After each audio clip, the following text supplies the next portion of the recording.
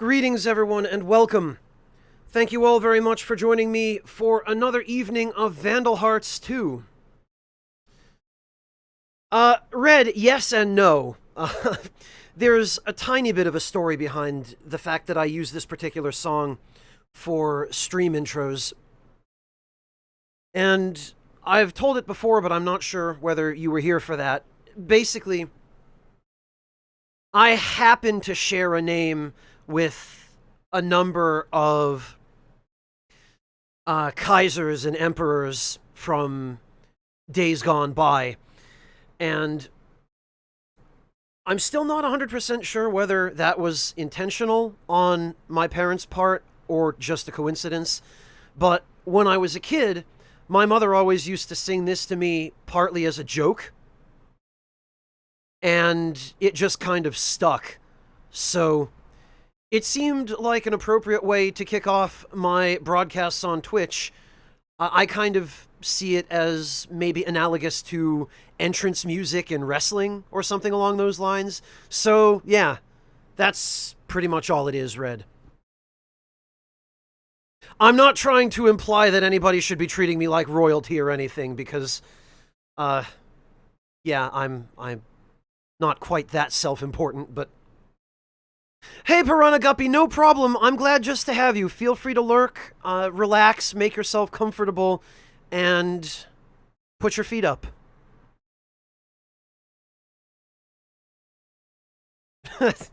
Thanks, Red. I do try to keep things on brand here when I possibly can.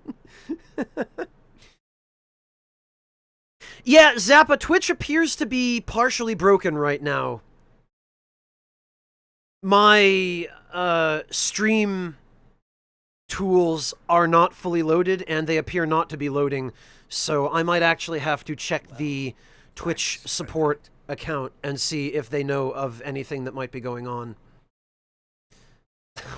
Service monotone. More like I have the privilege of your company. But thank you for the resub all the same. I really appreciate it.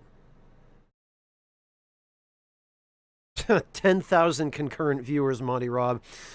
By the time my channel ever gets that big, if it ever even does, the least of my worries will be upgrading my brand.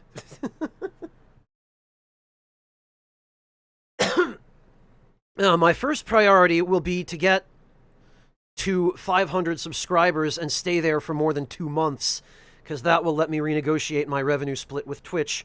And at that point, maybe I'll actually finally be able to start doing this full time. But that's a long way off.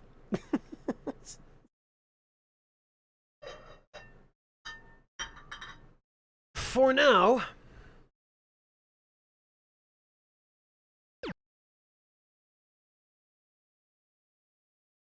For now, I have a game to forget to play while we talk about food.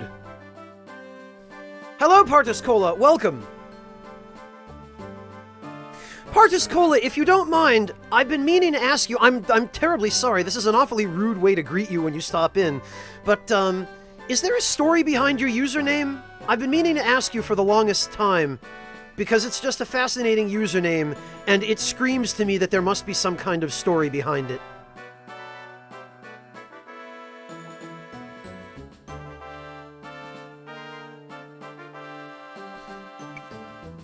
Oh, whoops. Blast it.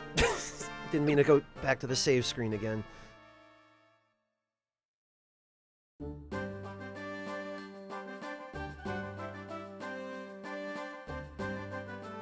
I meant to check everybody's status and see where exactly we're at, because I don't totally remember...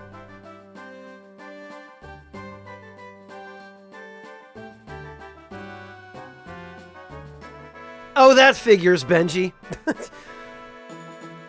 I guess that shouldn't be a surprise.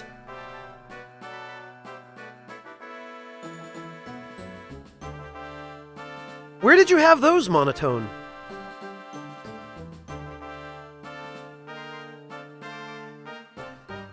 Okay, so Joshua has the plan 2, which means we are halfway done with Rainbow, I guess.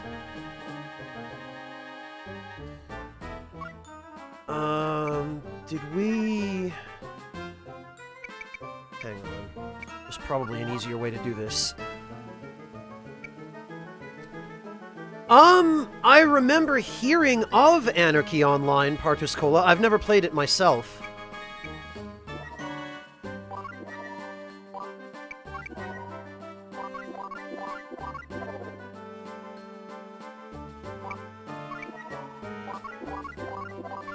So we did learn stuff for the spears, the...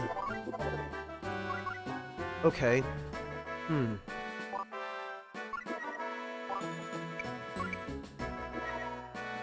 And we learned that for Prateau.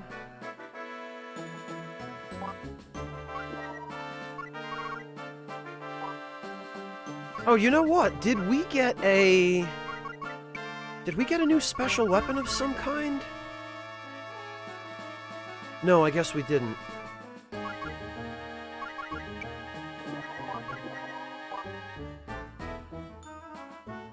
Charlie! Hey, great to see you. Thank you so much for stopping in. How are you doing?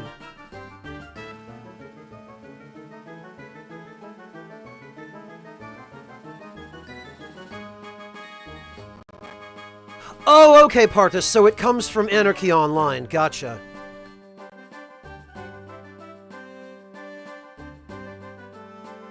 Oh, you grilled the salmon yourself? Very good, Monotone. Even better.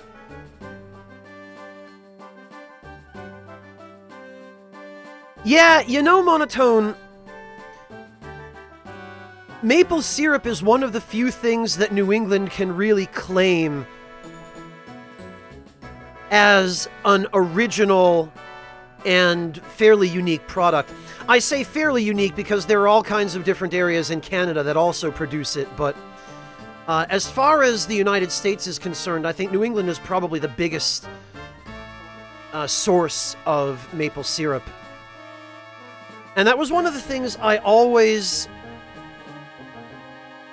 appreciated about New England, was the easy availability of maple syrup. Because there are so many things you can do with it, and even just a little bit of it goes a long way. Oh, very good, Charlie. What kind of pizza?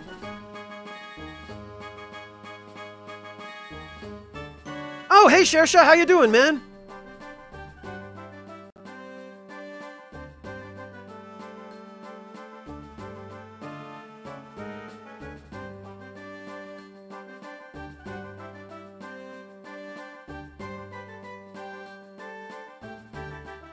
You know what, though, Charlie? Every once in a while, an excuse to be lazy isn't necessarily a bad thing.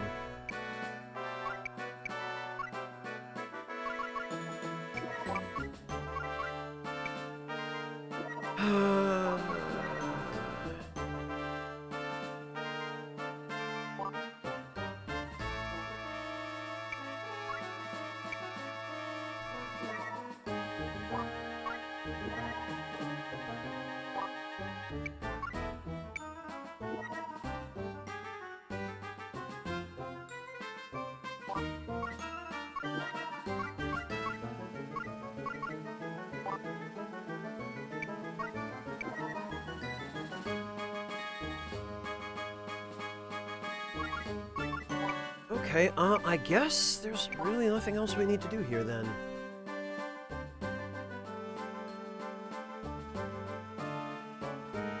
Yeah, Charlie, every now and then you just have to take a little bit of a break and rest and treat yourself.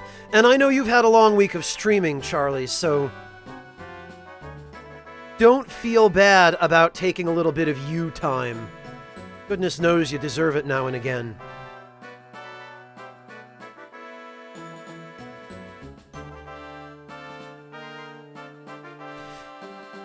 You know, Shersha, to a large extent, you're right.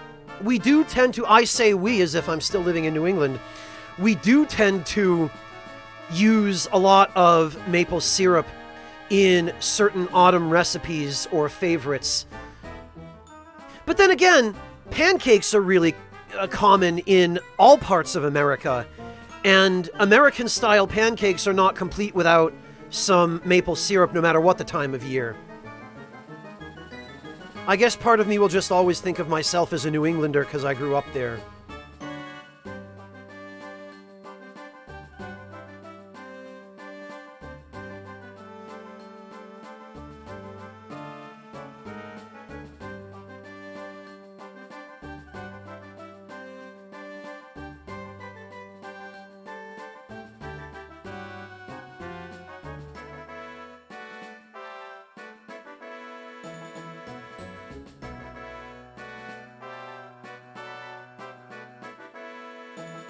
In Anarchy Online, you pick a nickname, in your case the Latin word partus.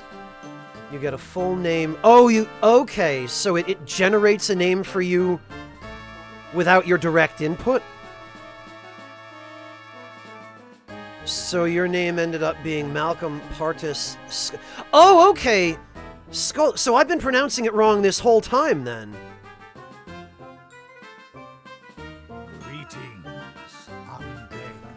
Okay, I've got you, Partus. Thank you for the explanation. I'm glad I asked, actually. And, Partus, thank you so much for the resub. Welcome back. Really appreciate that.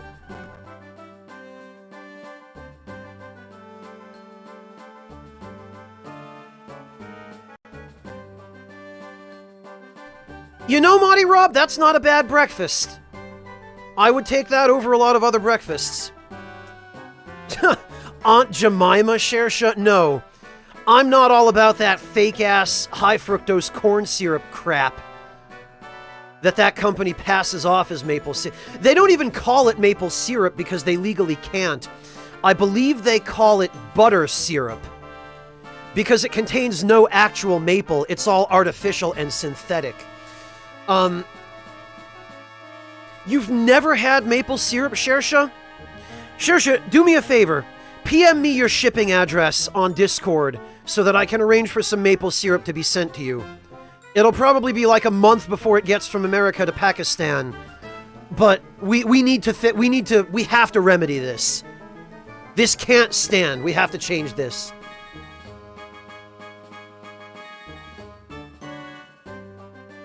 I'll just have my parents send you some or something because you can't go through life. Yeah, just a little bit, Zappa. I don't believe maple trees are native to Pakistan. And Shersha, maybe you can correct me on that, but... Shersha, I'm not kidding either. Seriously, PM me your shipping address, and I will legit arrange for you to get some maple syrup, because this is a crime. This has to change.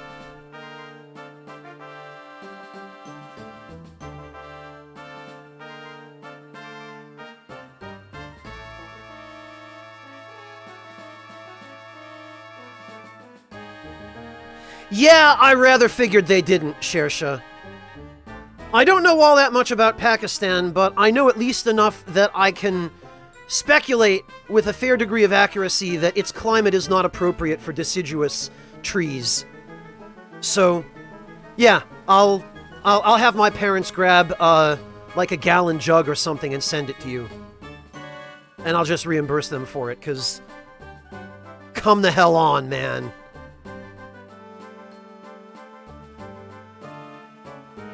Actually, Shersha, you might be interested to know that, especially out in the countryside in New England, it's fairly common for people to make their own maple syrup.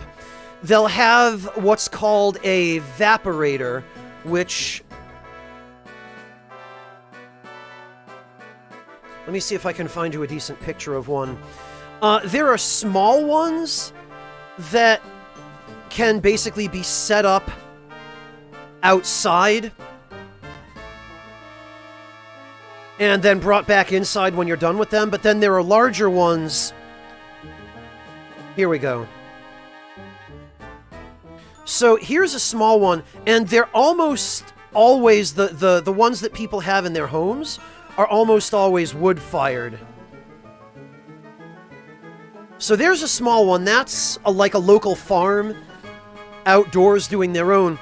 The way that you do it is you basically put these, you hammer these little spigots into a maple tree, and you hang a bucket from the spigot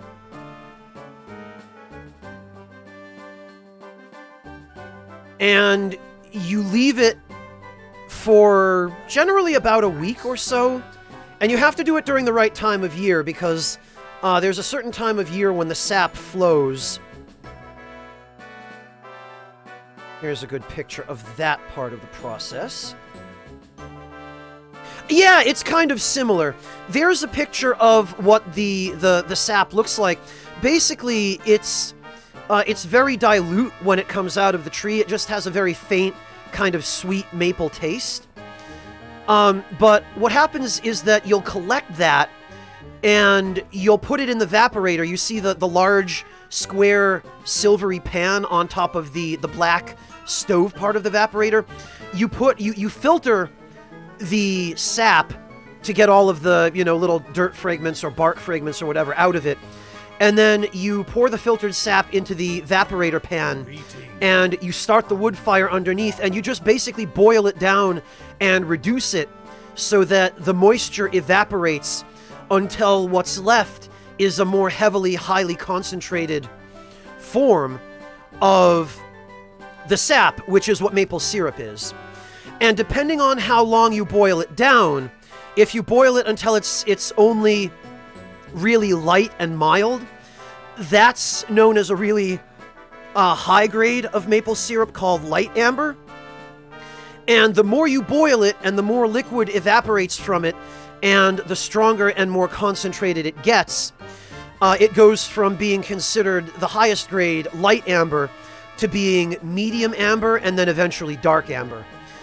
Typically medium, or if you're going to be really fancy, light amber is what you put on your pancakes. Dark amber is what you would typically use for baking. And here is a picture. Yeah, it is. Basically just concentrated tree sap, Shersha. Yes. But because the sap is what the tree uses to keep itself alive, it basically contains sugars, which are necessary for the cellular respiration process in the tree. The sugars are basically necessary for the tree to stay alive, because that's where it gets its energy, is from the sugars. But then when you take a portion of that energy and you concentrate it and boil off the liquid, it becomes concentrated enough that the sugar gets strong, and it just makes an absolutely lovely condiment.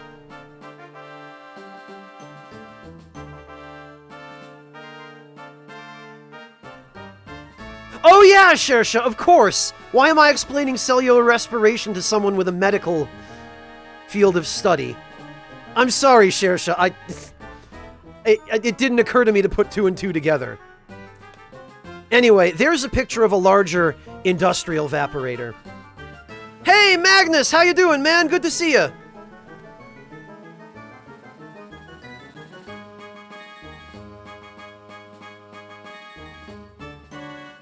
It's a large conversion ratio monotone. It's actually 40 gallons of sap to 1 gallon of maple syrup. Give or take, depending on whether you're talking about light amber or dark amber, but it's a ratio of 40 to 1. So you need 40 gallons of the raw sap to get 1 gallon of syrup. And that's why it's such an expensive product, Shersha, because it's really... it's not very economical when you look at the amount of product you start with and the amount that you end up with. It's not terribly labor-intensive, but it is very time-intensive.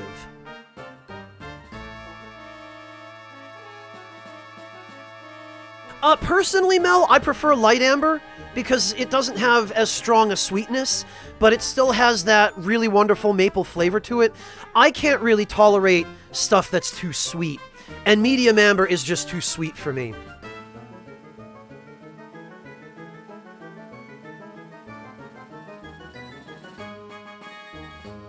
Yeah, it's first of all, it's a long time to collect the sap, Shersha, and then after that, it's a fairly long time and a slightly fiddly process boiling it down to just the right level for what you're trying to get out of it.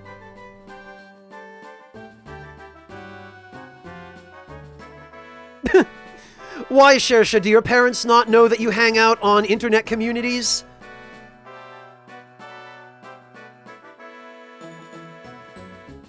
Or that you're friends with content creators and stuff like that? Have you never had that conversation with them? Okay, fair enough. I tell you what though, Shersha, share some maple syrup with them and they'll understand. Oh, no kidding, Magnus. What part of Canada are you going to? And yeah, I know, right? Of all the things I never imagined I would be explaining during a Twitch broadcast when I'm supposed to be playing video games, the maple syrup production process was pretty high on that list. Oh, okay, Magnus, excellent. Well, it's good that you get to spend some time with her.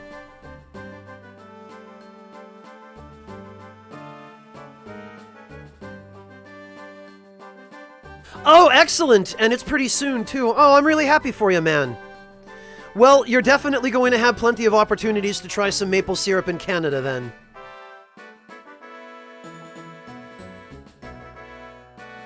Yeah, Monotone, and the collection season is relatively short. It's only about 6 weeks, generally, at absolute most. So it's a really narrow window, and once that window is closed, you have to wait another year before you can do it again.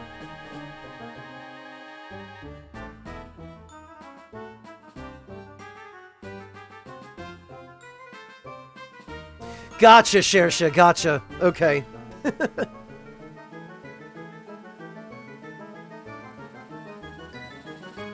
Oh, okay, Magnus. I was gonna say, I was under the impression that you lived in America, so maple syrup couldn't be that hard for you to get.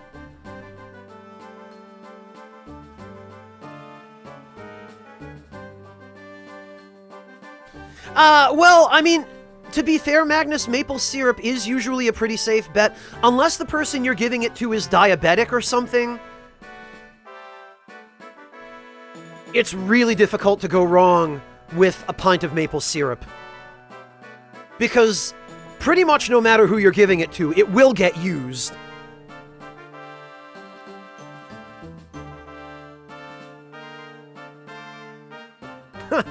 Oh, okay, sure. So, are your parents really that worried or afraid about you being friends with people on the internet from other countries? Is that why all the caution and the holding off till you're in college to tell them? If you don't mind my asking, I hope I'm not prying too much.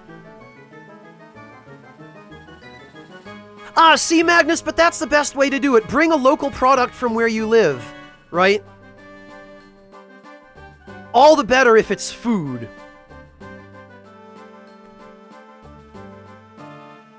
Yeah, Monotone. Wooly was actually talking a while ago about how when he went to Japan the last time, like several years ago, he brought a bunch, he and Steph brought, I guess, a bunch of maple syrup with them from Canada to give as gifts. And apparently it was fantastically popular in Japan. And I believe they do have some species of maple in Japan, but I know for a fact that they have no idea how to produce maple syrup. And I'm pretty sure they don't have the right species of maples for it.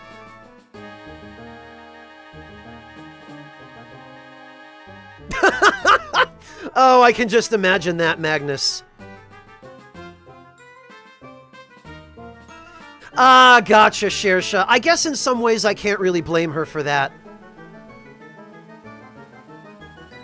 Plus, you know, your mom will always see you as her little baby, no matter how old you are. Like, my mother, even when I go back home and visit now, I still catch her trying to do my laundry and stuff. It's like, Mom, I'm 34 years old, thank you, and I love you, but, like, it really isn't necessary anymore.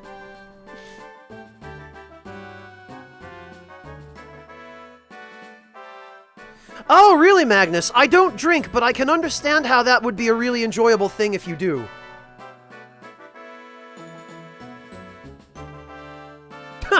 Yeah, Spectralex, if you've been around since the YouTube days, you know what to expect by now.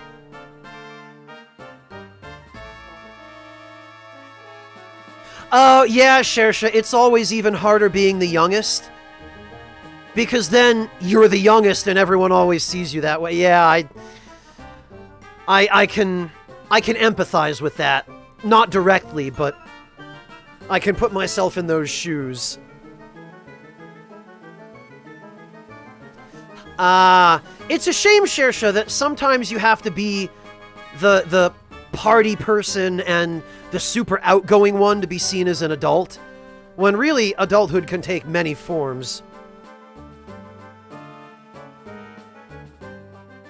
Gotcha, Magnus. Well, again, as I don't drink, I can't really speak to that from experience, but it sounds to me like you have good taste.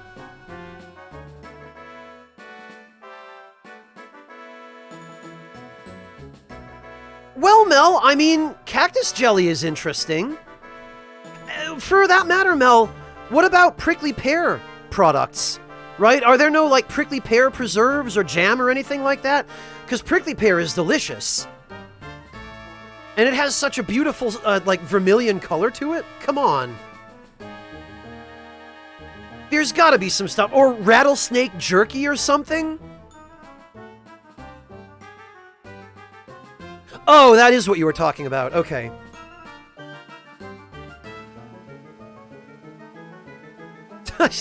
Yeah, Shersha, I remember the exact part of that video that you're thinking of, too. Oh, Monotone. I'm sorry, man. I wish I could give you a hug and try and console you. I know, I know.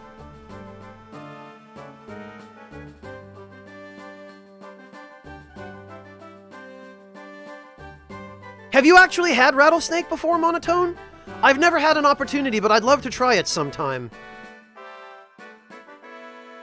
Oh, you couldn't remember the name of the cactus. Gotcha, Mel. Well, to be fair, there are a lot of different species of cacti in that area. And I imagine not all of them probably make good jelly.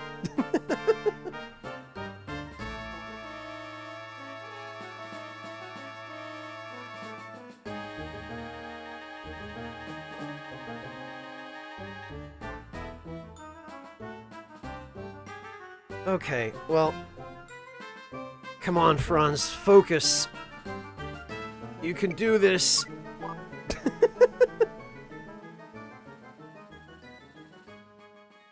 Well, yeah, Mel, that's why you get someone else to do it for you.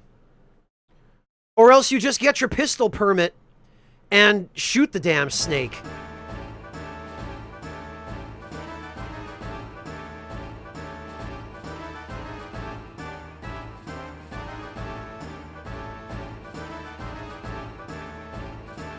You know, Shersha, I believe that tequila is made with the juice from, I want to say aloe vera? Hang on, let me check that.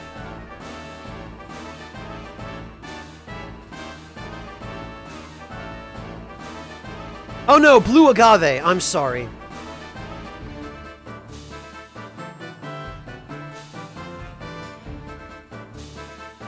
And,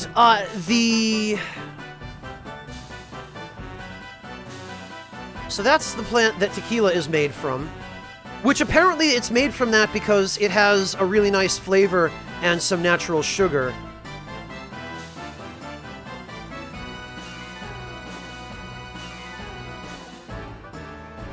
And there's a sort of similar, and I believe related plant that grows in the deserts of America.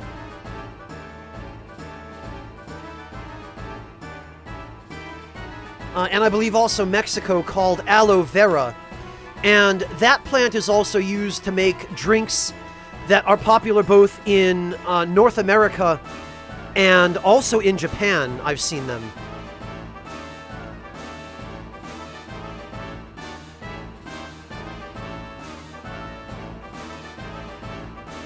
Oh, interesting, Monty Rob. Salted lychee?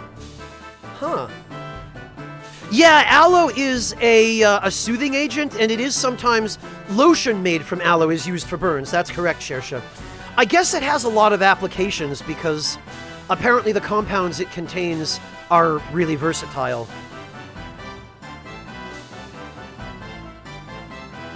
But I know it mainly for the lotion and as a drink. And the drink is actually really nice. I quite like it anyway.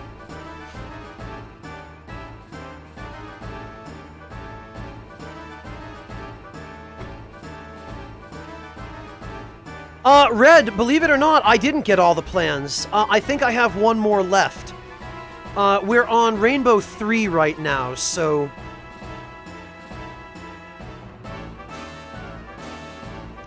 Yeah, the time flies, doesn't it, Shersha? Welcome to my life, man. It feels like I graduated high school last week, and then I blinked my eyes, and I'm 34. What the hell, you know?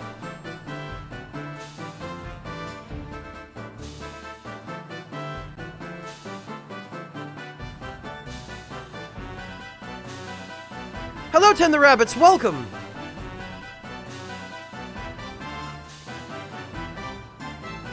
Well, yeah, Monty Rob, but nobody has to see you drinking them. As long as you do it at home. Yeah, Monotone, they're used in some recipes as well. I've seen aloe in Stop and Shop. I've seen chayote in Stop and Shop, which is really rare. That's more of a kind of an Asian thing, like Central and South Asian.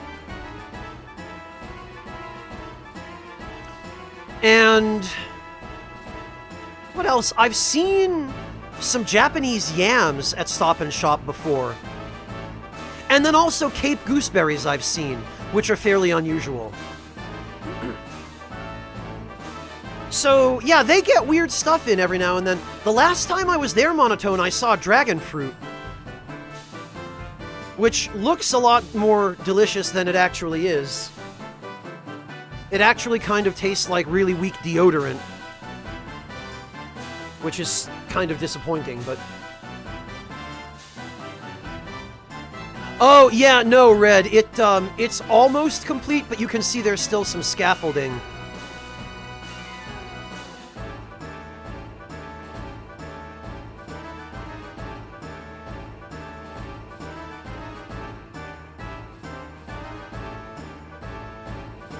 Oh, hell, this is probably fine.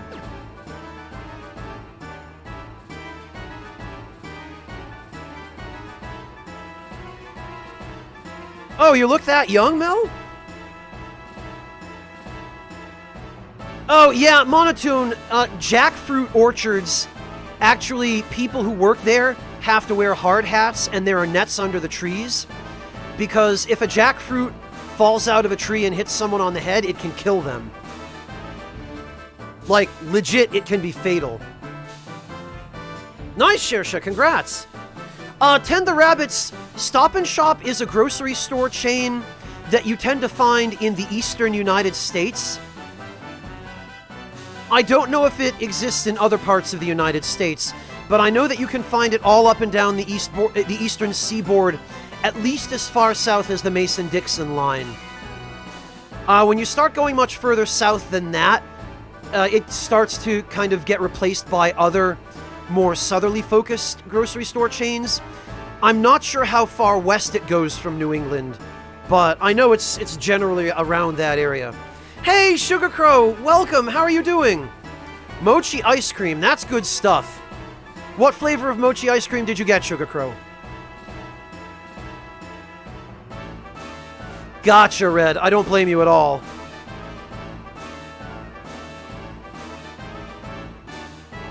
Shersha, if the last picture that you showed of yourself on our Discord was any indication, if I didn't know you were 18, I would have guessed probably mid to late 20s as well. Like, you have the kind of face that American high school students wish they had, so that they could buy alcohol.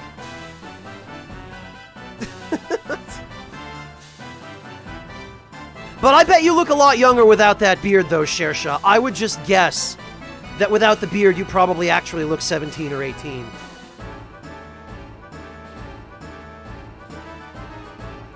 Yeah, strawberry's not bad, Sugar Crow. My favorite is definitely the original matcha flavor, but I also like, I've had mango mochi ice cream, which was really nice, and actually the vanilla stuff is pretty good too.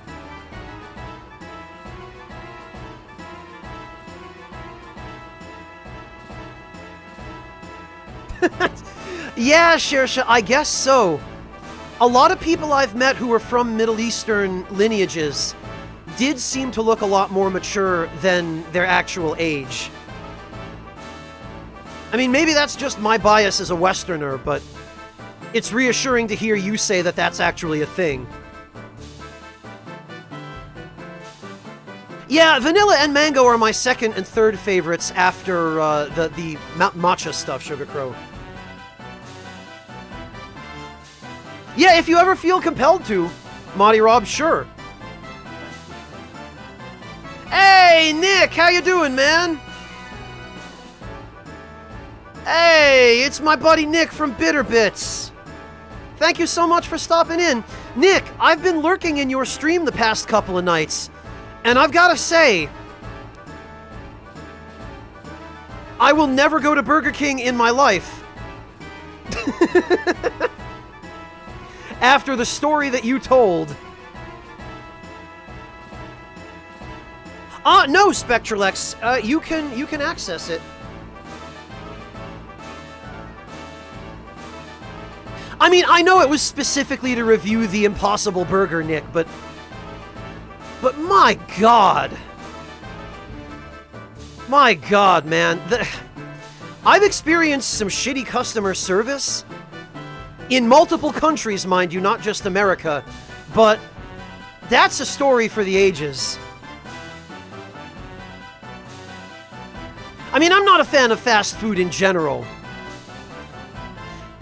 I mean, I could talk a pretty big game about the Döner in Germany, because those are freaking fantastic, but that's about the only kind of fast food I'll ever touch.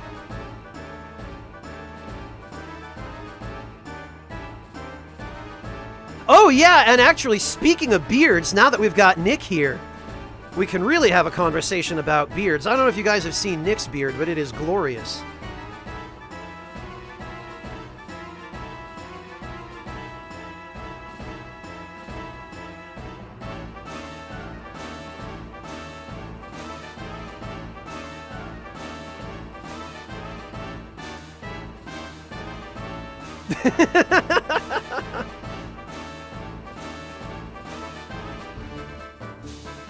Hey, it's part of your charm, Nick.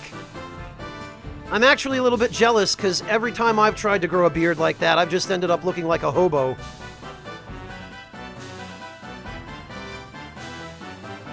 Well, Sugar Crow, I mean, it is. It's just that every now and then you hear something in the news about the questionable quality of the meat that some of those places use, and that kind of thing. A good, reputable place, you don't have to worry, obviously. But it's still, technically, it is a form of fast food. It just happens to be a really genuinely delicious form of fast food. And yes, it is absolutely a good selling point that they make it right in front of you.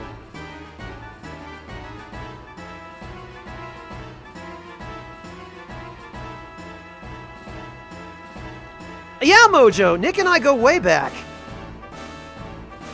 I don't think too many people actually remember that, other than Nick and me, but yeah.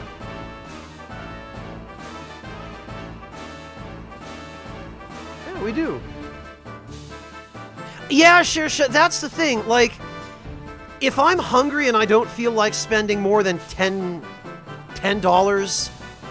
€8-9, you know, you do the conversion, but that is very high on my go-to list. Yeah, Nick, I mean, we're both at least 60 years old. I might even be closer to 70.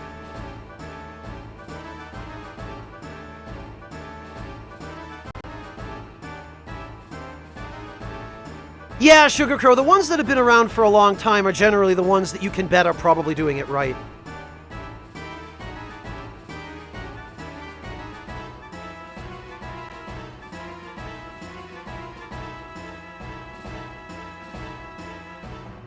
But Nick, apart from the disappointing Impossible Whopper, how have you been? How you doing? I see that you're enjoying the incredibly well-written character of Goro Majima, eh?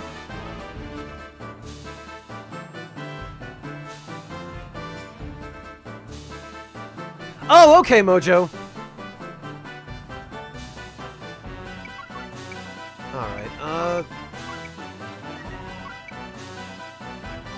let me actually try and remember to play the damn game now, huh?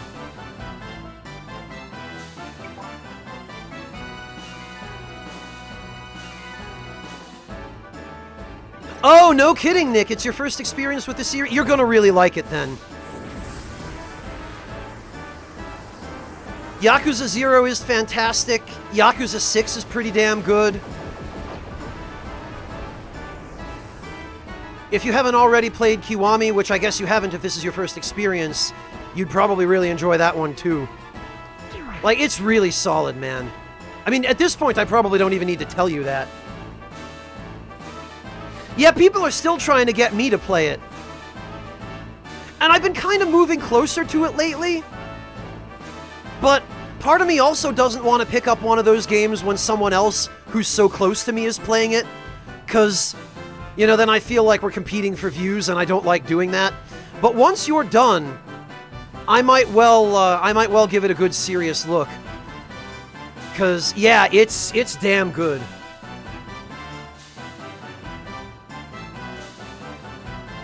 And a bunch of my viewers will be incredibly happy if I do start playing it, because people have been begging me for it for years.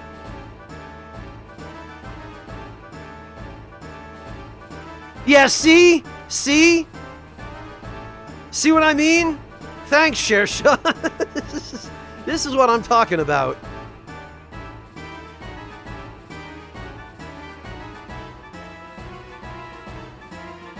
Oh, really, Ryuji? Which one?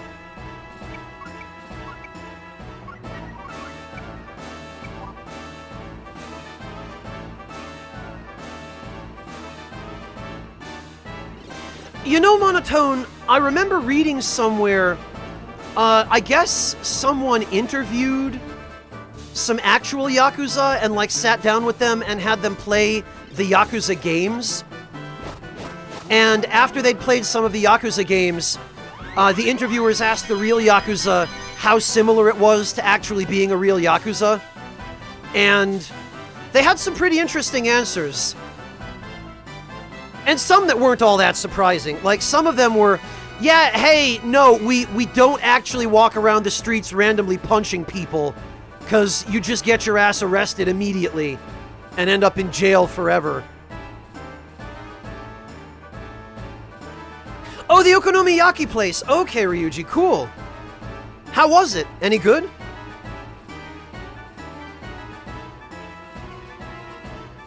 Yeah, Hazard, lots of people have been asking for it. I'm gonna have to... Oh, you read it too, Dark Wraith. Yeah, it's fascinating stuff, isn't it?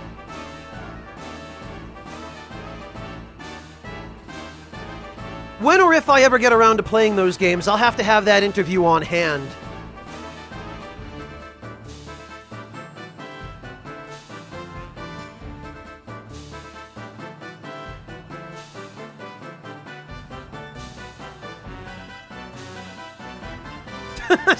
Yeah, that sounds about right, Shersha.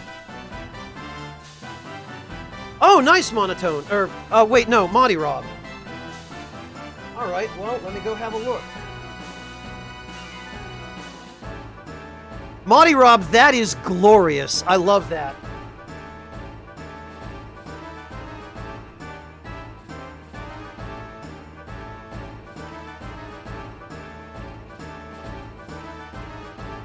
Oh, that's... +1, man. That's great.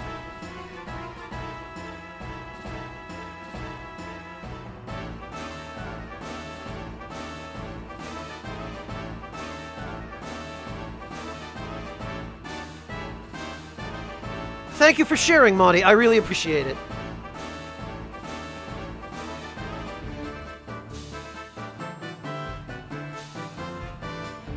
You have the look of a very wise man. I think it might be the beard.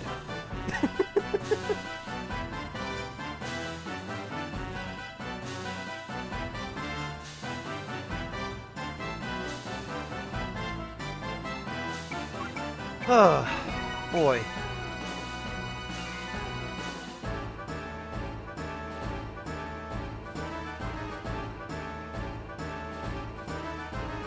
Alright, I think I can hit all of these guys.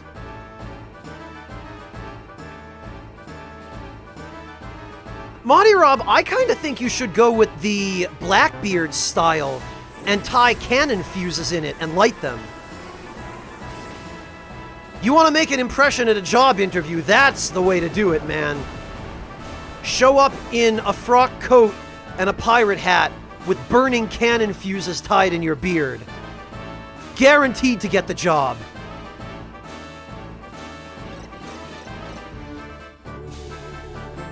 Yeah, you know it, Nick. You know how these old pre-2000s RPGs are, the tactical RPGs. And Tactics was a little bit better about it, but Tactics had something different that was goofy, where instead of having all of these sort of semi-squatting battle poses, they had, yeah, hey, let's all do a walking animation in place. So if it's not one thing, it's another, you know?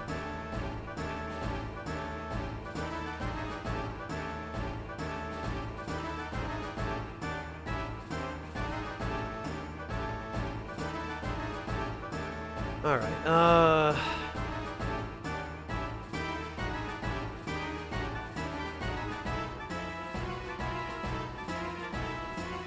I think there might not be any items here other than the Plan 3.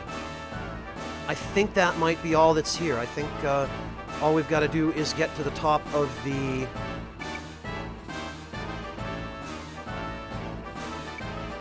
tower and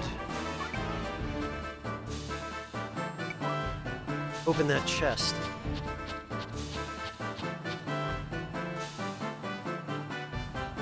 Well, sure, people have literally thrown money at me for it. And, I mean, my policy is always that I never make any promises, because if people could just force me to play whatever they wanted me to play by throwing money at me, I would end up essentially probably being miserable half the time and having to play stuff I hated. But at the same time, I know the Yakuza games are really good. And they're not the kinds of things I would mind playing. I just haven't felt like it lately, you know?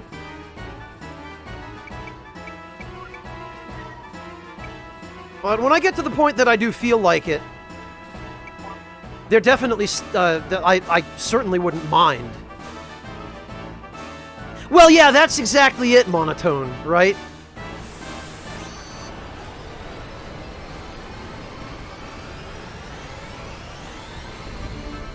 Shersha, I've already seen how hype you get just thinking about it, man. You hardly need to drive the point home any harder. Something like that, Jin. At this point, I'm not going to question it. Holy hell, there are still 10 enemies left? Oof, okay. Yeah, you know what? Maybe it would be best to just let them come to us.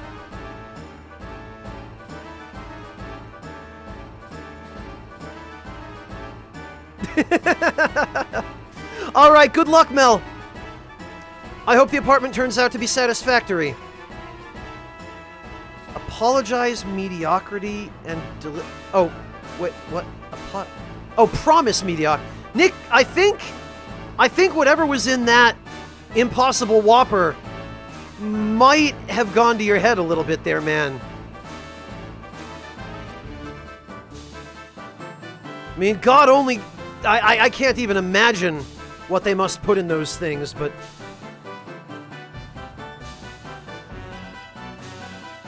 Oh no, Nick, they got you!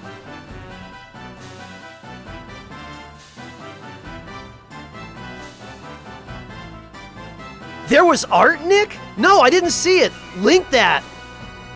Link that for me, brother. I've got to get a look at this.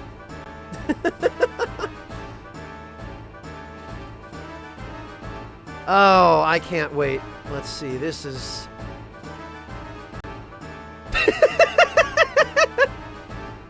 Diode, impossible! Did Steak do this, Nick? Or was it someone else? Because this looks like Steak's handiwork.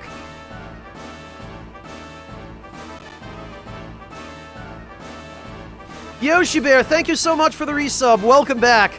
Yeah, I figured it was Steak. He's way too good at this stuff.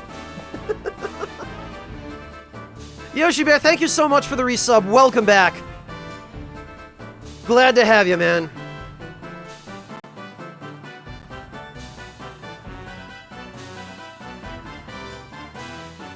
Oh, no kidding, Shersha. I didn't know that.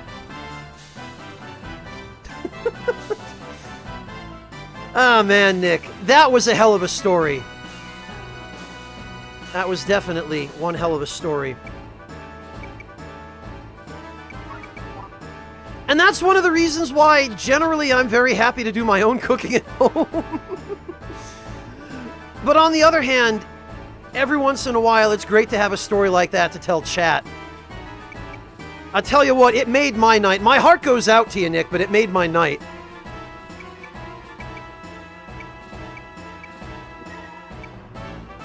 Life ain't easy as a Twitch broadcaster, is it?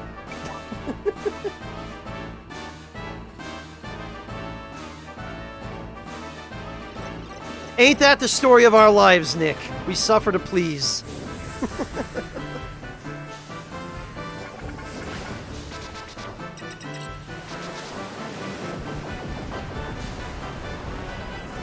Well, thanks, Shersha. I appreciate your confidence.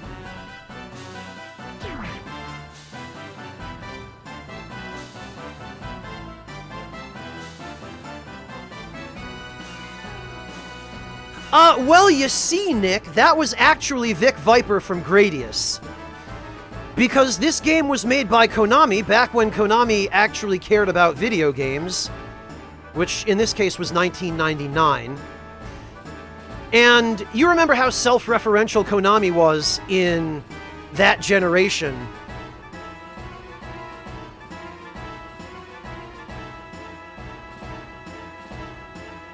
Yeah, pretty much. Pretty much, Nick. Hey, how could we spice up this medieval tactical RPG? Put some Gradius references in it. It's fine. Spectral, let me resync the server for you. Hang on a minute. Integrations. Because sometimes after you've subbed, you have to wait a little while, or the server has to be resynced. There we go.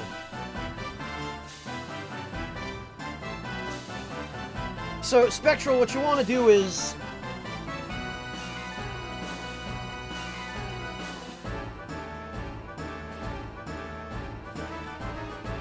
what you want to do is open up your Discord desktop app. It has to be the desktop app, as far as I know. A lot of people have told me that it won't work on mobile. It might work in the web app, though, but I know it works on desktop. And then in the Discord app, you open the User Settings tab, and then you go down to Connections and click on that, and it'll give you a list of all the servers you can join. And mine should be there. Yeah, join the club, Shersha.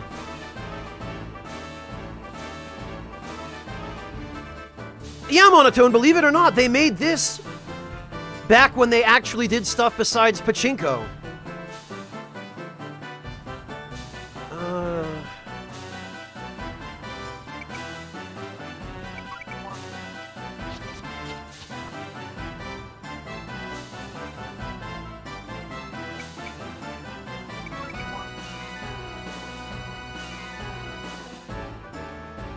Yeah, Emperor's Eyebrows, isn't it?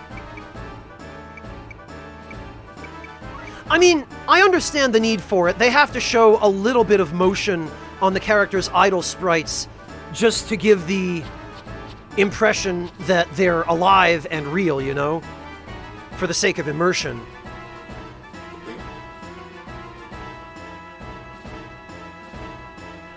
All right.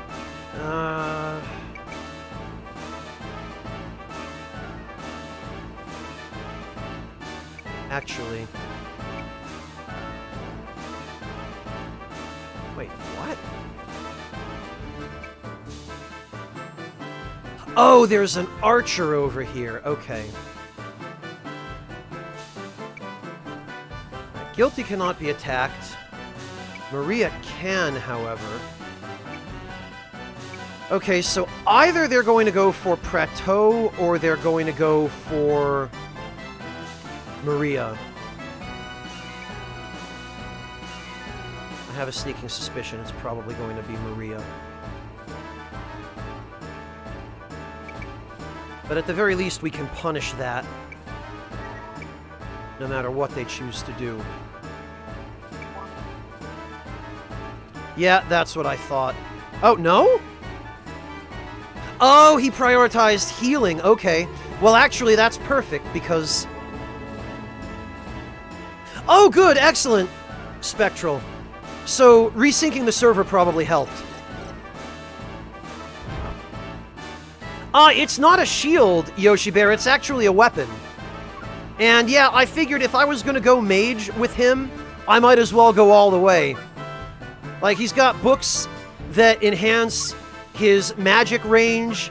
He's got a book that he can hit dudes with, which actually has extremely high attack power for this point in the game, and is better than a lot of the regular weapons I have access to. And it also has skills in it which basically just allow him to just go full-on Hokuto no Ken on a bitch.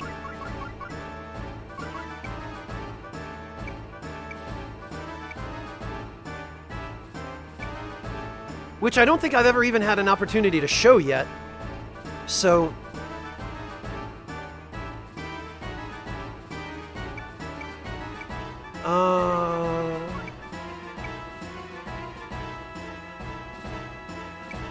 Oh, you know what? If I have her stand here and put a block here, this guy won't be able to hit her at all, because the height difference will be too much.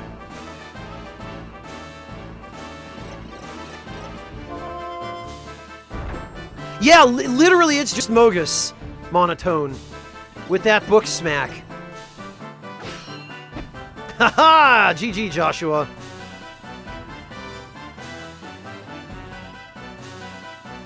They did, Shersha? No, I didn't know that. Yep, see, now she's not in anybody's attack range because this guy can't. Haha, brilliant.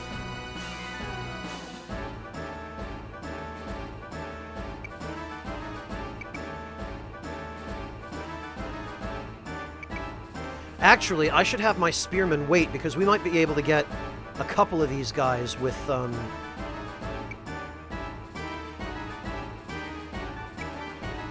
with one of these skills. Alright, so the only way that the next guy is going to be able to hit Joshua is from the side. So I think it's fairly safe that we can predict a double slash on that space. Oh, okay, well... crap.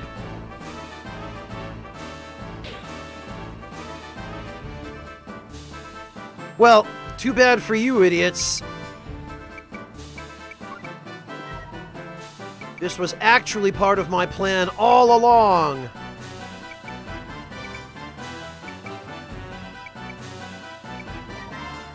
Spirit fruit.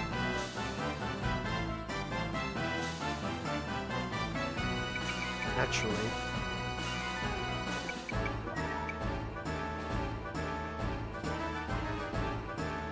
Ah, there's just no way. Oh well.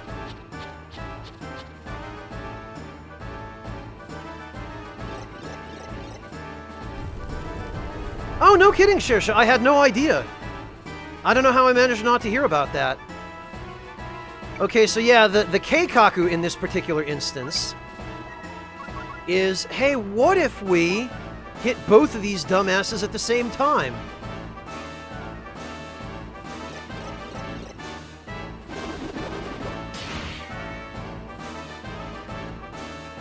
Oh, that's right. I forgot triple jab divides the damage. Ah, well. Oh, no, wait. No, it doesn't. Because they were already near dead. Okay. I stand corrected. Never mind. I was going to say, wait a minute, though. I don't remember that being the case.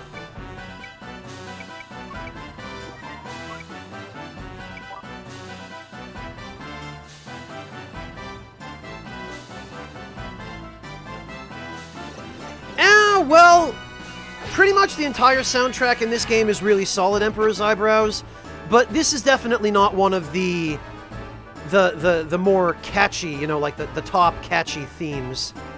Damn it, and I can't... Okay, well...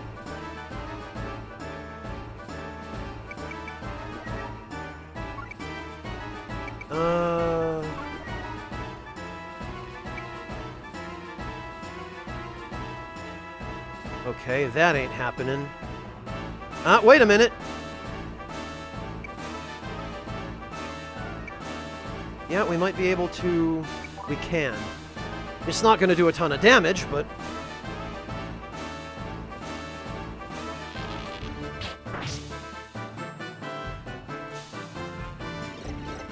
Oh, wow, Shersha, that's fantastic. Shersha, can you link that for me, please?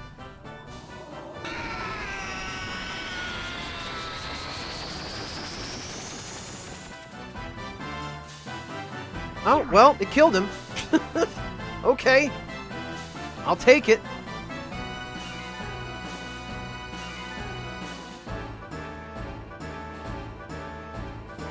I guess so, Yoshi Bear. Hey, Schwa, how you doing? I am alright, thank you, Schwa. How about yourself?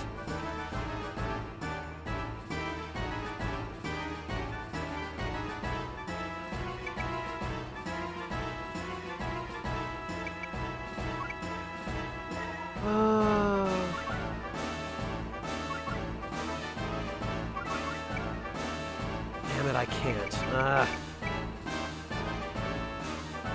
Alright, well...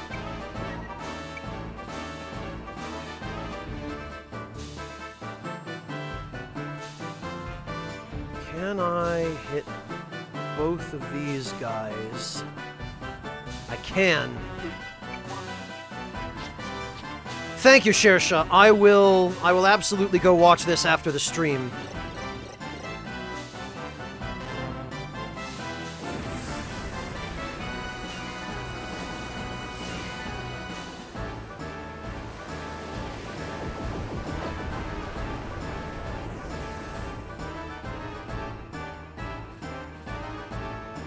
Okay, good. We got the archer.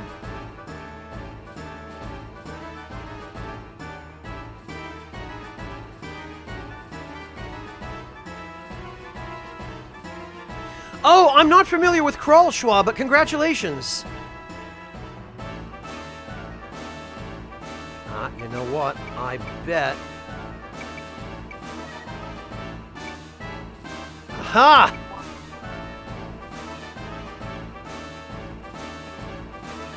Oh, but I should have hit those two instead of this guy. Oh, well. Well, at least we can kill him.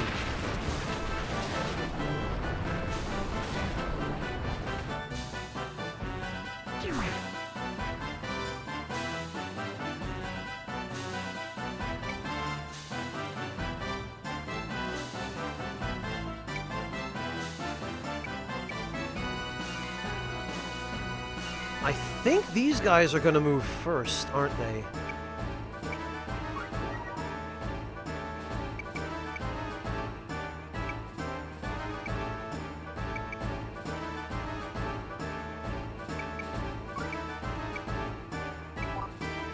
Yup.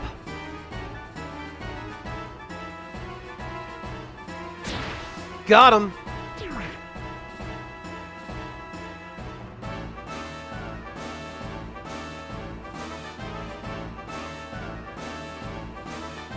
Ah, okay, Shersha. So that's why I keep hearing about that. I see.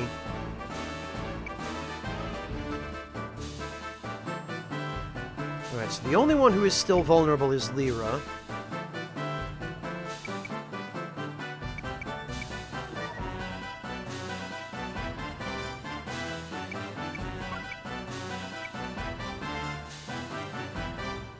Wait a minute, no. Prateau is vulnerable.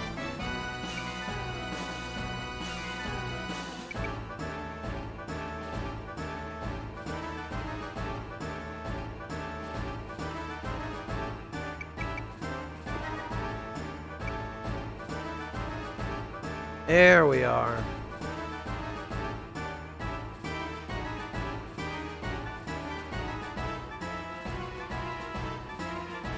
You know what? Actually, this will punish anyone who goes for Lyra. So that's fine. Yeah, no problem. Got you anyway, idiot!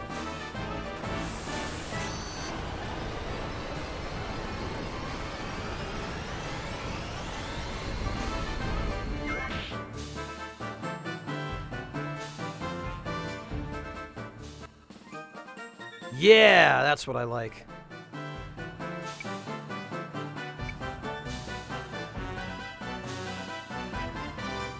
Alright, now... I guess their priority is just going for Lyra.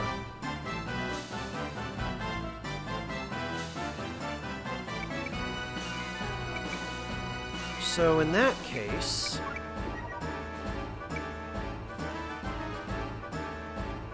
I imagine he's probably going to go for her... Oh, no, okay. Well, that's fine. I still come out ahead.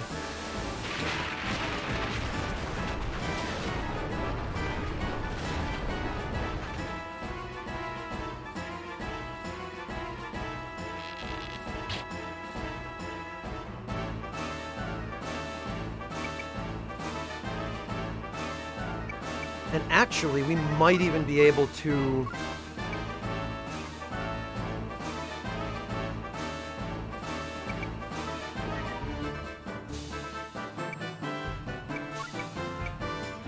Might even be able to finish this guy with a regular attack. Yup.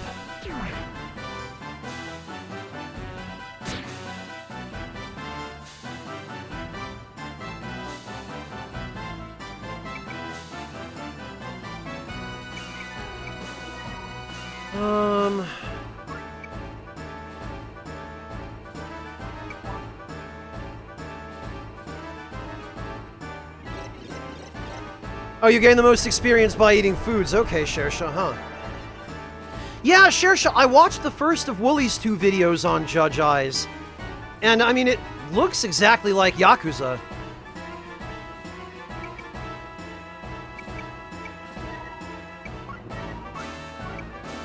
Alright, this ought to be the plan 3.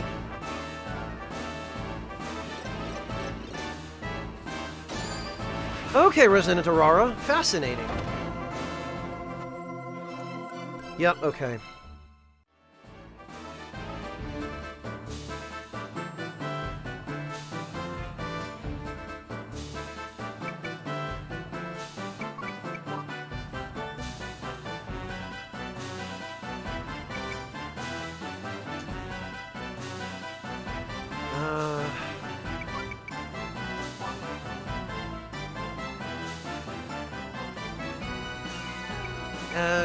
You know, this is fine.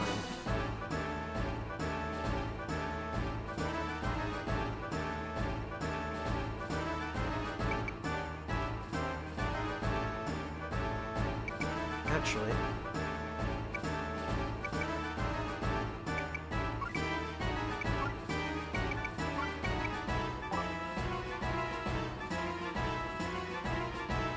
Oh, he's just gonna go for... Oh, he's gonna go for Vlad because his back is turned, of course. Brilliant.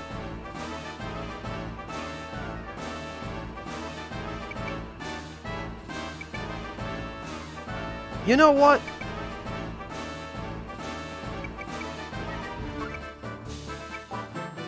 We will not stand for that.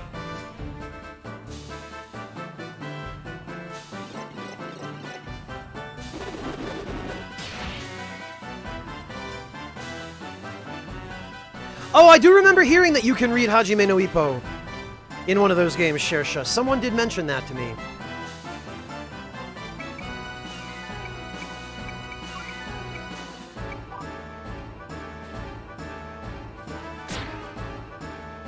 There we go.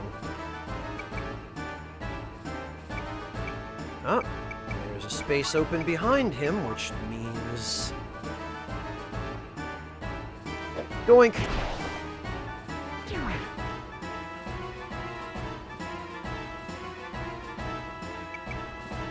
I'm pretty sure we can just finish this guy off now. We've got the plan. I don't think there are any other items on this version of the map.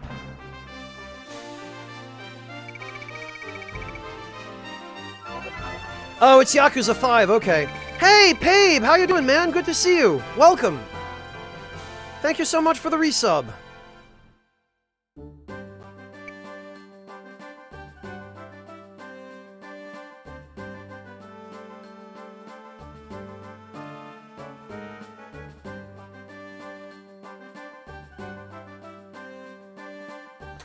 Crazy laughter. I would say that Persona 5 is Japan's simulation for weebs.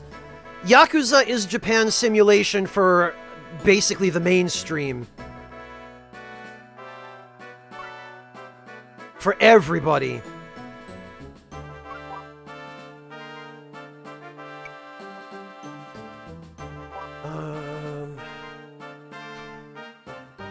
Actually, I think Guilty has been getting way ahead on levels thanks to the fact that he's the one who has Ripple Laser. So since he and Prateau are pretty much identically equipped, other than their weapons, I think what we might do...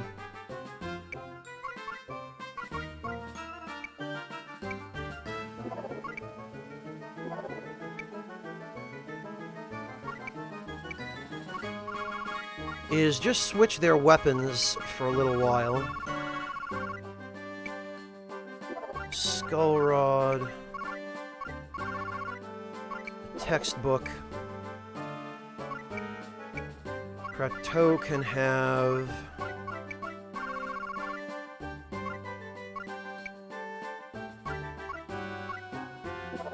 that.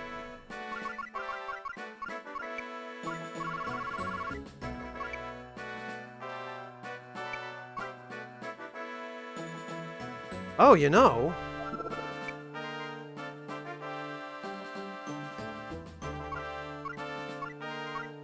Tortoise Shield is actually still better. Huh. Alright.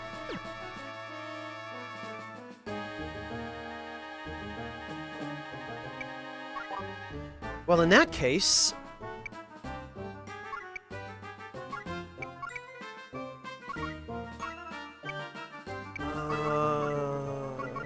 Prateau?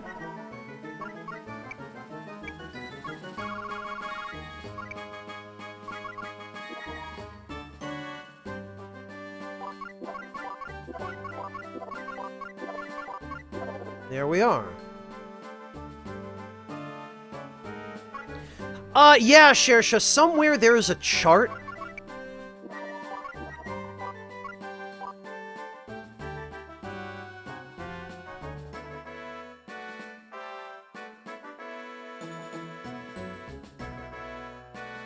That shows all of the different connections between SMT games, and it is... oof. It is a chart.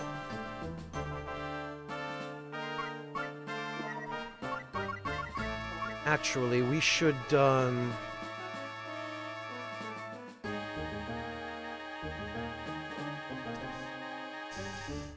don't think we ever need Terraformer again, honestly.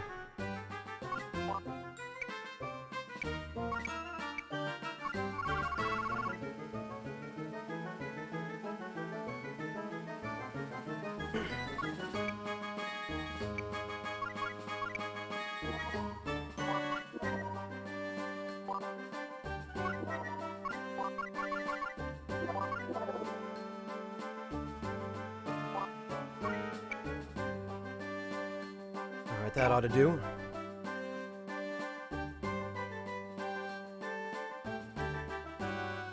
Oh, did you just look at the chart, Shersha? Yeah, it's a thing.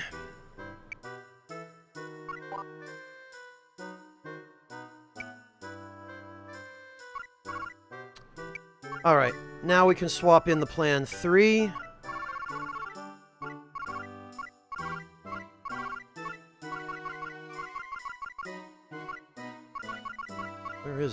There it is.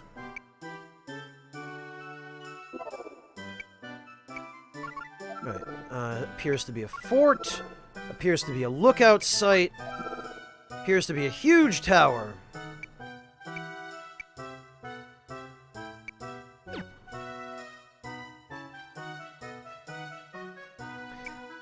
I think Pat's got some competition, Shersha, that's for sure.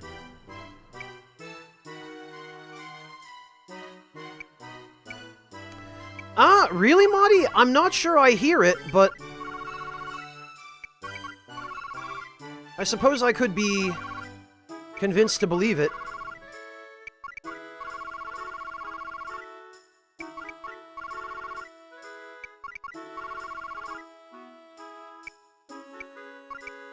Please tell me we've gotten the... We haven't.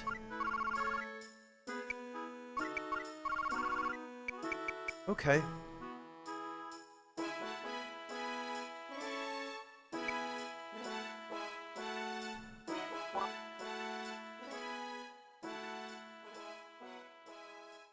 Alright, well now we can finally finish this area up. Oh, but I'd better save first.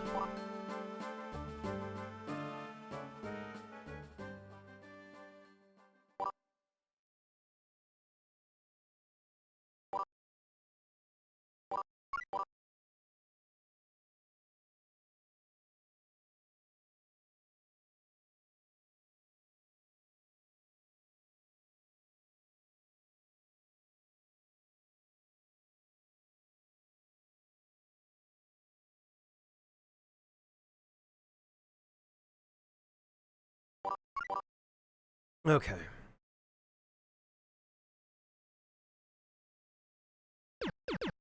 Now we can finish up Rainbow. I think there might actually be a rainbow here in this version of the stage.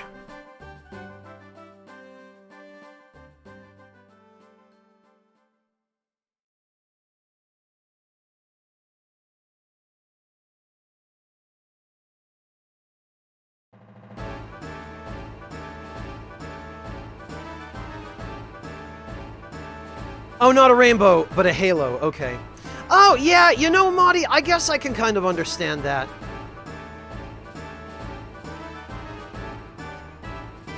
Look, it's the Burj Khalifa. Or alternatively, the Tower of Babel. Take your pick.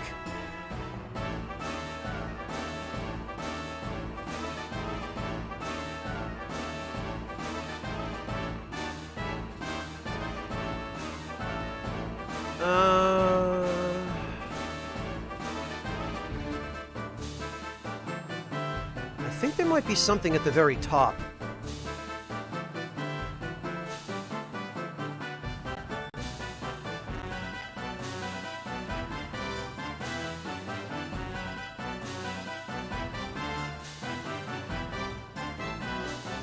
In fact, I'm quite sure there is, because why wouldn't there be? Like, that's actually the whole point of the stage, is to climb to the top and get whatever it is.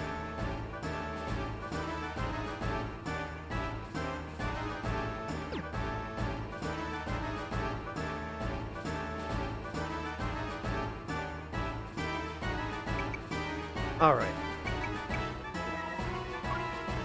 Okay...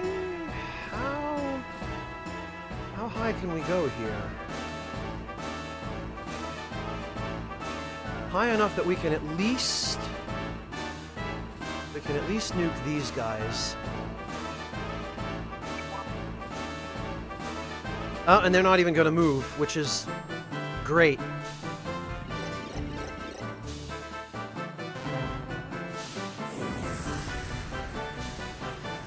Look at that! And the tower is actually so high up in the air that Vic Viper has to watch where he's going. Oh, okay, or he could just fly right the hell through it. That works too.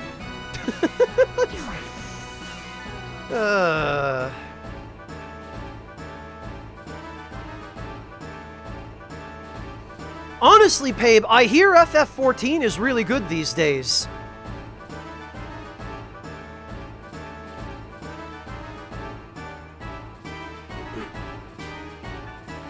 And it looks good from what I've seen.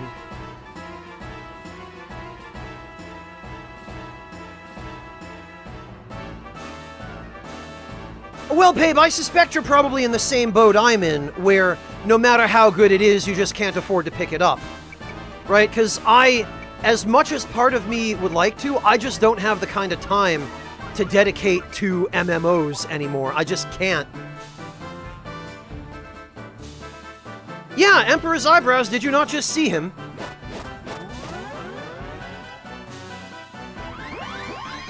Yeah, Hazard, they do. Or, well, they did. Now they don't want anyone to remember that they made video games at any point.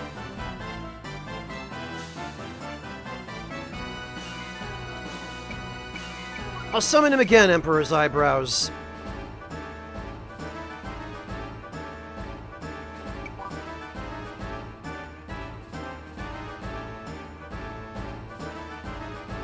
Here you go.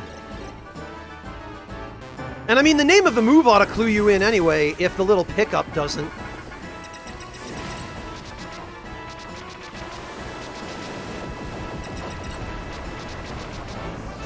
There you go. No problem, Emperor's Eyebrows. Enjoy.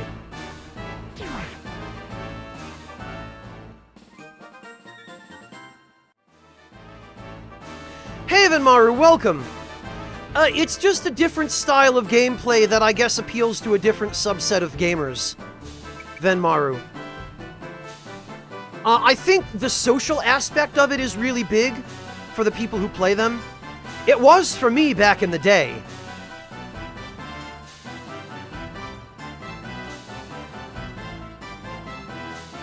And then the whole cooperative aspect, you know? And the feeling of accomplishing something with a team of other real, live humans, rather than just in a single-player setting.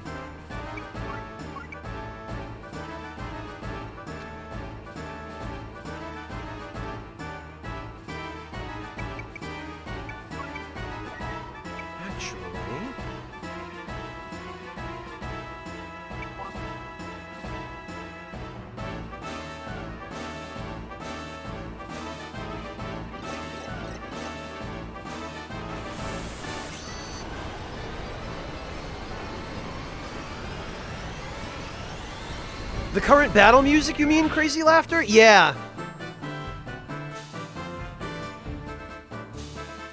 Yeah, I could kind of hear that.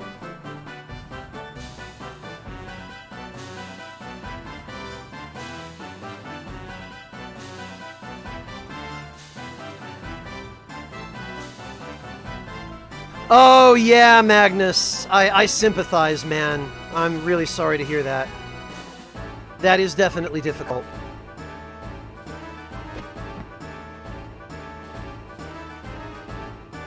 The US has certainly never been a fan of making that stuff easy.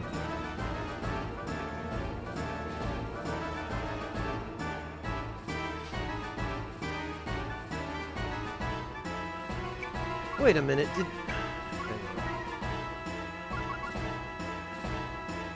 Oh, okay, he has the second Entruster. Alright.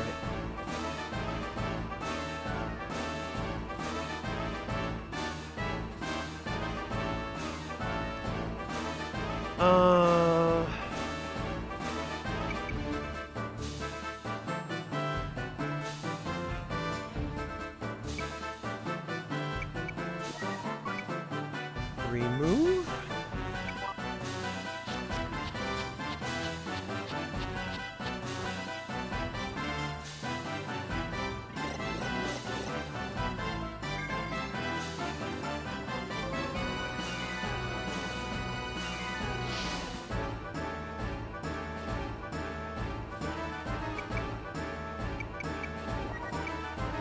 And once more for posterity.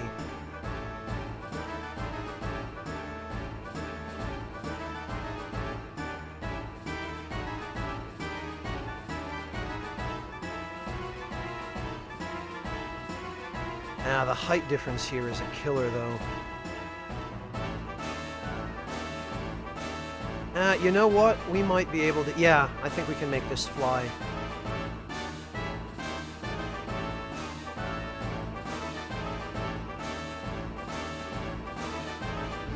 No, it won't reach high enough. Okay, we've just got to go for the...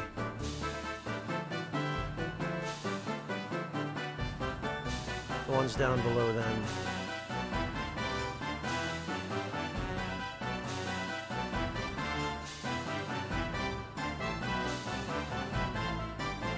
Okay, it'll hit those two and those three. That's good enough, I guess. Well, or someone could just fly into it. I'll take that.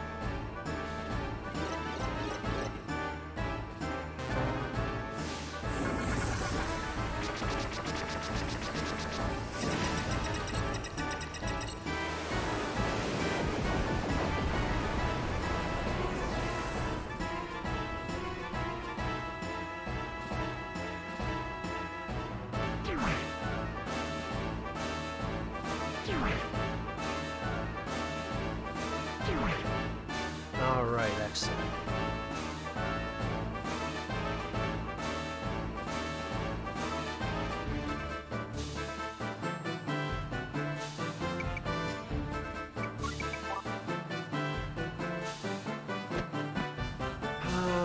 We're gonna want to get spirit fruit on everybody, I think.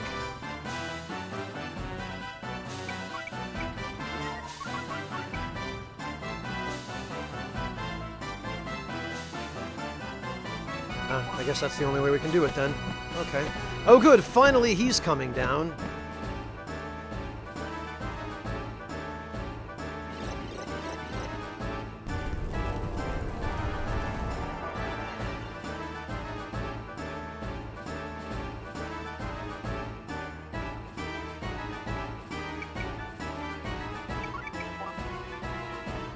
And maybe I better move Joshua up.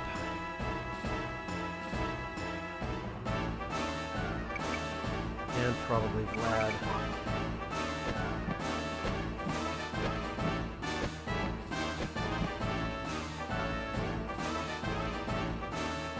Alright. Only Joshua and Lyra are... Oh, well, wait, Maria's vulnerable. How the... Oh, there's an archer. And since her back is turned...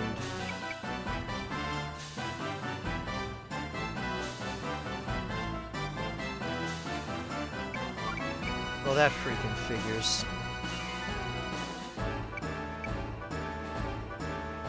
And if I have her move over here to counterattack these guys, she's just gonna get killed.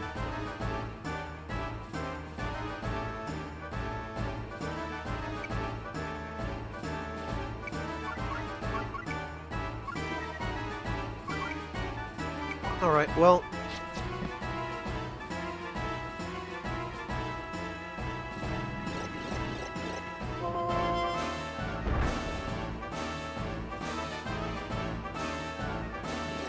Hey, Ixolithal, welcome! I'm sorry, Ixid. That's also actually a little harder to say than your full username.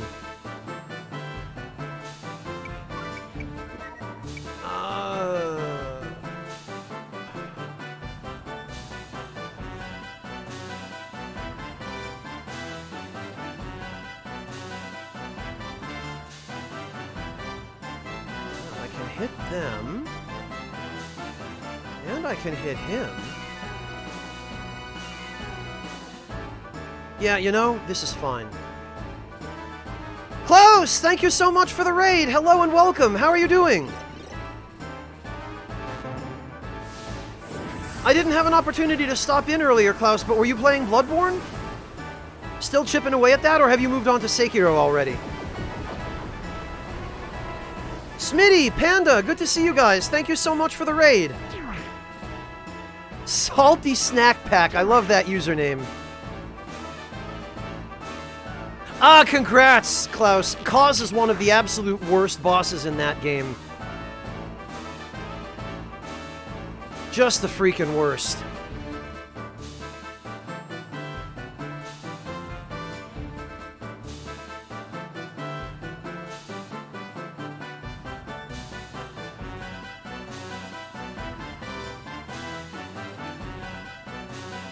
Ah, Klaus, you should get some rest, man. It sounds like you've had an exhausting past few days.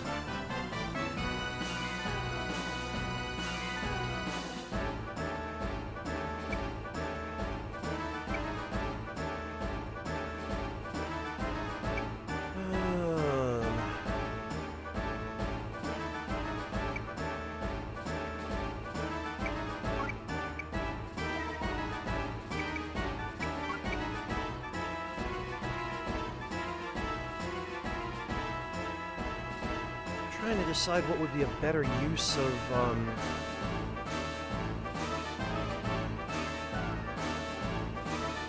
You know, I think Maria can handle going up.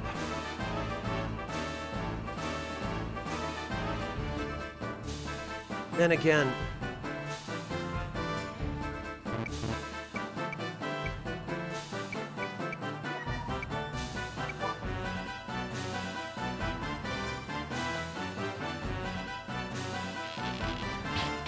Yeah, Yami, it definitely has some balancing issues. Also, hello, Yami. Yeah, Klaus, Cause takes it out of everyone. I am the one who wrote the strategy for Cause in the official strategy guide for Bloodborne. I was responsible for the bestiary section of that book. And the strategy for Cause singly took me longer to write than any other strategy in that guide. Because, first of all, Cause is such a complicated boss. Second of all, because he has so many OTGs and other bullshit where he can multi-hit you while you're on the ground and unable to do anything. And because so many of his moves look the same or have nearly identical telegraphs or almost no telegraphs at all.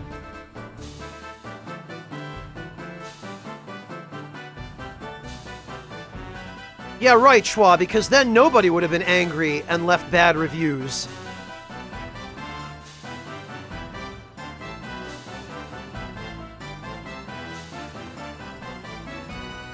Yeah, Pabe, I'm so good at making puns, I didn't even realize that I made one.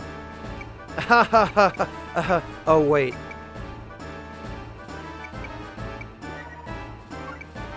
Oh, what's this? Is this 2 archers lined up in a row? Ooh, happy day.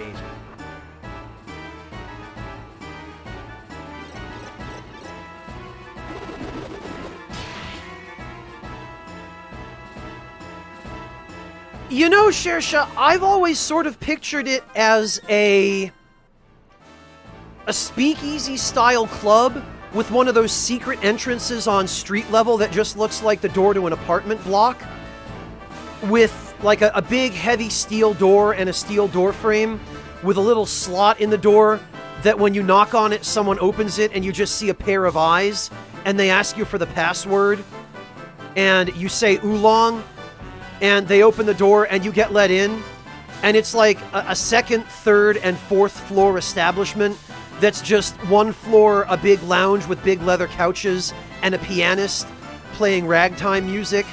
And then the floor above that is a restaurant, and the floor above that has windows looking out in all directions on the city, and like a bar. That's just sort of the image I have in my mind of the Ragtime Lounge. I don't know.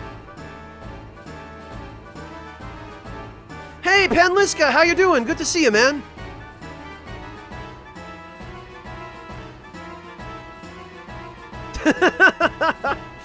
I know, right, Ixolithal? Oolong, the type of tea.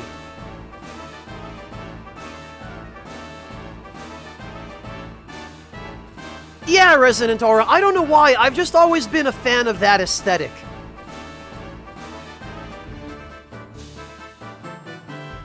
Oh, you know what? I think we might be able to get... Yeah, we can. Go for it, Shersha. I'll come by and visit.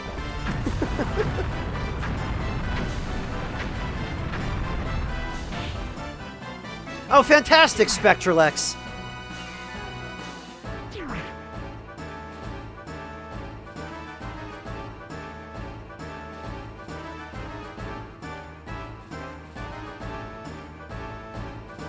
Alright. Where? Oh, okay. Here. God, I can't believe there are still 7 enemies left. There are a ton of dudes on this map.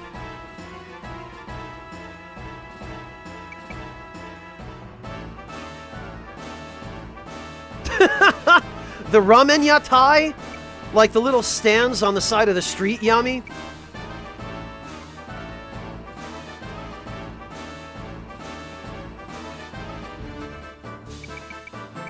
Does this guy have any healing spells, actually? Because if he does, he's probably just going to run away. He does not.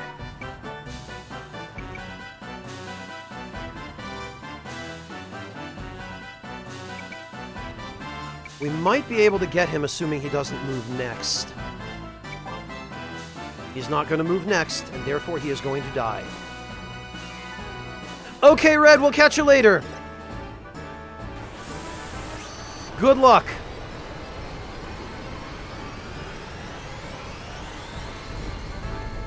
Yeah, that would be equally appropriate, Shersha. That's true.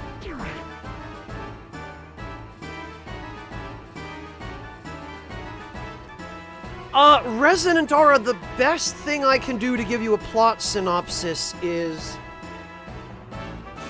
just to give you a link.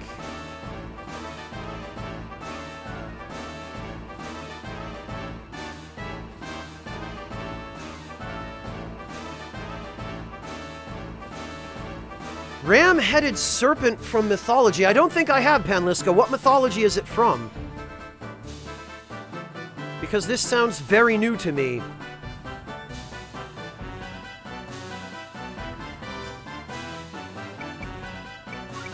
And I am ashamed to say that I am not familiar.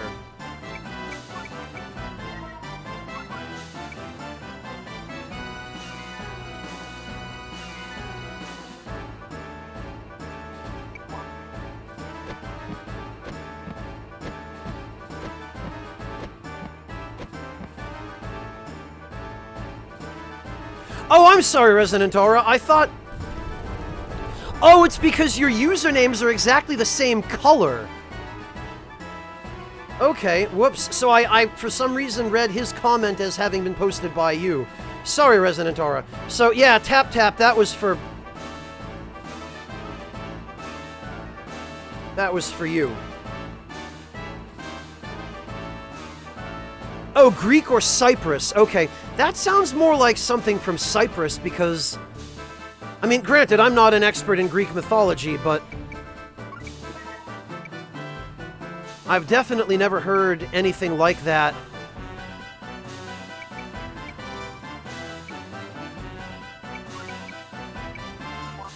In Greek mythology.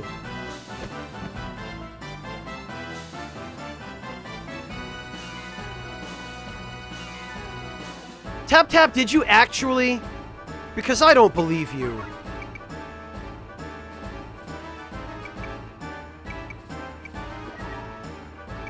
I think you be pulling a fast one.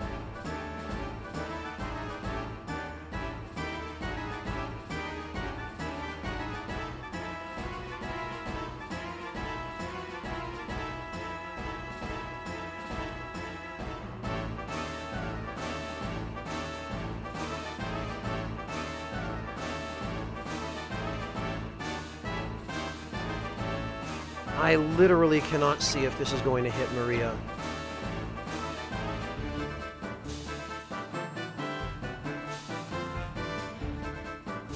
Oh, well, that's definitely not. Okay.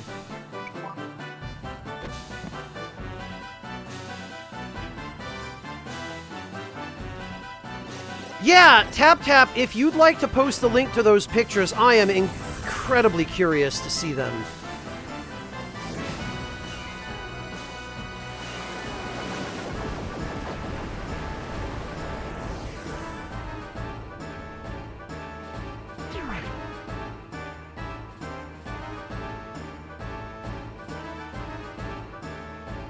Oh, Hebrew mythology. I'm somewhat familiar with it, Panliska. Only as much as I paid attention to at the synagogue when I was a kid before I decided all of that wasn't for me. The behemoth actually comes from Hebrew mythology, Panliska.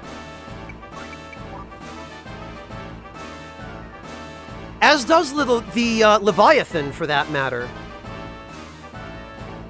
So probably either one of those.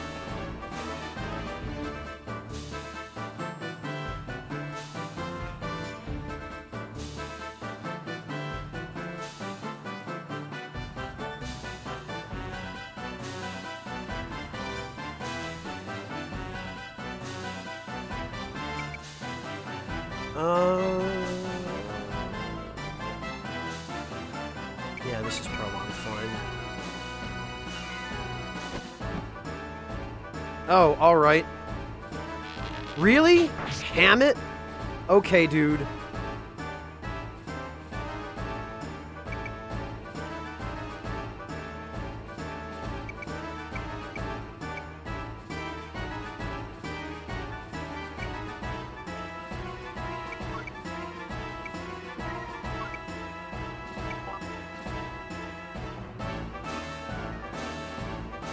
Oh. Okay.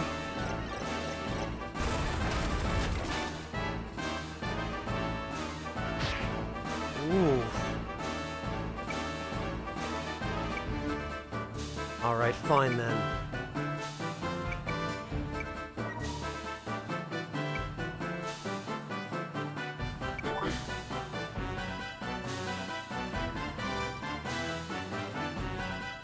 Ah, no, Yami, you never told me that. And it's not something I would have expected, given that you grew up in Taiwan. Alright,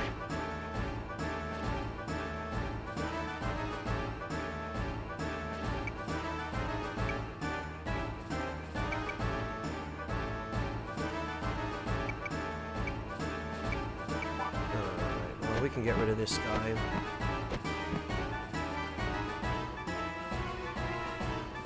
Panliska, in this game you can equip any weapon in any hand. So, you can have 2 shields or, you know, an axe and a sword or whatever you want. The point is, every different weapon contains different special techniques. And special techniques are exclusive to that type of weapon. So sword techniques can only be transferred between swords. Special techniques can only be transferred between weapons. The bell is a special weapon.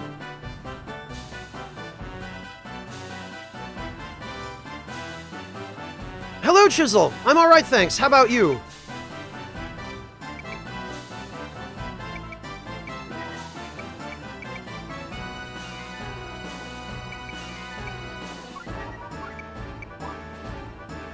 I think we could get Guilty in here for some healing, maybe. I have not, Shersha. Welcome back, Mel.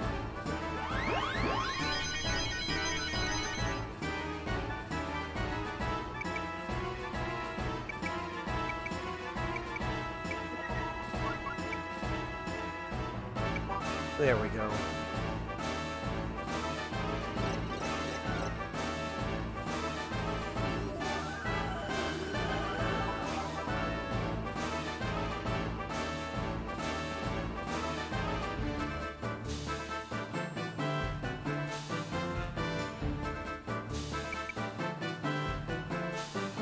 You know what we can do here, actually? We can... I'ma getcha! I'ma getcha!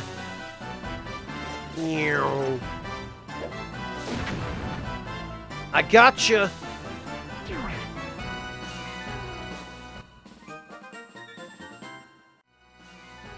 Oh, very nice, Chisel. I do quite like red pesto. I must say you have good taste.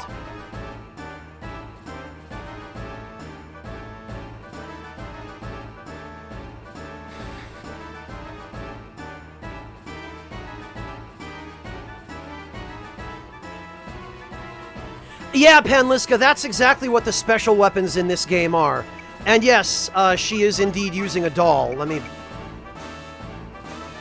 is called the Evil Doll. A creepy doll that leers at night. Its mere sight causes bedwetting.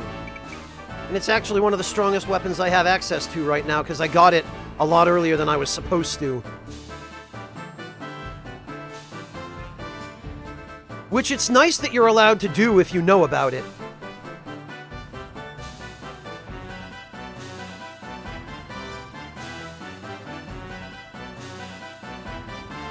Well, the ones that are supposed to look like humans sure do, Pabe.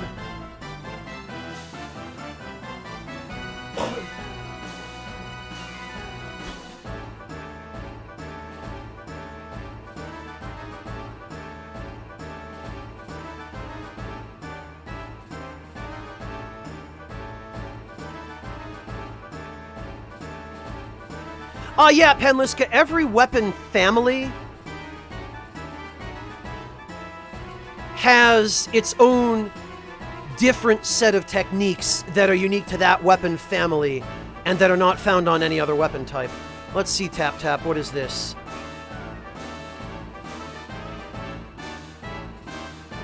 Tap Tap, this appears to just be a picture of cilantro and ginger.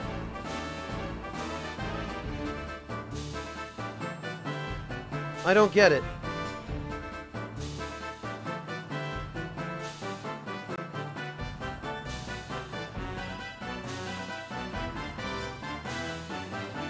Oh, teriyaki chicken stuffed lentils? What?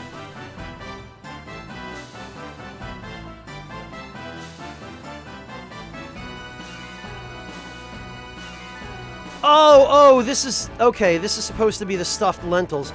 Did you actually make this, Tap Tap? Did you take this picture? Because this looks to me like it's just a tray of ginger root and what appears to be cilantro.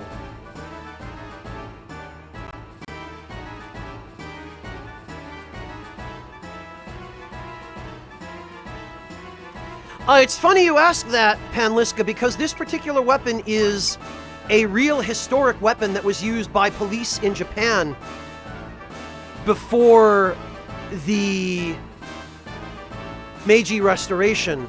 It's called a Sasumata, and it is, in fact, a man catcher. It's meant for tripping somebody and then pinning them down by the torso on the ground so that they can be detained. Welcome back, Red. You could turn off low latency mode, and that might help.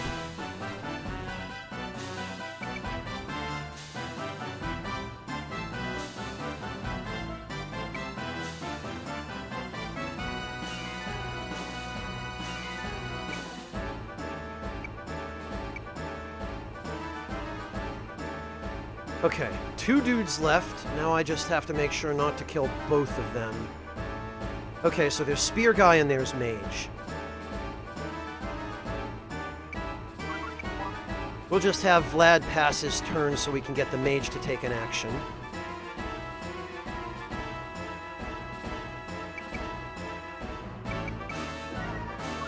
Can we reach the Mage with... No, we sure can't.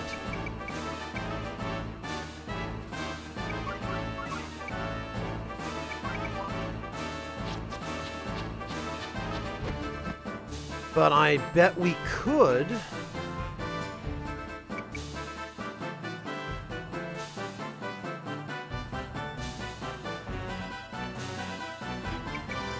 Actually, we'll just have to do the same thing again that we did last time.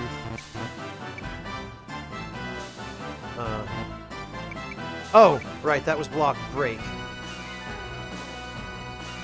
Oh, you know what, though? I think since he has a spear...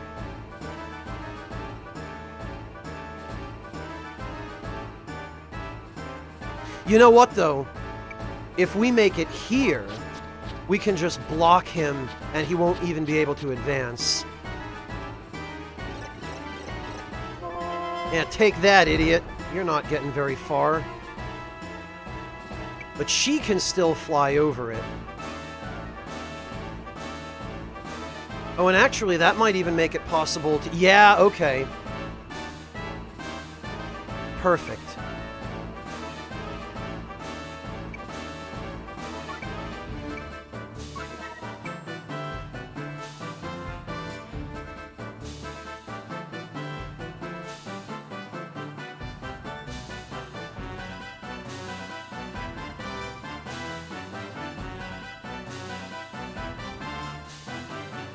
And that will leave him alive.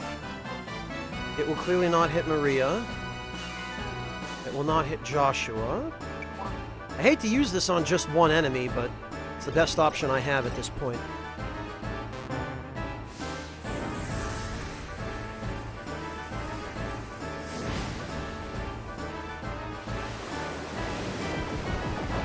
Well, Pabe, that's what a tactical game does, man. You have to be tactical. Red, if you look at the Twitch video player, in the lower right corner, there's a gear icon. You click the gear icon and you can turn off low latency mode. And that might help with the lag.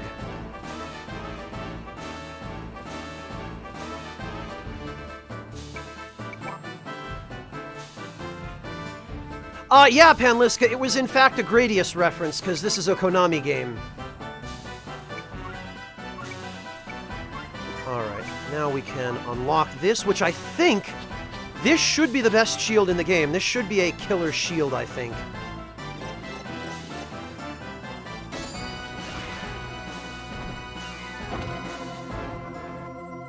Yup, it sure is. This freaking shield has higher attack power than most weapons. Oh, it's already off, Red? You could try decreasing the resolution.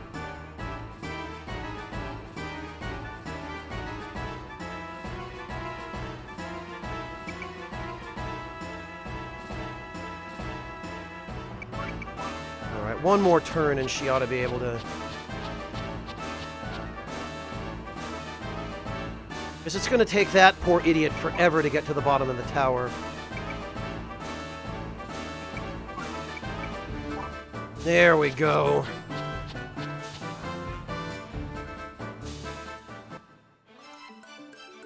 Yay, we got the clay! Hooray!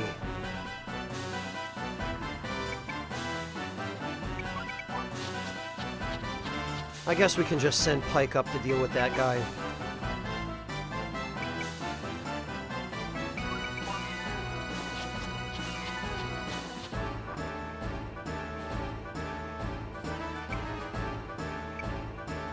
Hold on a minute, is he?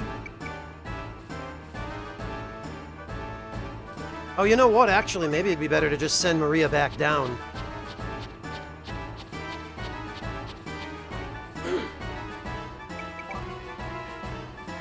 Because now I think he can actually reach.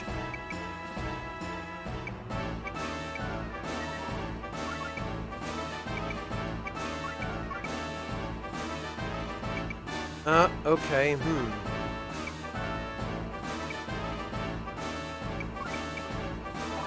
We'll have to send her down here then and wait another turn. Because she can't attack high enough. Whereas he can, because I think he has a spear. And spears have a height tolerance of 2 on their attacks instead of 1.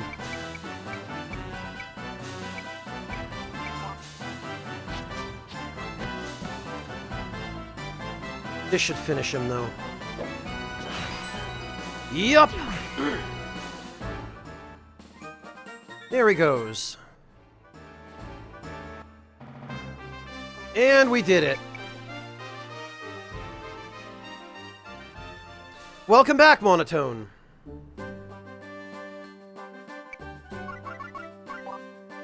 Now all we need is to give Joshua something else. We're going to be able to use the seeds fairly soon. What do we got here? From the grime emerged a prism, the rainbow crystal. Yeah, Tap Tap, Demon's Souls.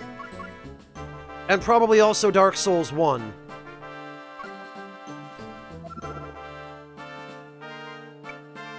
I would like to give Joshua the Deltite, but he doesn't really need the EP. Thing is, there isn't really anyone else that I can put it on, because Prato and Guilty both need the Magic Book and the Fill Book. And... nobody else is really that desperate for EP.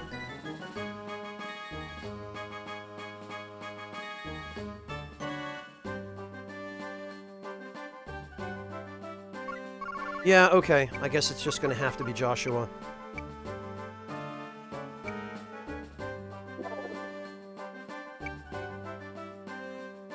And... Hello, Nightshade Ninja, welcome!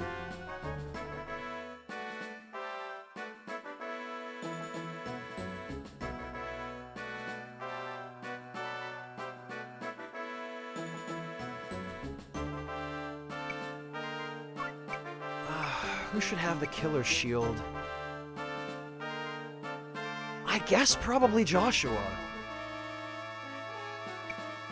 Because that thing is going to have like 133? 100 attack. Yeah, so it's way better than anything he's got.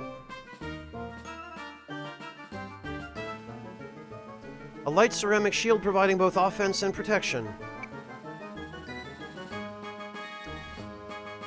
Well, but if I give him this, I'm going to have to switch Delta Shock to somebody else, which is, I guess, fine, because he's going to need the recover marks anyway.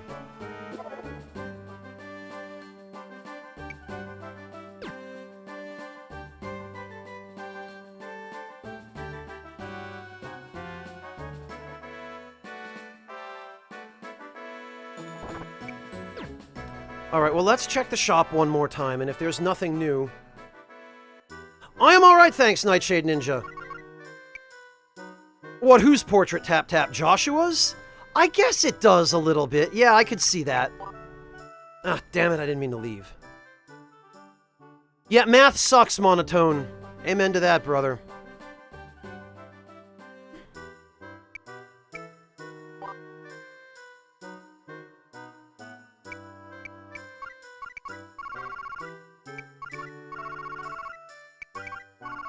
Let's see...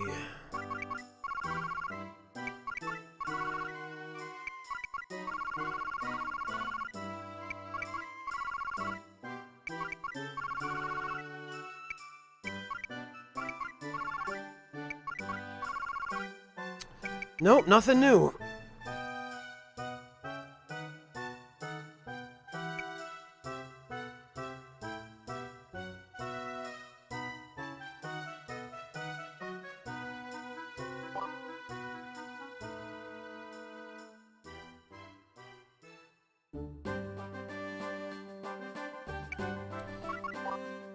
Alright. We'd better save, and I definitely want to make Joshua fully ready for the next couple of battles before we go do anything else, because we've got some fairly challenging battles coming up.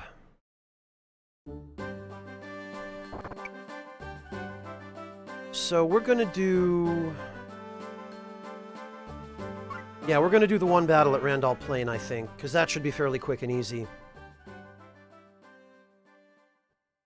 Could just be the ISP screwing up, Red. Goodness knows it happens to me plenty.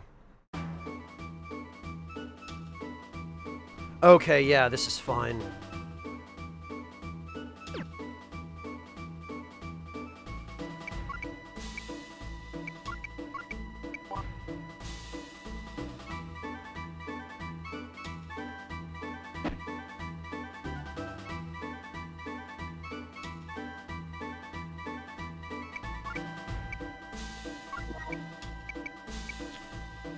Where's Prateau? There he is.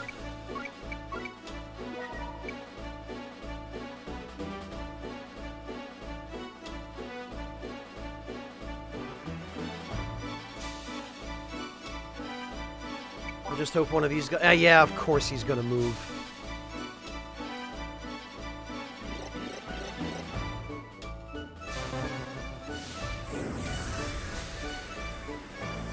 Oh yeah, Pabe, totally not brand new infrastructure that's built on top of Soviet concrete and barbed wire.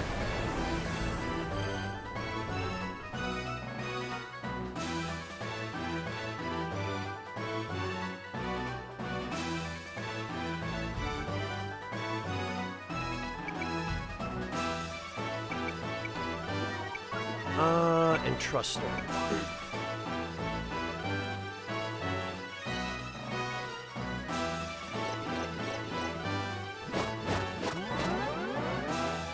Oh yeah, there were some neat weapons back in the day, weren't there, Resident Aura?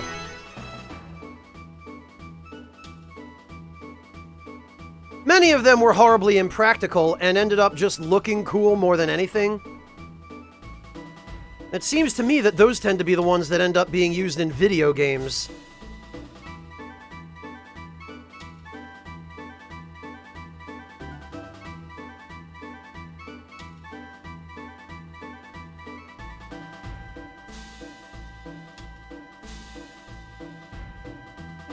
Well, Pabe, trains and public buildings not having air conditioning is just a general thing in Germany. I mean, you know this. I don't know what it is. I don't know why this country just can't get its shit together with air conditioning.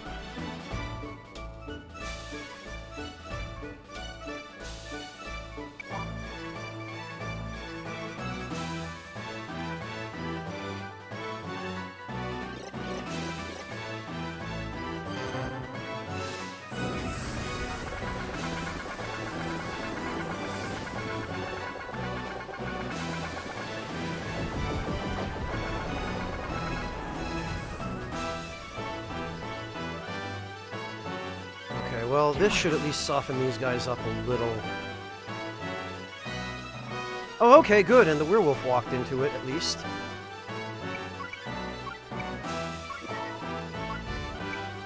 And we can give one more turn to Prateau.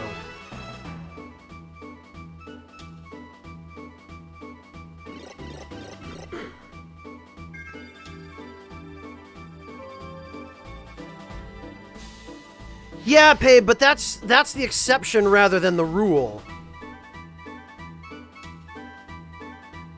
You go to almost any other major city in Germany. You go to Bonn, you go to Cologne, you go to Munich. It's the same. You'll be hard-pressed to find any air conditioning anywhere.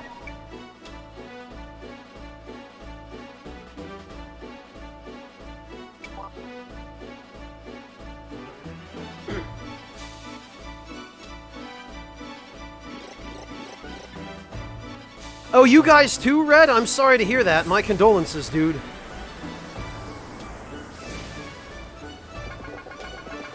Oh, sorry to hear it, Schwa.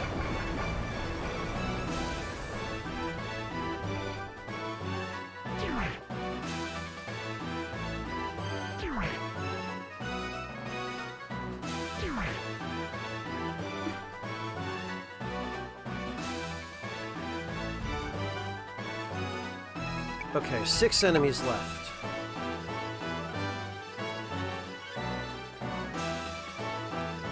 Oh, absolutely, Nightshade Ninja. It's one of the best abilities in the game all throughout. Because even in the end of the game, it still does 100 damage, which you don't gain the ability to do through other techniques until substantially after where I am in the game. Really, you don't gain the ability to do more than 100 damage with magic until the final chapter. And even then, the magic that does that amount of damage has nowhere near the range that Ripple Laser does. So even though it no longer one-shots enemies after about Chapter 2, other than mages, it can deliver the most damage spread out over the widest area all the way up until the very end of the game. Like, it is unequivocally the best. Oh, Panliska, those are chakrams. This guy, right? They're just a really weird embellished chakram. Potent projectile that leaves a vivid mirage in its wake. And it's just called Cutter.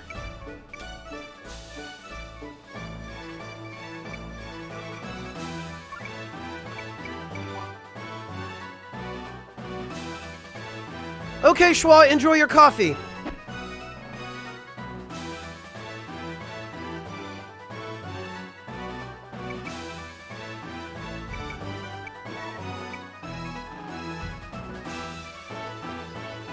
Like, look at this. I can now hit every enemy on the map with it. Well, every remaining enemy. Assuming that one didn't just walk out of range, but... yeah, actually, he might have. Well, yeah, Penliska, like I said, they're a really embellished, nonsensical take on chakra. Oh, no, it hit him. Okay.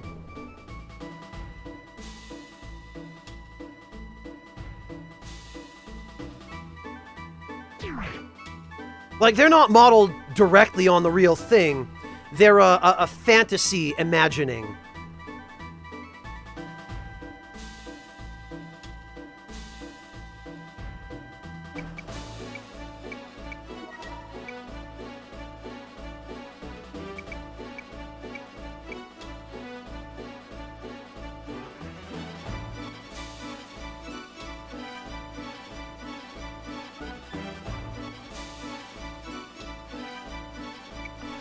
Well, Pabe, I'm not gonna lie to you. I have very few prejudices, but I am fairly prejudiced against Scream Lords.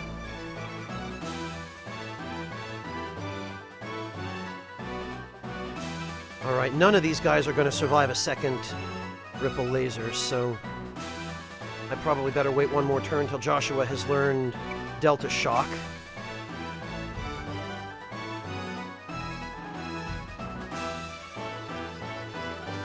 Well, yeah, Penliska, that's the point. This version of that weapon is thrown. I don't know why they added a second ranged weapon type in this game that's almost identical to bows. I don't remember if there are any real differences, any meaningful differences between thrown weapons and bows in this game.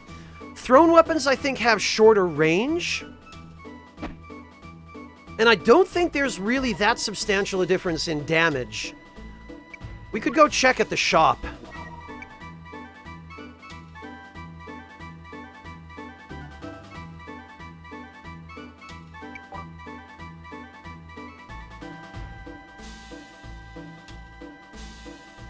Damn it, yeah, he walked out of range. Oh well.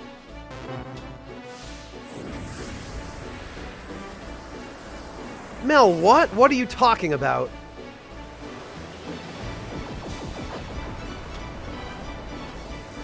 Well, but Pabe, not all commentators are Scream Lords. Like, when I hear the word Scream Lord, what I think of isn't just any old commentator. It's that super obnoxious, PewDiePie type actual Scream Lord that, you know, actually screams. And I tend to think of them as being the ones that scream toxicity and obscenities and anti-Semitism and other stupid, unacceptable stuff.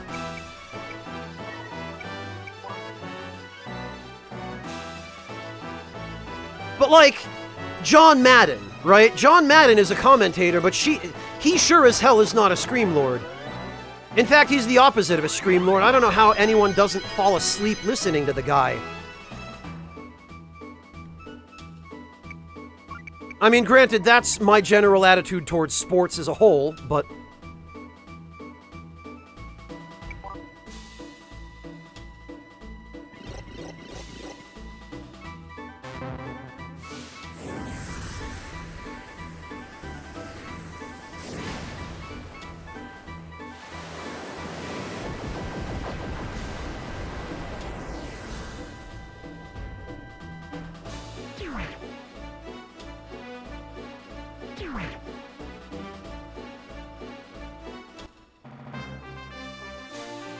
Mel...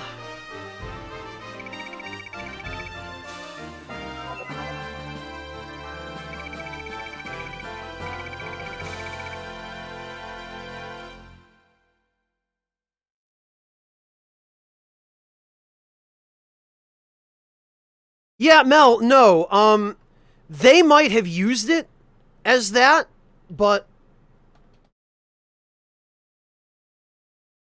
I mean, I realize this isn't a formal source, but... in common usage beyond the Super Best Friends fanbase, Mel, it does explicitly refer to someone who actually screams. I understand that they use it differently, I'm aware of that. But they've repurposed it.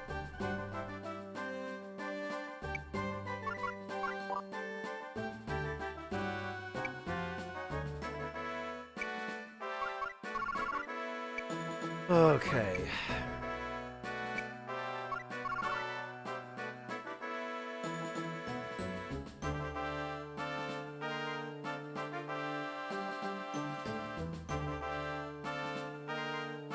Mel, you might want to look around a little more then.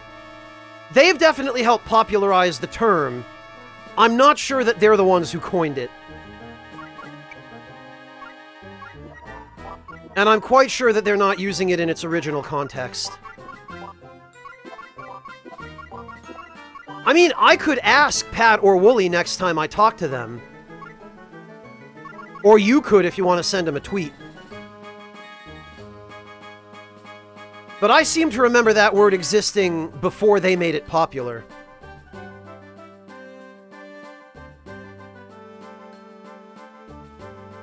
Probably because they were impractical, Panliska.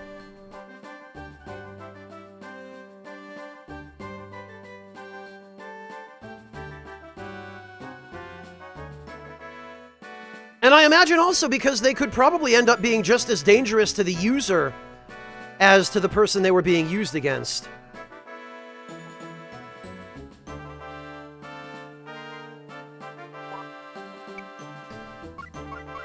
Alright, oh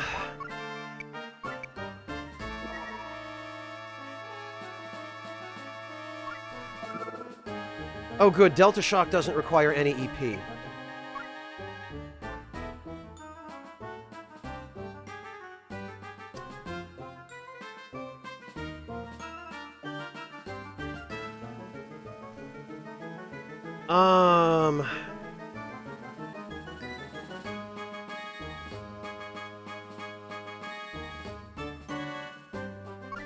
I think we're starting to get to the point where Angel Smile probably is not going to be all that helpful.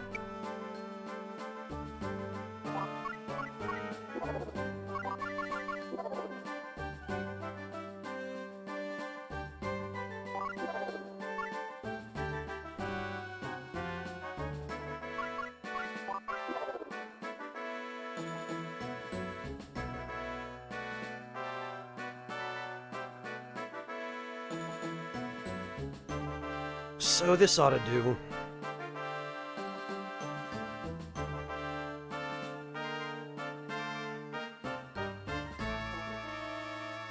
Yeah, I think this should be okay. And Joshua... Okay, yeah, he's got all 5 recover marks. Perfect.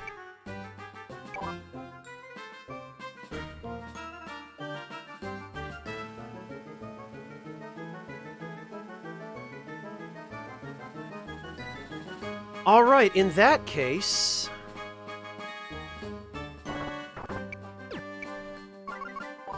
I think we're actually ready to move on with the story a little bit.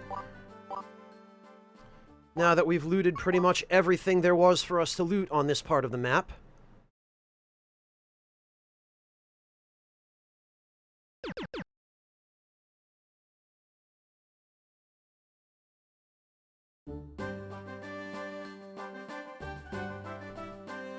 Yeah, Spectralex, and even then, the Tarjas were more for parrying and for deflecting than they were for inflicting injury on their own. Alright, here we are. The nice thing about this battle is going to be that we've already gotten everything there is here, so I don't think there's going to be any need for us to wander around looking for treasure.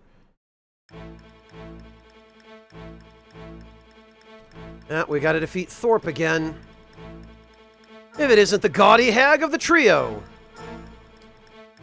How dare you mock my style! I shall teach you some ladylike manners, you vulgar little harpy! Even when I first played this game as a kid, I always thought that Thorpe looked remarkably like a lunch lady at a school cafeteria.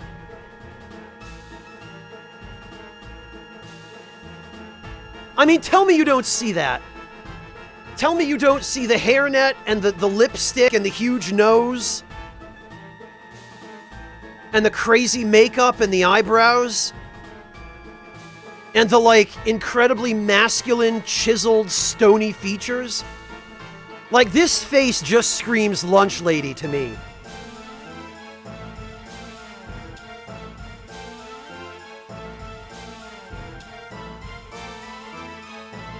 And the freaking hairnet just makes the whole thing. Look at this.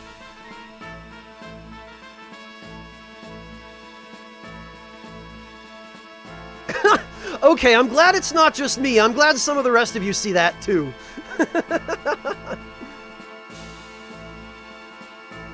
Hello, the doctor. I will make you regret everything you said, and then I will make you a sloppy Joe with a side of that nasty-ass cardboard pizza that everyone hates. But they all order 2 pieces of it anyway because it's the only pizza you can get at school.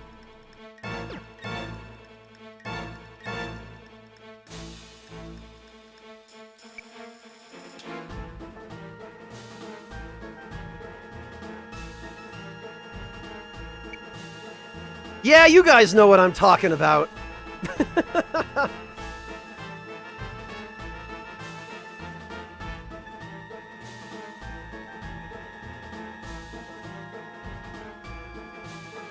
Oh, okay, Hazard, that works too.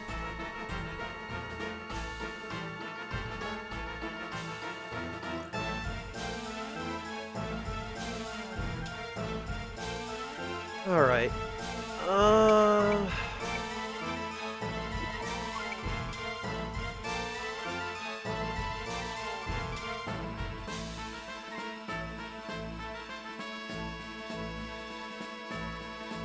Probably better that we take these guys out for... Oh, okay!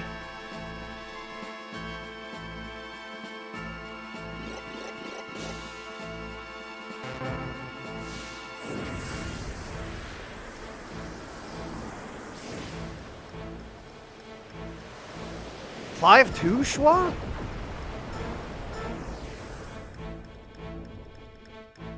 Oh, I get it, Schwa. No, this isn't actually a poison swamp.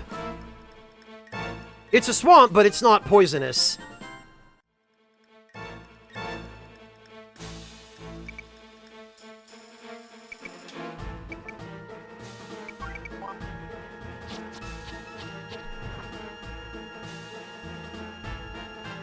Oh, he's gonna try healing them, huh?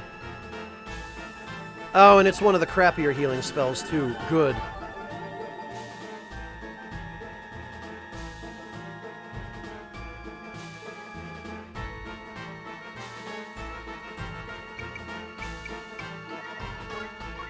Alright, well, we can entrust her another turn to Prateau.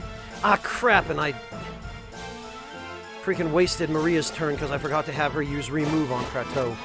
Oh well, next time.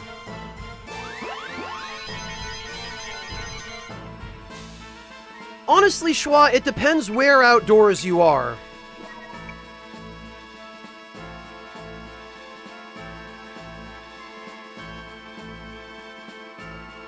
Tell you what, though, we will not have that mage healing anybody else.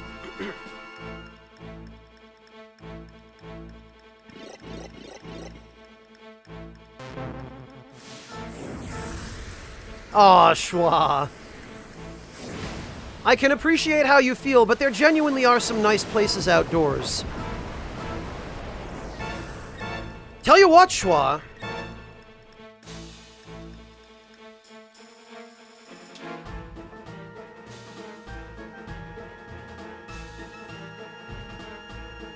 You want to see someplace really nice?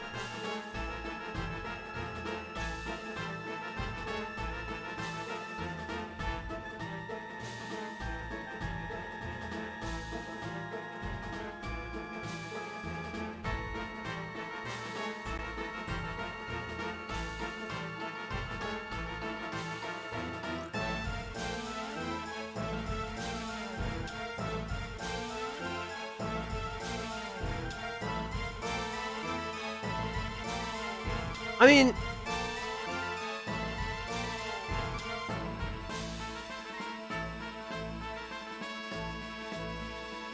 I probably don't need to tell you this, Schwa, but there are actually places outside of your room that are worth visiting. There's just one.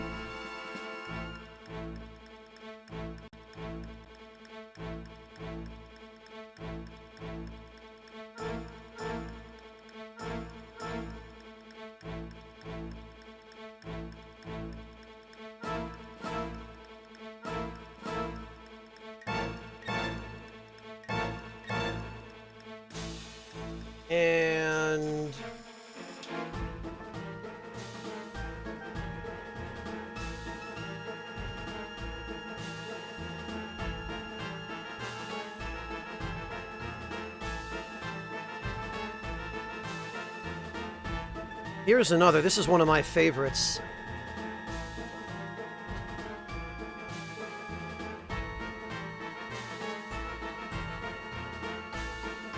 Wait a minute.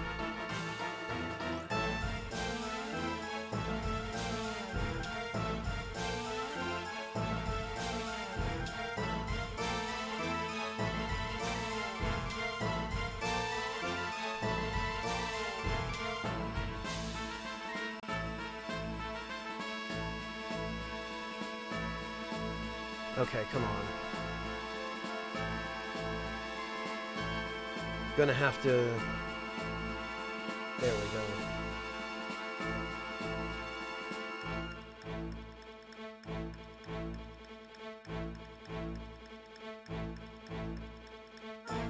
Oh, okay, Schwa. Because I was gonna say, you're missing out on so much of the world if you never go anywhere.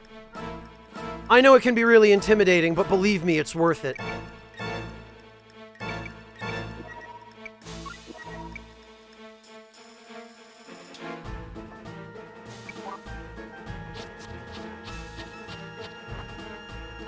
Yeah, I can relate to that, Schwa. People wear me out, too, when I have to deal with them in person for too long.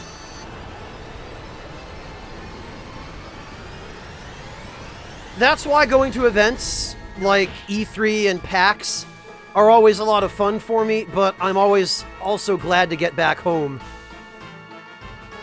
when all is said and done.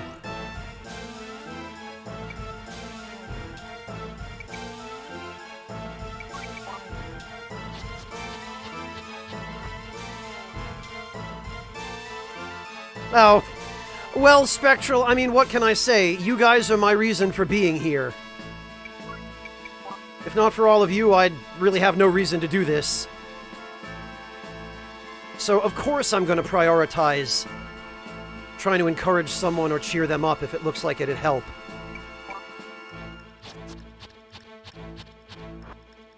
Also, Fraga, I don't know where your house is located, but if you've got a view like that from your bedroom, I want to rent a room at your place. Because, damn.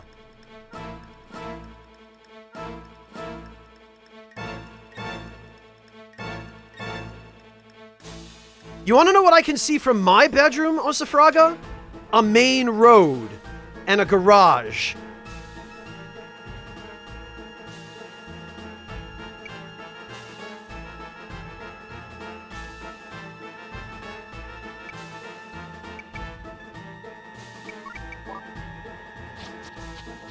Yep, there he goes, and he's going to waste his MP. Oh no, okay, this was a different mage.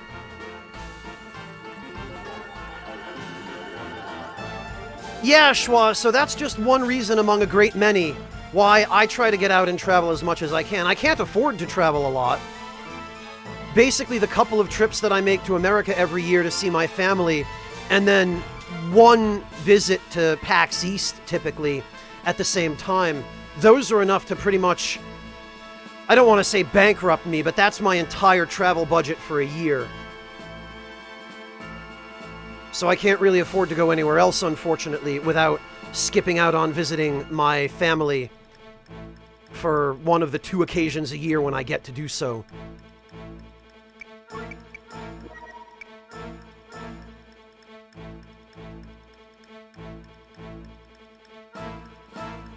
Oh, I can still reach that guy. Okay.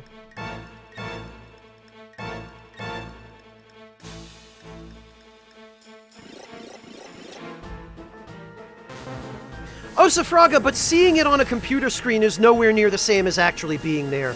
I know it's great in a lot of ways that you can find out that those kinds of places exist via the internet, but nothing is the same as actually visiting one of those places. To look at a picture of a market street in India or Japan or Spain or, I don't know, any other country, really, anywhere. To look at a market street all lit up at night with all the food stands and the vendors selling all their stuff in a picture is one thing, but to actually stand on that street and walk down from one end to the other and sample the stuff that the vendors are selling and stop at the food it's a different experience, you know? Okay, Pabe, have a good one. We'll catch you next time.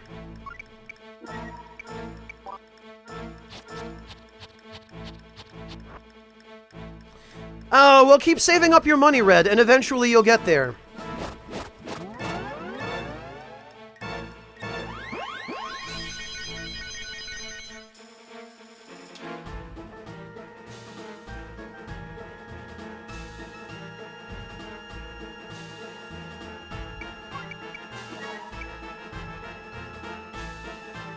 So, I mean, yeah, Osafraga, I get that.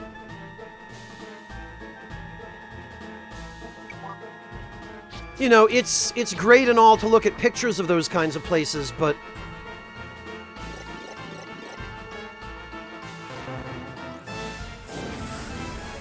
looking at pictures is nowhere near as good as actually being there. Oh, nice, Yami. What parts of Europe do you think you'd want to visit?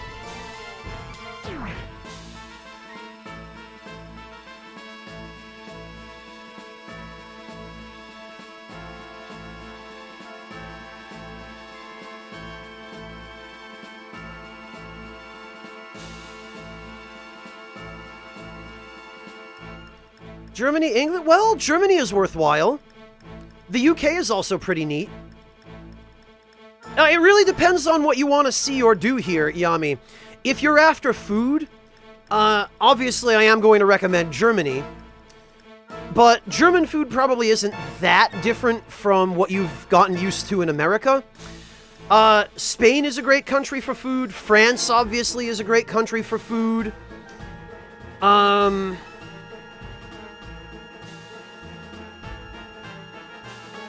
me think. Oh, well, depending upon what parts of Europe you want to go to.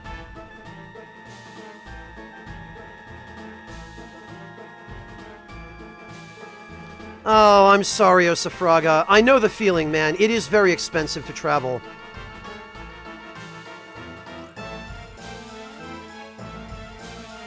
Red, I wasn't deliberately underselling the UK.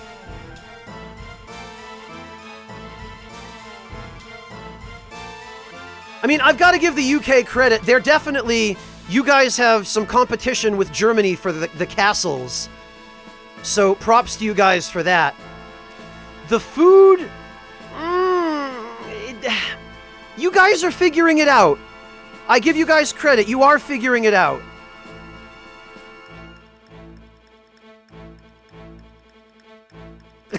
Welcome back, Charlie.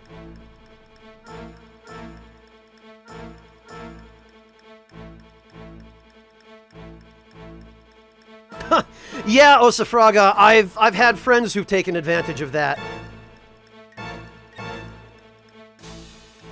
Yami, these days you're more likely to see chunks that people have just ripped out of what's left of the Berlin Wall as souvenirs. But yeah, I mean, the few sections of it that are still standing, you can. Just stay away from stuff like Checkpoint Charlie, because that shit's just a tourist trap anymore.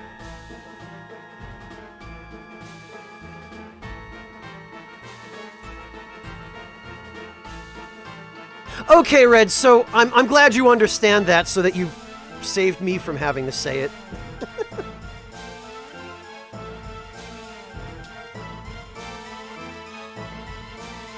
That's something that's always baffled me about the UK, Red, is that how many hundreds of years was it that the sun never set on the British Empire? You guys literally owned 3/4 of the world for a long time.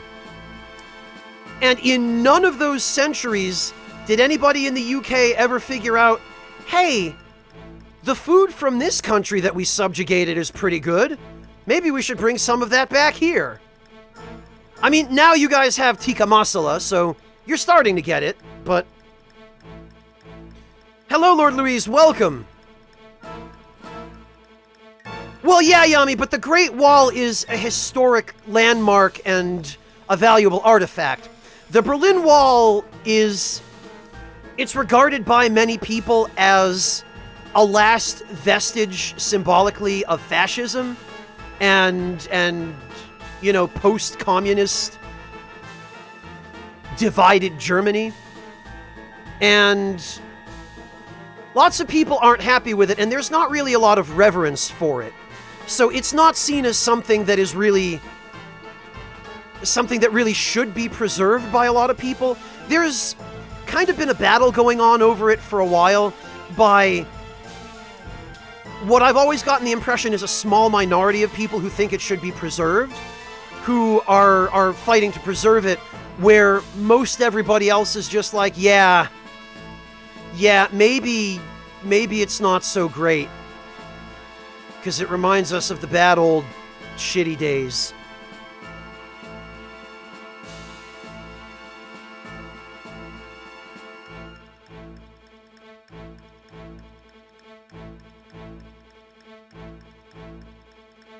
Oh yeah, Red. Oh yeah, that's true. Especially the second verse of that national anthem, huh? Although I know the English national anthem has gone through a lot of different changes over the years, so...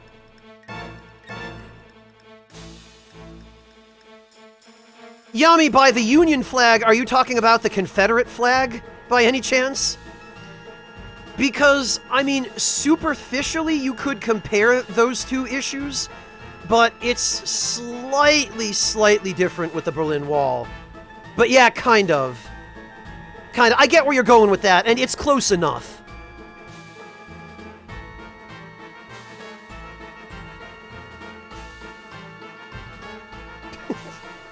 Yeah, Mel, but I know what he meant. I take his point.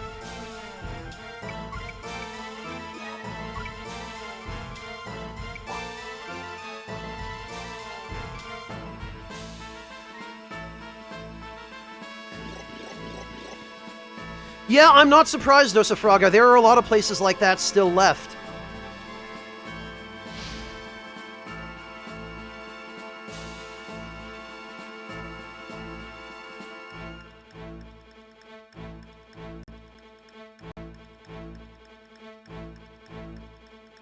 But yeah, Red, I'm not trying to drag the UK's reputation through the dirt here. I'm just saying, I'm pleased that the food situation in your country is getting better. And I'm happy for you guys that you're making progress.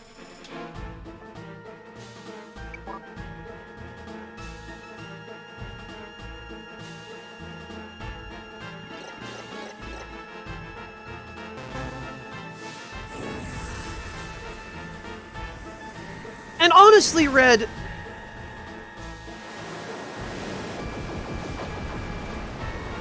let me see if I can find it. I was doing some just random watching lately, and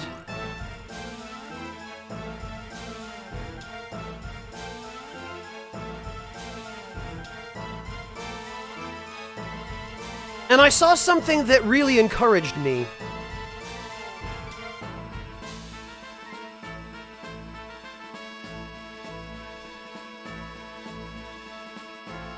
Which was this.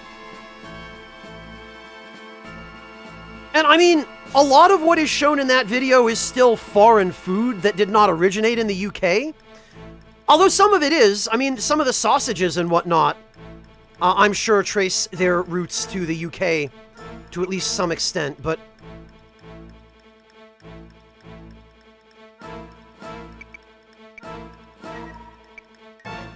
It encourages me to see that the culinary diversity there is beginning to expand.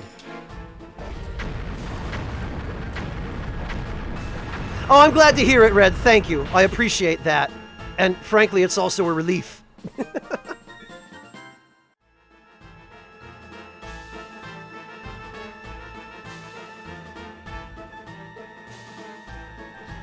Well, Schwa, some individuals are.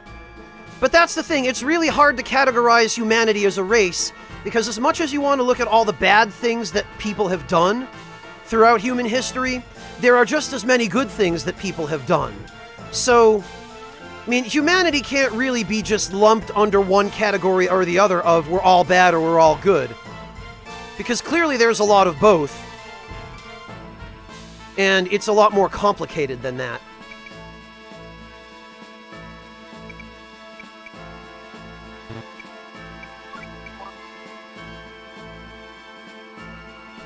Good site for a travel group?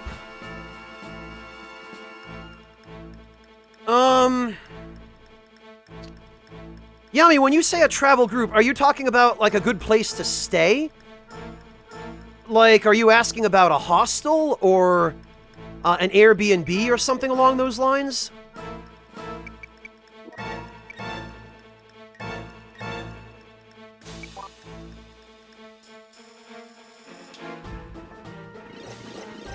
It's becoming pretty what, Red? Divisive or diverse? I'm not sure which of those words you were going for there.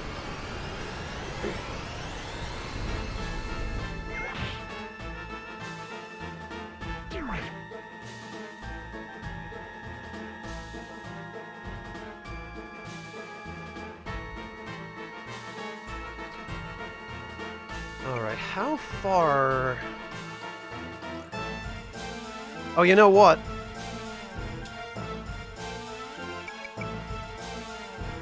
I'm gonna move Joshua over here and then bait Thorpe into wasting some MP on him.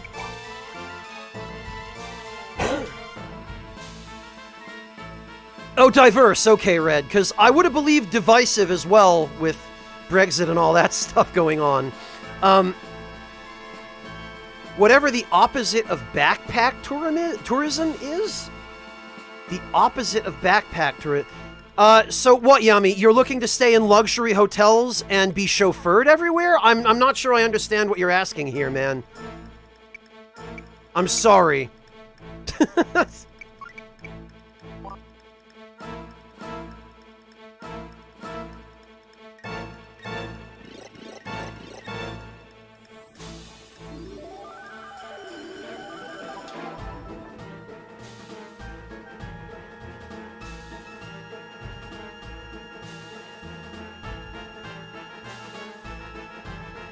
You travel with a group instead of an individual. Oh, Yami, okay, I see. You're talking about, you're looking for one of those services that match you up with people who are not psycho murderers or serial pedophiles that you can go traveling with together instead of just going by yourself. And you can basically just rely on them to do all your translation for you or whatever. That kind of thing. Oh, welcome back, Shersha. What's the good news?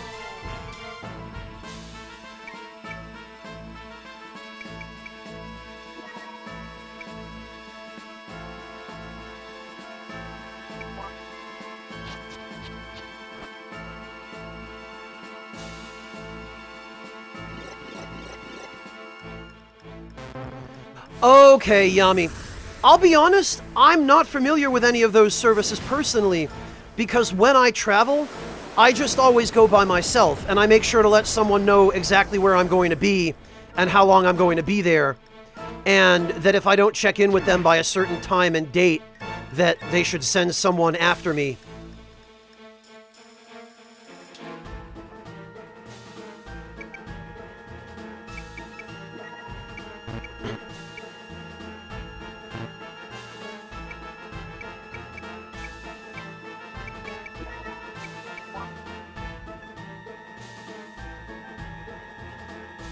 What do you mean you don't have friends, Yami? What am I? What the hell does that make me, man? A stuffed mannequin?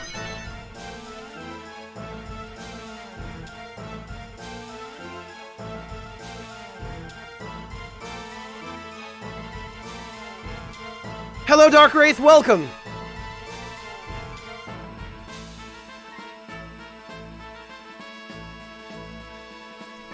Oh, is that what the expression is supposed to be, Zappa Slave?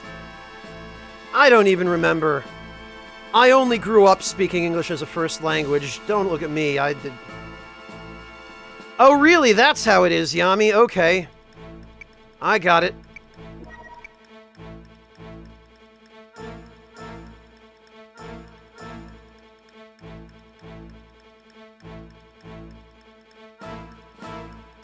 I bet we can... did he walk into it? Maybe. I think he might be out of range.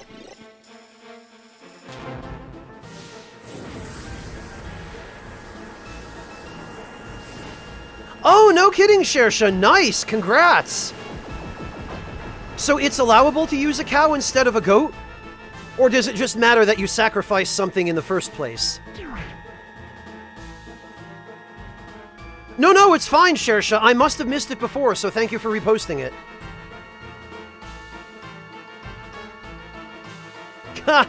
All right, Yami. You know, I can appreciate that.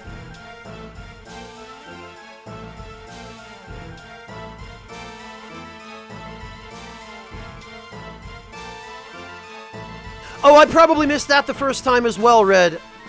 Because I'm focusing on how to murder a flying lunch lady. Yeah, sorry about that. I've been told about the German market in Birmingham, but I've never had a chance to actually visit it. The thing about those kinds of places, though, Red, is when you live in the original country, like I, for example, since I live in Germany, right? When I travel abroad, probably the last kind of thing I'm interested in seeing is a facsimile of my own country. You know, because the entire reason I travel is to see other stuff besides what is mundane and everyday to me, you know? And I mean, I've been to German markets before, and that's pretty much been my reaction is, oh yeah, I mean, it's a taste of home, I guess. Now I want to go see something that I don't get to see all the time.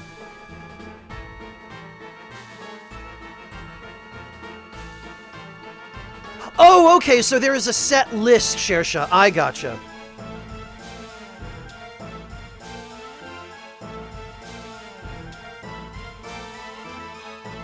Okay. Thank you for enlightening me, Shersha.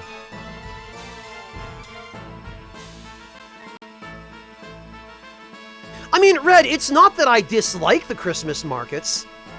They're one of the best things going on in Germany during that time of year.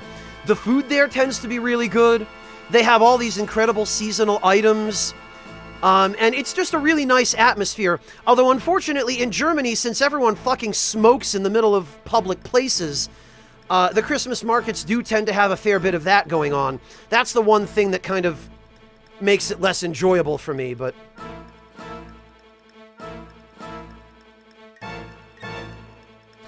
Yami, all else being equal, if I could get that amount of time off work, and if I could get away with not broadcasting for an entire week, I absolutely would. It's absolutely not for lack of wanting to do so, or for lack of willingness.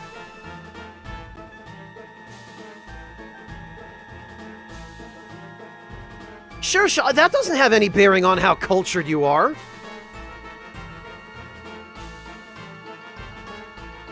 I mean, if anything, Shersha, I appreciate how you have been able to sort of blend your own culture and foreign cultures and how that's influenced your personality. I think it's made you a better person on the whole.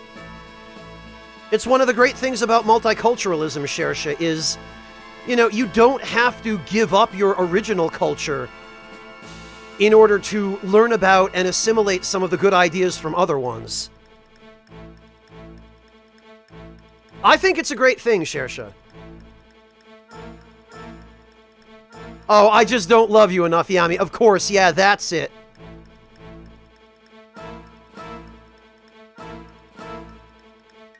Just read my mind there, Yami.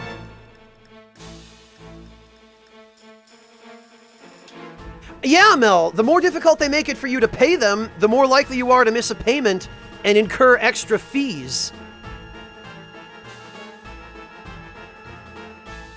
Yeah, Schwa, I know, October 8th, right? I never recommend that anybody pre-order any game for any reason, but I'm definitely going to be buying it on day one. And that will finally give me something new and fresh to play, and I'm really looking forward to that. because Valkyrie Profile is one of my favorite games ever.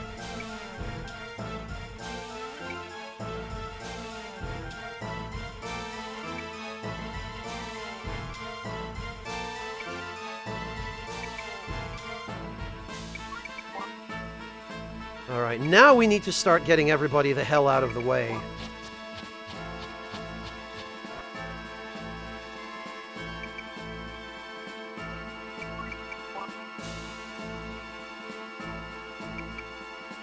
And also moving everybody else who needs to participate into range.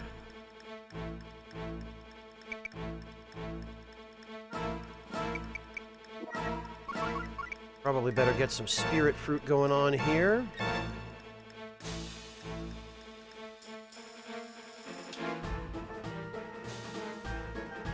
Ah.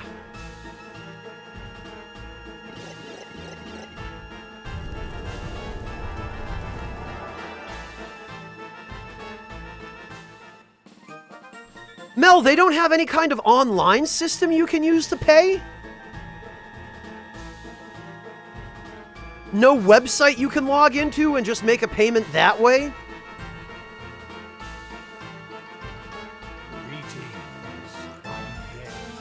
Felly, my friend, hello! Thank you so much for stopping in, Felly.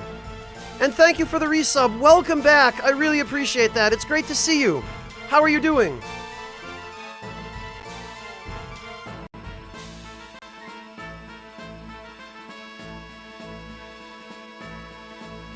Really, Shersha? Well, maybe someday we'll have to fix that.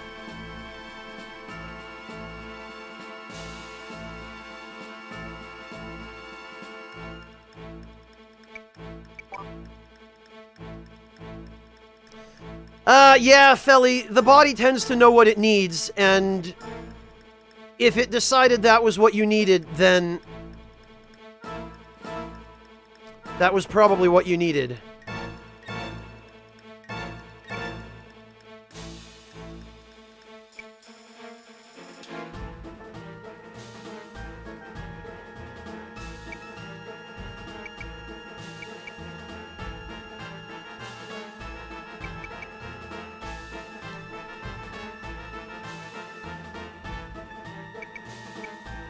I am doing alright, thank you, Felly. I'm kinda tired, but not as tired as I have been. The only damn problem is, I think Thorpe is going to move first, but I might be somewhat mistaken about that. She sure is. Okay, good.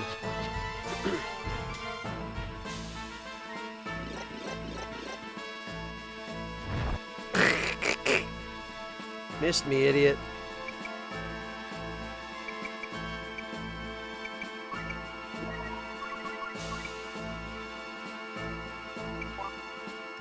Ah, but chipping away at her is going to be a royal pain. Ah, that's a good feeling, isn't it, Shersha? Oh, very nice, Felly. Thank you so much. I really appreciate it. I miss you too. I've been really off my streaming game these past couple of weeks. I've just had a lot of miscellaneous stuff to take care of away from Twitch. And it's been really difficult to find time to stream, much less to stop in and visit people. But I'm going to try and get back on the ball with that. So it's really great to see you, Felly. I really appreciate it. Thank you so much for coming to say hi. It's always a pleasure to see you. And I hope you enjoy your shower and have a nice, relaxing rest of the day.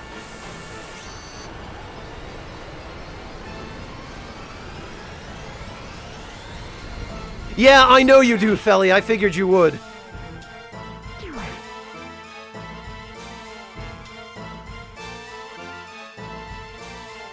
Well, Felly, try and hang in there. And you know, if there's anything you need, if there's anything I can do, you can always message me.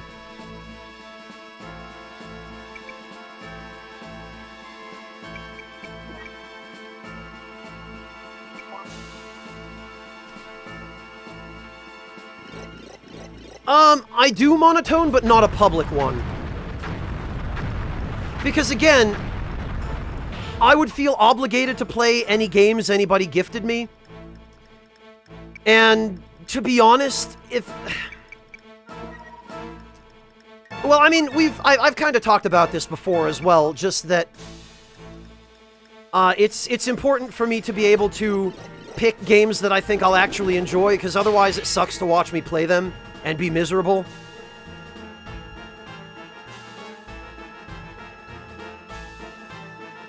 Shersha, what did I eat after the stream yesterday? Why do you ask me this, man? I don't remember what I had for breakfast this morning. I think I had some toasted bread with melted cheese and a little bit of marinara sauce. Hell, man, I don't even know anymore. Good, we got her before she could become a problem. I remembered. I have an errand to run. I must leave. There are children waiting for me to serve them school lunch. Later.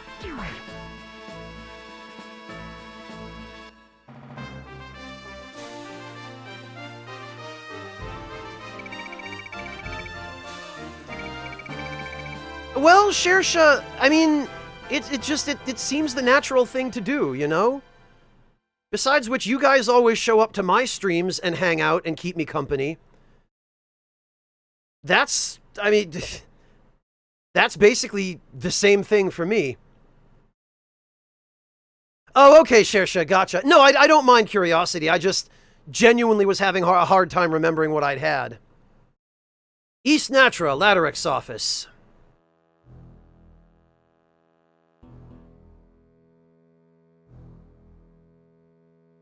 But that kind of massive bloodshed. Afraid, are you? But have you any choice? You are facing excommunication, you do realize. For your survival, you must shatter the authority of the Church of Nervith. But...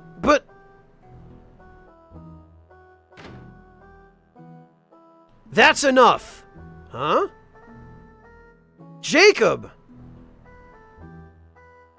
Cardinal, I thought there was something wrong. I don't know how you blackmailed the Cardinal, but you don't frighten me. To prevent this from happening again, I am taking your head. Oh, now you are amusing. No, Jacob, don't! Fear not, Cardinal, this charlatan is no...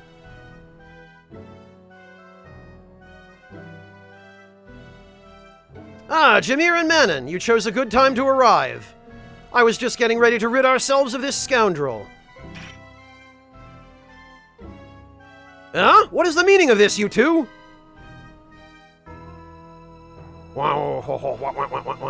They have already been converted. What? Please, sheathe your sword, Sir Jacob. We cannot permit you to show disrespect to our master. Indeed, the wrath of God will befall upon you. Befall upon, again. What are you two saying? Snap out of it. Wah, wah, wah, wah, wah, wah, wah. It is no use. They are my converts now. Master is right. We have accepted the teachings of the Cooter cult and let divine joy into our souls, Sir Jacob. Yeah, he noticed, but a little bit too late, Resonant Aurora. Sir Jacob, we urge you to join us. You are blessed to have such caring subordinates. No, I have my own free will. I don't know what you did, but I will never become your profane disciple. Huh, your free will, you say? Then let me show how weak and frail your free will is. Huh? In just 2 days, I will have cleansed your soul. Forgive me, Jacob. Goddard has got all of these guys firmly by the balls at this point. Yes, even Manon, shut up.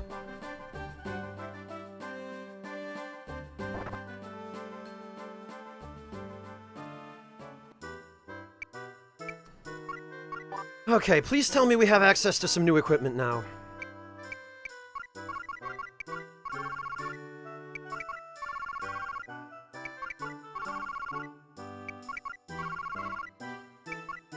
Not looking promising. Ah, we've got the Quad Claw now. Projectile with oddly bent blades, tricky to use. Magma Soul. Okay, well, we'll get one for the collection, but the hell with that trash. And a Bat Staff, which has Solar Flare. Might have to pick one of those up for Prateau. A staff crowned with a carved bat, used for ceremonial purposes. Yeah, I bet it is. No new shields. Please tell me we've got new... Yes, we do! Steel wings that are designed for both performance and protection. And I hope... Yes! Excellent! A comfortable high-grade coat, often worn by thieves, however. Because of course it freaking is.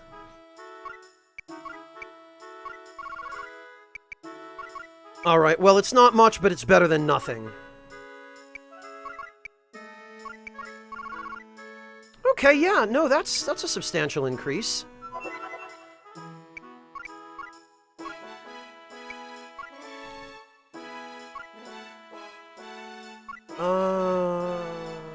Oh, Guilty needs it now, because I switched. Okay. Hello, Clockwork! Welcome! It's... yeah, monotone, right? I'm doing okay, thank you, Clockwork. Weekends don't really mean anything to me anymore, other than that stores are closed. Because to me, every day is one form of work or another. I don't necessarily mind. It's just that weekends to me are really just another day now.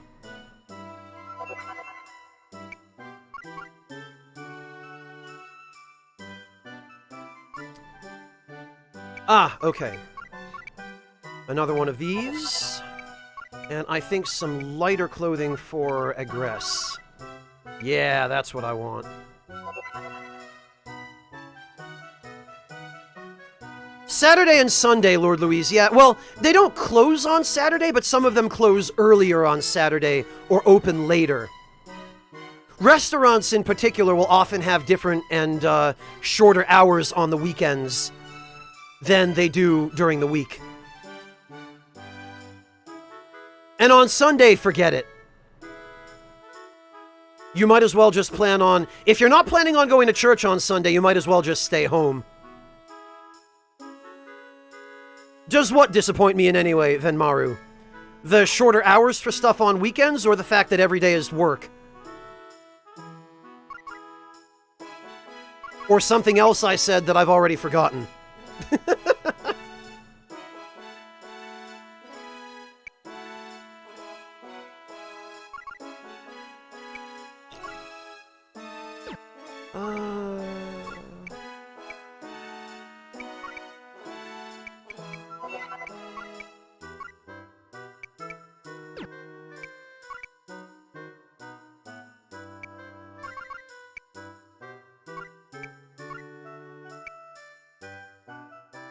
Oh, not really, Venmaru, because on the days when all I have to do is stream on Twitch, to me, that more or less is a weekend. And on Twitch-only days, when I don't have other work to do, I do have the option, obviously, of just taking the day off broadcasting if I have errands I have to run, or if I have to make meals for the week. Which I do occasionally. And that, to me, is just work of a different kind. It's domestic work to, you know, keep my little one-person household up and running, but... Hey, Tsumikiro, welcome! But yeah, no, Venmaru, the whole Twitch broadcasting thing, this is like a vacation to me. The fact that this actually helps to support me in any way is very much a dream come true, and I have no complaints about it, other than the fact that I'm not one of Twitch's top earners, which, you know, boo-hoo, right?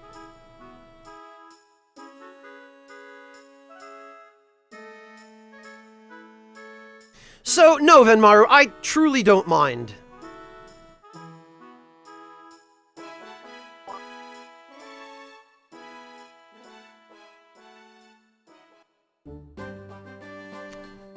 Ah, okay, we've got a very fun battle coming up.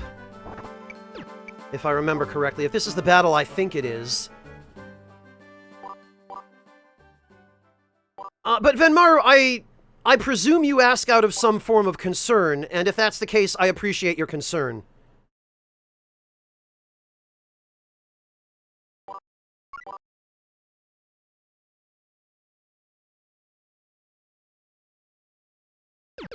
Yeah, you know, Lord Louise, even in America, I remember there are some restaurants that are closed on Mondays rather than on a Sunday, and I guess the rationale behind that is people are going to be at work during the day on a Monday anyway, so business during those hours is going to be slow, and I guess those restaurants would rather stay open for their full hours on the weekends because they're more likely to get more like a brisker business on the weekends. And also, I've heard it said colloquially that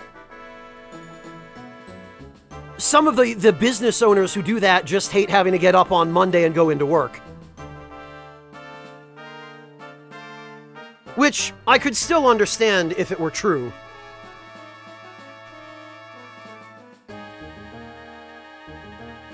Well, I'm not totally there yet, Venmaru, but I'm trying my damnedest. I'll be able to say that I'm totally there once I'm able to make Twitch a full-time gig.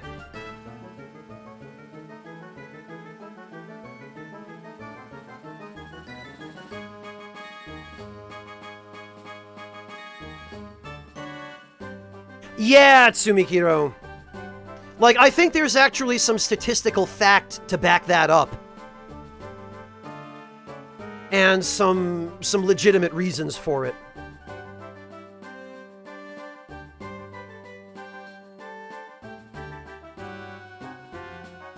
Well, Asafraga, I don't care about being one of the top people in terms of numbers. I would just love to be able to earn enough from Twitch alone to actually pay all of the bills and have enough left over to put away for emergencies and for some travel. It's a modest dream, but, you know, it's my dream all the same.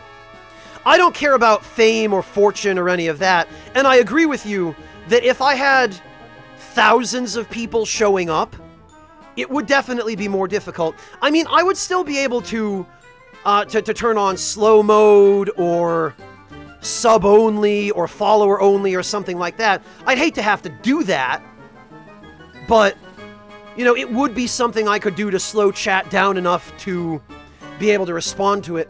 And I suppose even if I didn't do that, I could still just pause chat now and again and pick out random comments and address them. But yes, I definitely wouldn't be able to respond to everything. But even as things stand, I can't really respond to everything. The moment I have to actually put my focus on the game for a period of more than a couple of minutes, I inevitably miss something in chat anyway. So, you know, it's there's only so much further up that I can go before something has to give. But I would like to think I would be able to hand it gracefully up to at least the point where this could support me reasonably well without me having to live a lifestyle of poverty.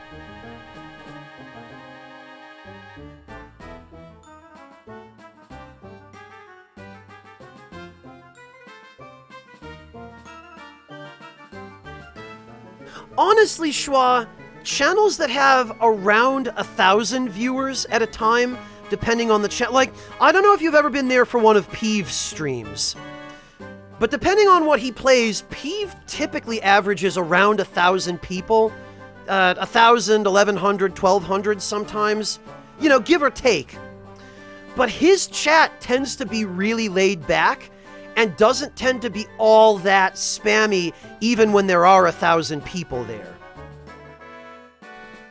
I think 1,000-ish viewers is the point where if you start getting much above that, then it starts to get pretty crazy. Like if you want to... Yeah, Mel, I was just about to say, Pat and Paige's streams. Pat will typically have between 1,500 and 2,000 people show up. And that's the point where it starts to get a little bit unmanageable. But I feel like 1,000 is probably around the sweet spot where I could still probably respond to at least 60-70% of what's going on in chat, and people would still be able to feel reasonably comfortable. And at that point, with that level of viewership, I probably would be at the stage where I would be earning enough to just do Twitch and nothing but Twitch. And the other aspect of that would be, if I could make my living doing nothing but Twitch, I'd be doing this 5, 6, maybe even 7 days a week. So I might miss more in chat, but people would have more opportunities in total to interact with me. So I would like to think it would kind of even out, you know?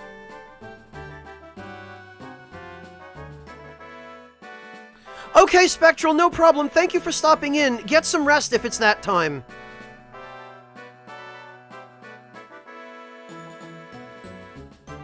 Yeah, Monotone. But I mean, people who hang out here are generally very respectful and don't spam too much. And there are quite a lot of lurkers here. You know, out of those hypothetical 1,000 people that I would love to have hang out with me, probably only a couple hundred of them at most would be actually posting anything in chat at any given time.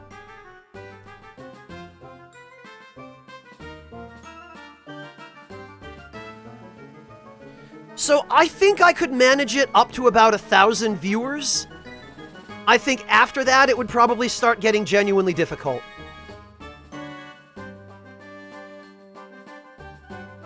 Well, Schwa, I think it'd probably still be the same. With 500 viewers or 1,000 viewers. Chat would be more active, definitely. But I'd still be forgetting to play the game and probably just hanging out with chat most of the time anyway. Like, I get what you're saying, Schwa. I understand it. But I think there's kind of a curve.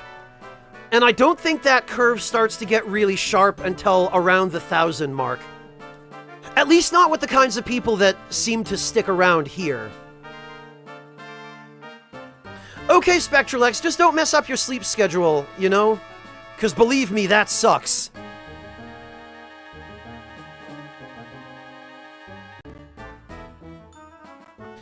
The other unfortunate thing is, Schwa, there also comes a point where something's got to give, and either you've got to go big or go home. Because what I earn from Twitch right now is nowhere near enough to support me on its own. And I'm going to continue doing it for as long as I can, obviously, but I'm living just above poverty wages at present because I'm not working a full schedule at any of my other jobs. And none of my, well, only one of my other jobs is really particularly steady. And if I were going to do that full time, I wouldn't be able to do this. At least not more than once or twice a week for a few hours. So in order for this to remain something that I can do on a regular basis, it has to get to the point where it can pay the majority of, if not all of the bills. And in order for that to happen, you know, traffic has to go up. That's just the unfortunate reality of it. So, as much as I would love to just continue on this level, there are certain sacrifices that I have to make if I want to live on more than just basic food and, you know, only a couple of trips to see my family a year. And really very minimalistic other stuff as well.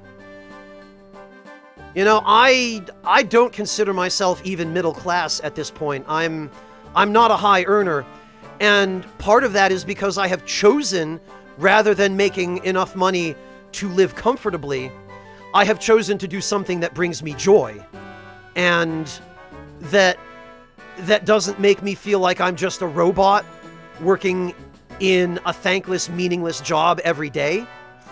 I've up to now, I've had to make the choice between something that feeds my face and something that feeds my soul. You know? It's just, it's a tough balance. And there isn't always a perfect balance to be struck.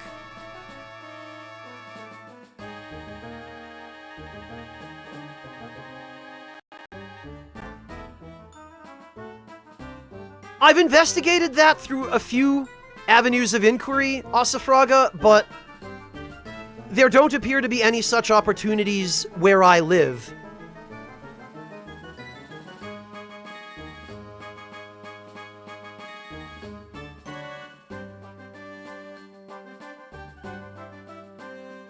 I mean, obviously there's a lot more research for me to do about stuff like that. I have looked into it to a certain extent, but none of the avenues of inquiry I've pursued so far have been even remotely viable. And again, even if I were to do that, I would have to give up spending as much time with you guys, which I don't want to do. I mean, I would love to travel, but I would also want to continue being able to stream while I travel, at least to the fullest extent possible. Obviously, going to places without internet, it wouldn't be possible, but, you know, in those kinds of cases, I would just be recording video footage and then editing it later and uploading it somewhere, probably my YouTube channel, I guess, but... or submitting it to a network, maybe, if it ended up working out that way, but... there really are not as many opportunities to do that as the average viewer seems to think. Which is unfortunate, because I would very much love to be able to do something travel-oriented, but...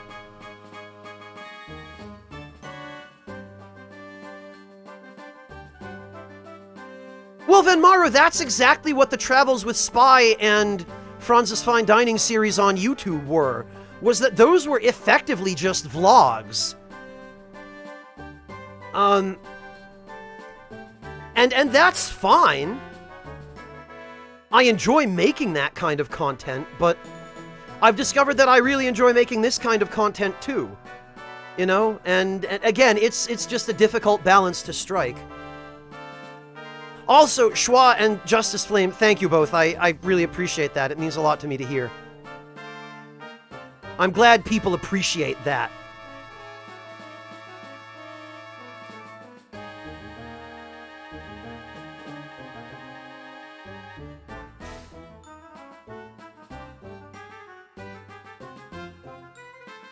But, I mean, this is all stuff that just has to be figured out as I go along. Or, in some situations, it can be figured out in advance, but not always.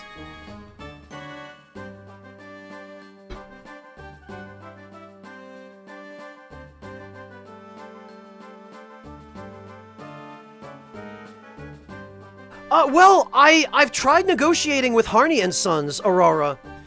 Like, I spoke to Mike Harney and his wife, Brigitte, directly, but Mike didn't seem to understand what it is that I do, and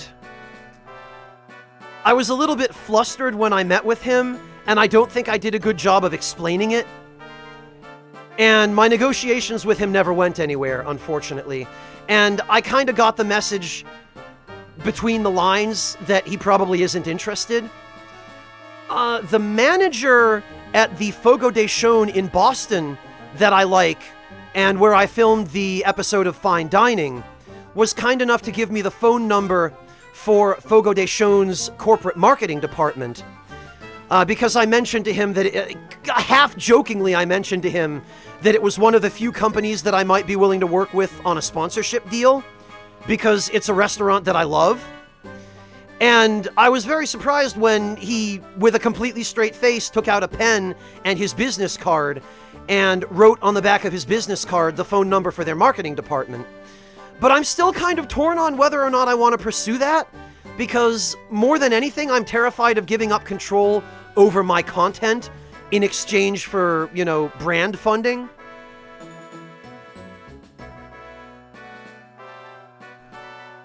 And so I've kind of been sitting here for the past several months looking at that card, tearing my hair out over whether or not it's a good idea to give them a call, you know?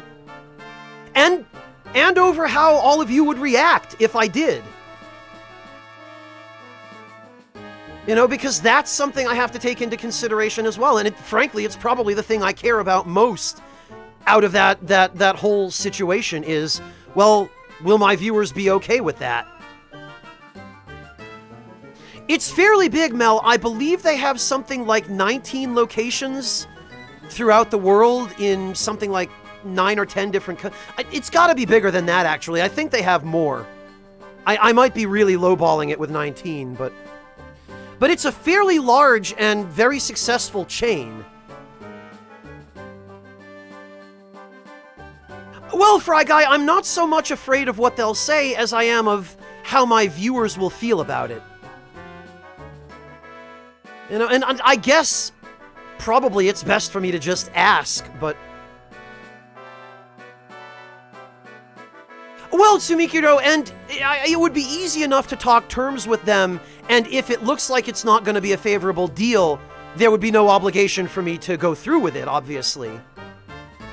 But like I said, what I'm most afraid of more than anything is how my viewer base will react to that.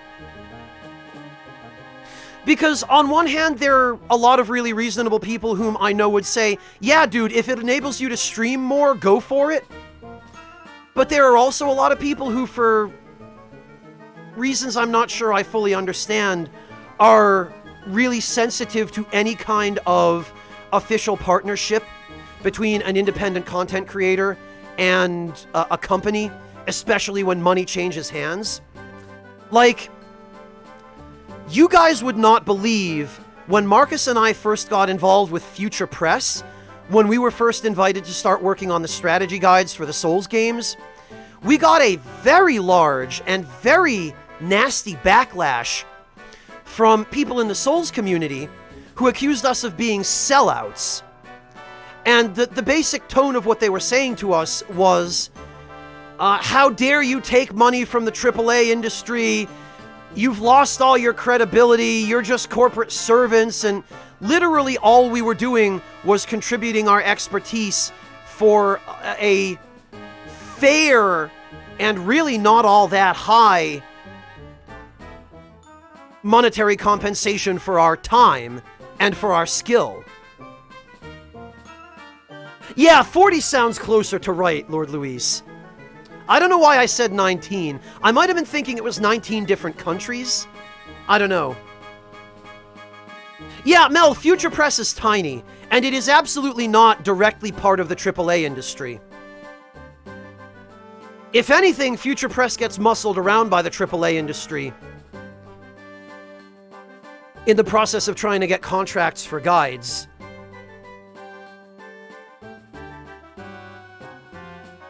Well, yeah, then, Maru, that's obviously my attitude as a self-sufficient adult is, well, the cynic in me would have an easy time saying, yeah, says the group of young kids who live with their parents and have never had to pay anything to support themselves, but I also understand that from a certain point of view, it is a little bit harder to look at somebody as credible when they're taking money from any kind of big company or corporation that has an interest in making itself look good or in pitching biased information to a wider audience through an intermediary, through an influencer, you know? I mean, that's why content creators are called influencers. So part of me feels that sort of trepidation about how my viewer base would react. But you're right, Salt Farm. Ultimately, that's what it comes down to, is you can't make everyone happy. The big question for me is, what would I be sacrificing, and how many people would I be throwing under the bus? And what kinds of people would I be throwing under the bus if I were to take that next step? So that's really been the biggest thing that's been tormenting me about looking forward for sponsorships. Well, I really appreciate that, J Sky. It's a comfort to me to hear that. Louise, I think there are actually 1 or 2 that exist in Germany already, actually. I know I think there's at least 1 in Portugal, and I know there are several others throughout Western Europe. Artista, the last time I did a straw poll,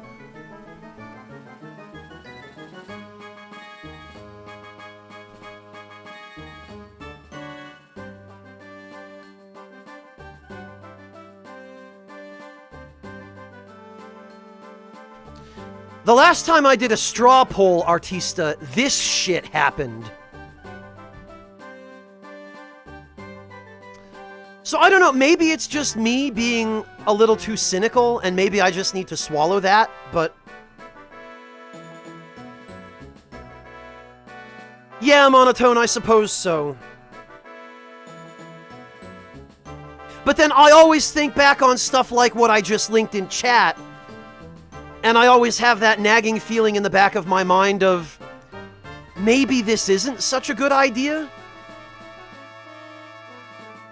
And the whole second-guessing myself is just the worst.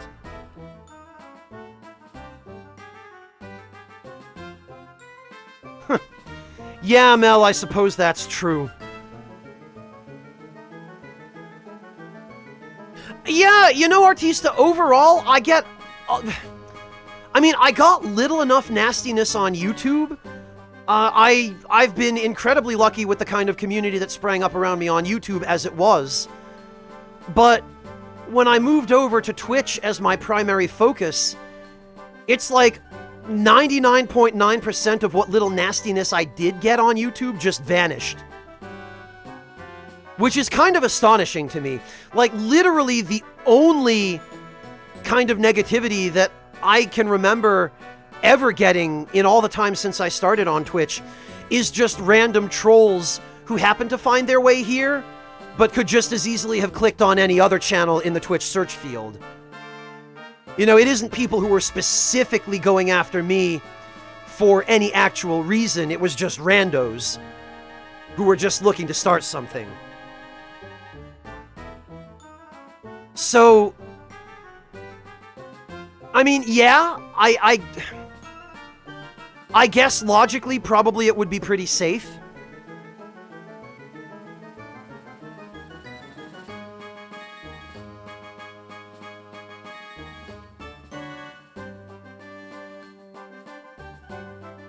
Well, definitely more so than YouTube, Venmaru. Yes, absolutely.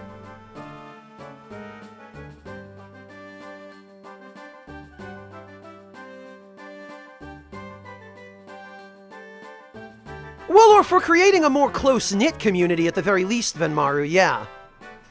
Because it's different when I upload something on YouTube that people can't interact with directly, and then we end up just interacting in the comments instead after the fact. But I guess it is pretty different for me to sit here and speak to and respond to you guys in real time.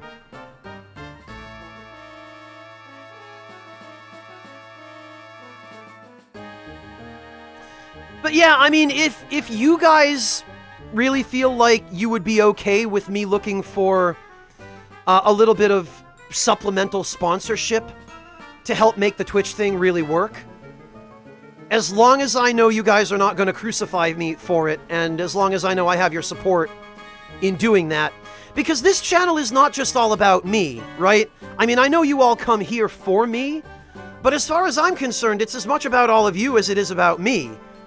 I mean, yeah, I guess from a certain point of view, I'm providing a service, but the service I provide is free, and I want it to stay free for all of you, and I don't want it to be ever walled off behind any kind of paywall or any nonsense like that, because I don't believe in that shit. And I want you guys to be able to feel like I am accountable to you before I am accountable to anybody else, and I don't want a sponsorship to change that. You know?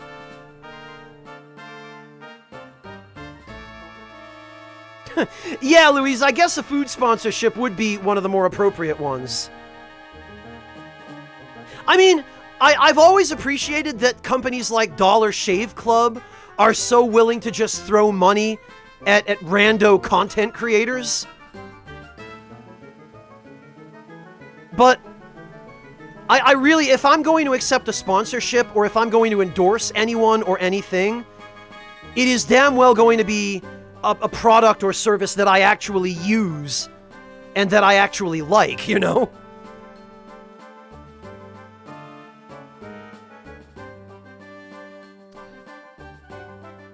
Well, Tsumikiro, here's the thing. It depends on what you mean by my content changing. Like, I would never become just an advertising slave. Even if I were in a deal that started off good, and all of a sudden whoever I were partnered with decided they wanted me to just do specific advertising content for them, I would back out of that deal. However, Tsumikiro, the more of a budget I actually have, and the more I earn as a content creator, the more I am able to put back into my content, and that's probably it is one of the first priorities I would have for any additional money that would come from sponsorships, is obviously better equipment, additional equipment, and more than anything else, I would have a budget for producing streams or videos that otherwise I would not be able to afford to do. You know? Like, there are things I've always wanted to do. I've always wanted to do some firearms videos. I've always wanted to be able to focus more heavily on travel. I've wanted to, for example, review airlines, that kind of thing. Maybe not review airlines, but to show some of the airlines that have treated me really well, and to kind of just do vlog-type videos on my experiences using those services, which I guess kind of overlaps into review territory, but that isn't my main goal by doing any of that. Hey, Underhill, welcome! Thank you so much for stopping in!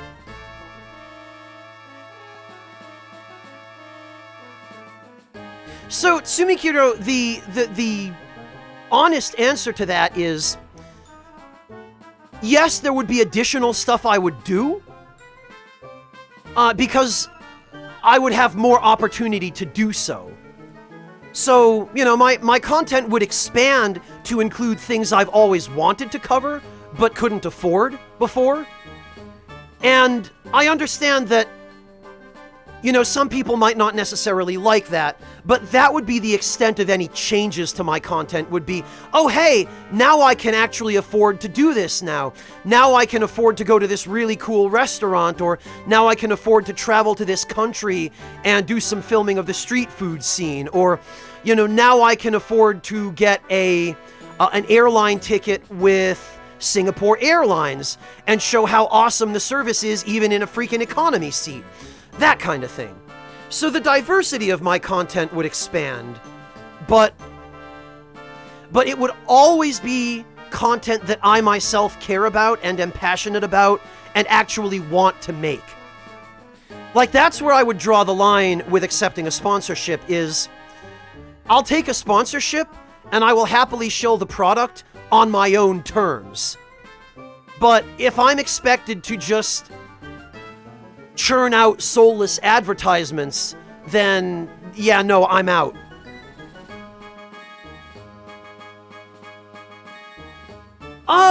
I don't know, Lord Luis.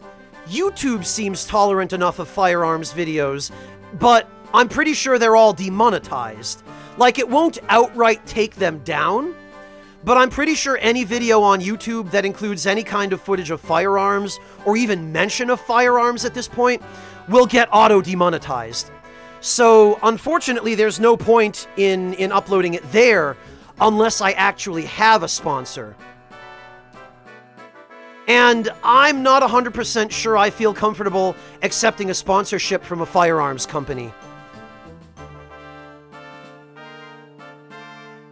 Like, a restaurant? Yes, absolutely, I will take that. A tea company? If Mike Harney ever changes his mind, yeah, I'm in. But in this day and age, I just don't feel like it's a good idea for me to be promoting guns. You know?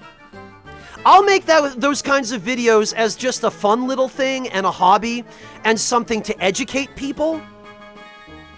But I don't feel right accepting money from companies for that, you know? Yeah, Mel, and so is Tao Fledermau and all of the big channels that do firearms videos. FPS Russia is probably locked up in an American federal prison at this point. Like, that guy is probably gone forever, you know? But so I would want to do things that I could feel comfortable and safe and guilt-free promoting to my viewers.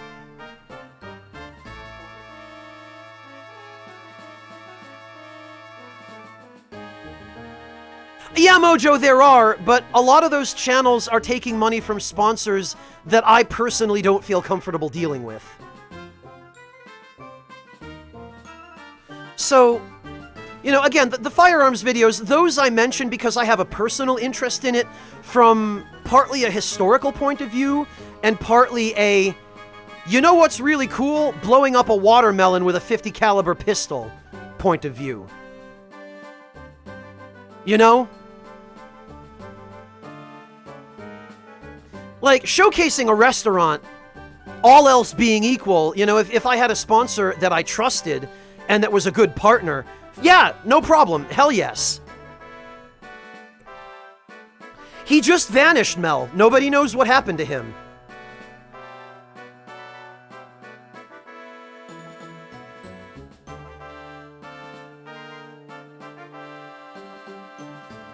But there are rumors floating around that he was arrested for something, or that he had made some enemies in the wrong places and got assassinated. I've heard all kinds of wild theories. Honestly, these days, probably a visit from the FBI is not unlikely. Noabad, thank you so much for the resub. Welcome back. I really appreciate it. So yeah, I mean, if all of you are okay with the idea of me reaching out to, say, Fogo de Chão, or, you know, some other company that, like a restaurant or a tea purveyor or something like that for a sponsorship, if that's all right with all of you, and if I know that I have your support for that, then I guess I can feel a little bit more comfortable and safe and confident in doing so.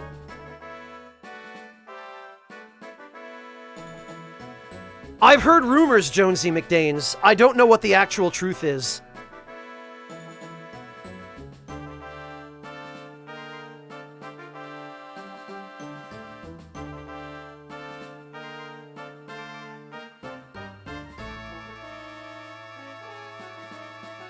So, I mean, I guess maybe we can just do a little bit of a sounding now. Out of the 91 or so people in chat, do me a favor and just type the number 1 in chat if you're cool with me putting a little bit more serious effort into finding some sponsorships that I think will mesh well with the channel. And press 2 in chat if you think you'd rather that I not. Just to give me an idea, just as kind of an off-the-cuff thing.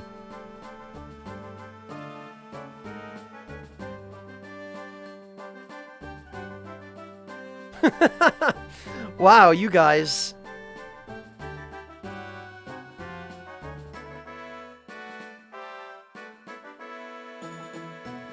Well, I don't see a single 2 other than wise-ass Yami, who probably wasn't even paying attention. That's alright, Yami. I still love you.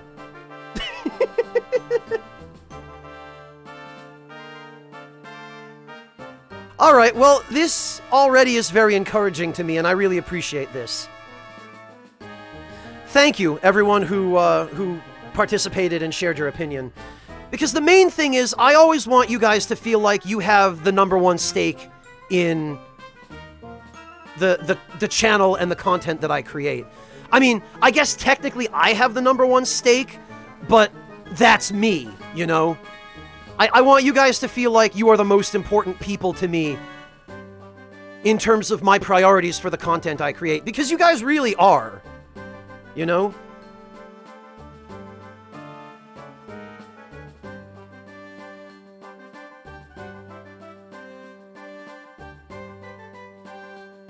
Really, Revan? I had no idea. Okay, interesting. Okay, then I guess somebody did get him. Damn.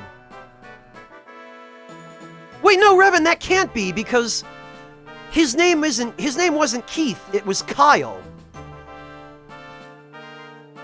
And he was making content well after 2013, I think. Oh yeah, Mel, he was. Anyway, be that as it may, I really appreciate everyone's feedback, and I want you all to know that no matter what sponsorships I do or don't accept, your feedback on the channel will always be of #1 importance to me, so...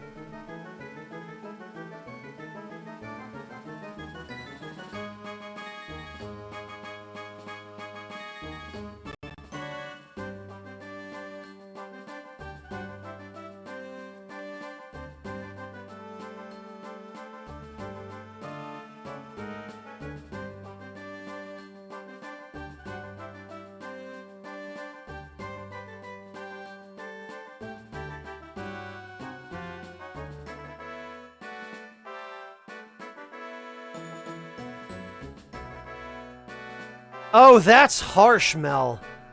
So that's what happened, huh? You know, I'm not sure I believe those allegations in their entirety, though. This seems like someone who just got too popular making boom boom videos, and somebody in the government decided they didn't like him, and decided to use some legal loopholes to take him down.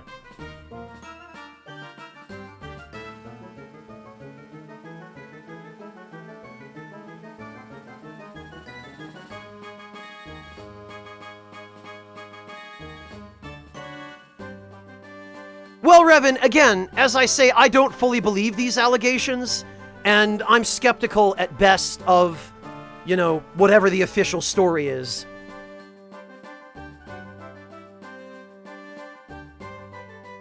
Yami, I never said that I wouldn't do it.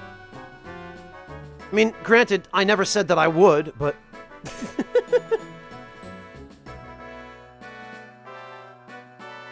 Well, Mojo, like I said, I would only ever shill something to you guys that I myself actually believed in and felt was good enough and worthy of being used by all of you. Like, I'll shill Fogo de Chão because it's a fantastic restaurant, and the quality of everything there is great, and they've never treated me anything but extremely well. And I mean, a sponsorship, depending on the product or the organization, might open up opportunities for me to be able to get you guys discounts on stuff too, you know? Like, a sponsorship with Fogo de Chão, I might be able to work something out with them where I could say, yeah, you know, if you go to Fogo de Chão, I can give you like a coupon code or something for 10 or 15% off the cost of your meal. Whatever, right? Because then that just becomes win-win. That's the kind of thing I would like to be able to do, but...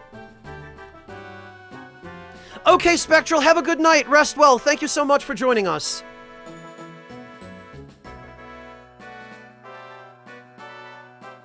Yeah, Mojo, transparency is my #1 priority. I would always keep you guys in the know about any changes or updates or any other circumstances surrounding sponsorship.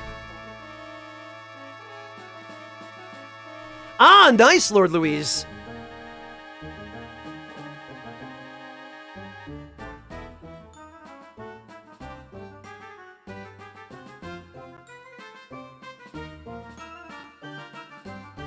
Okay, Mel, so it was his business partner. I gotcha.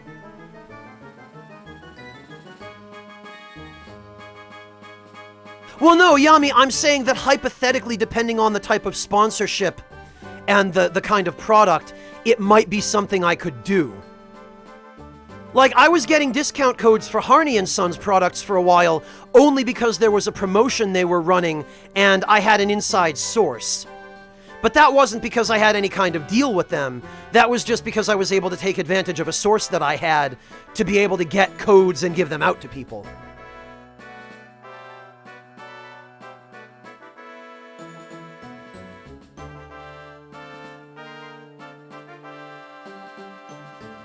But I'm just saying, depending upon how well I negotiated any of these sorts of deals, I might be able to work in some other perks as well.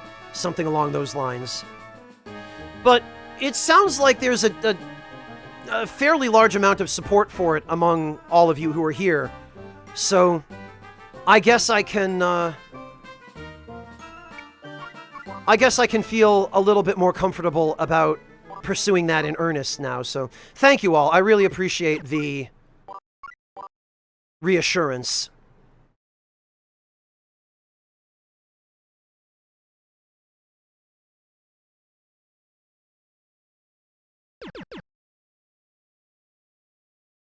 Alright, well, let's get through at least one more battle here, because I've been sitting here for over an hour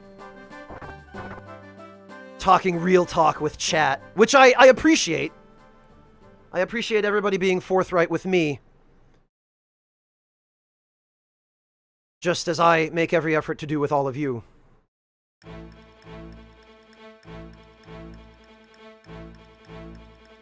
Defeat the trio. Yeah, this is the battle I thought it was. Our ship should be berthed up ahead. Oh, wait a minute, damn it. I forgot to...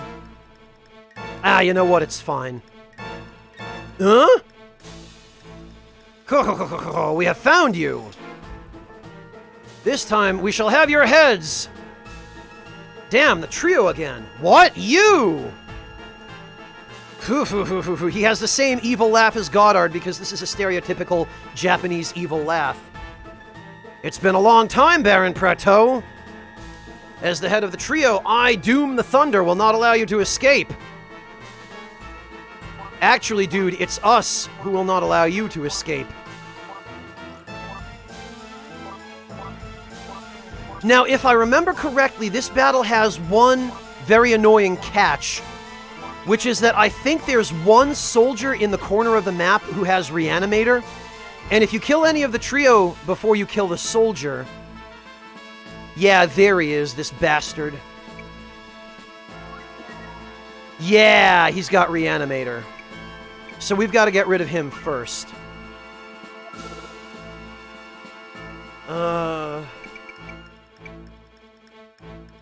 Thank you, Revan. I really appreciate that. It means a lot. Hello, Yorshka. Welcome. Yeah, it damn sure is, Resident Aurora.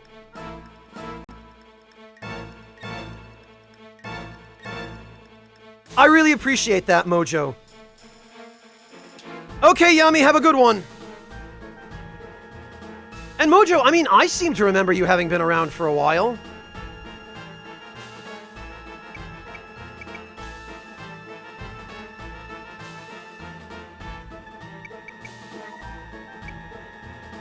Alright, can I reach Revival Guy? I can't.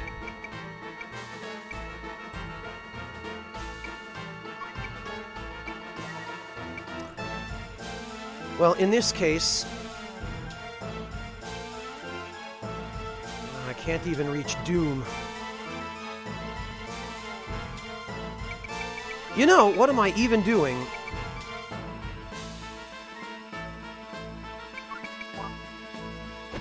I ought to just wait until they've taken their turns.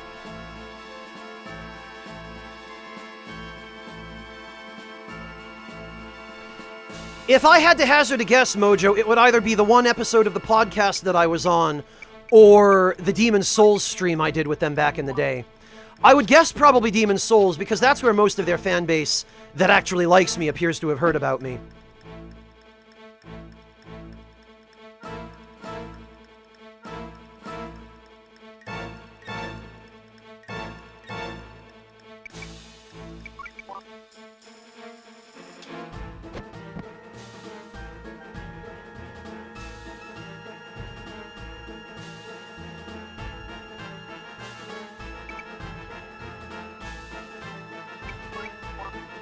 Ah, damn it. I didn't mean to have him wait. Oh well, that's fine. We can just have Vlad use Spirit Fruit instead.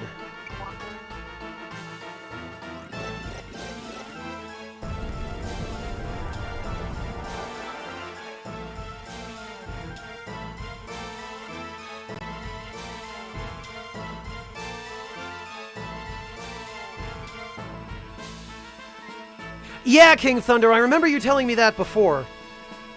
I think the vast majority of people who found out about me through them did so via that little collab.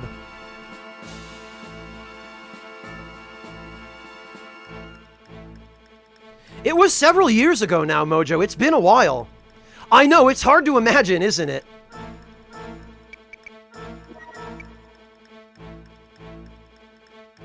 Alright, now I can reach Revival Dickbag over there.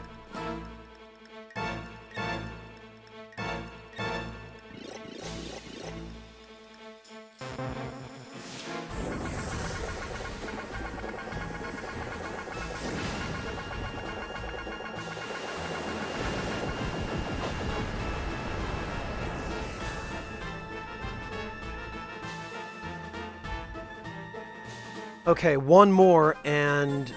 oh, good.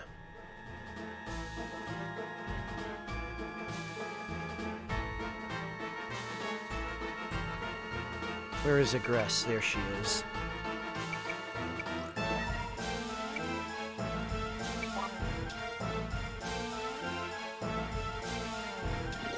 We'll give Prateau another turn. That'll take out the Revivinator dude over there.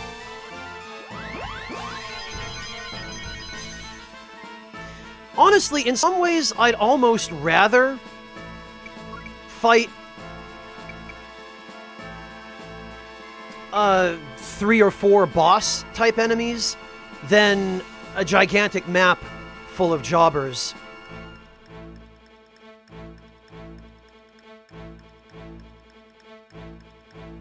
Ah, not nearly.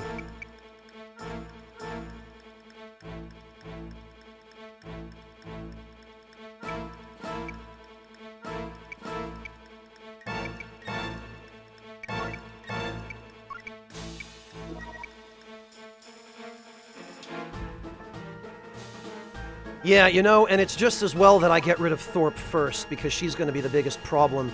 Since she can fly, we can't box her in.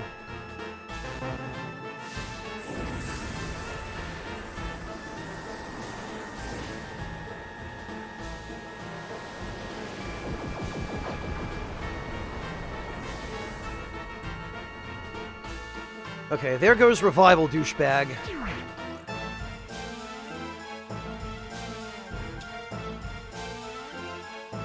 And I think we can get one more turn out of this.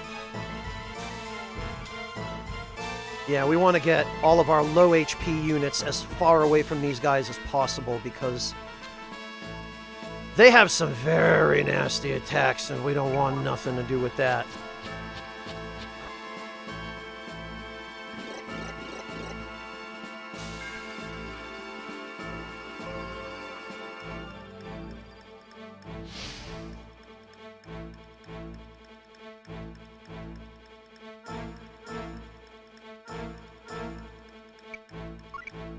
Alright, now we can have Prateau back the hell off.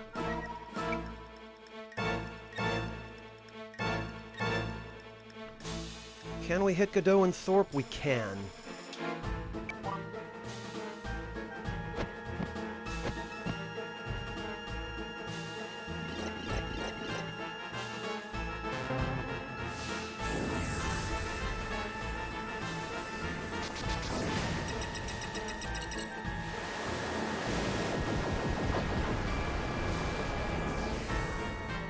Oh, you mean the Pillars of Eternity one, Mel? Yeah, with Pat and Plague. That one was a lot of fun. Pillars of Eternity hurts my brain. It's a really cool game, but I just don't think I can get into it.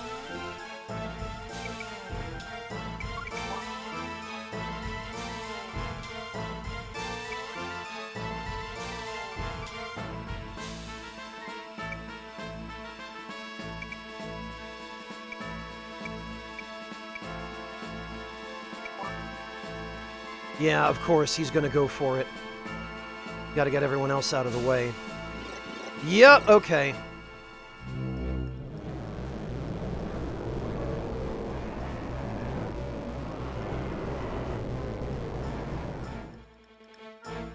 Hi, Drax, how you doing?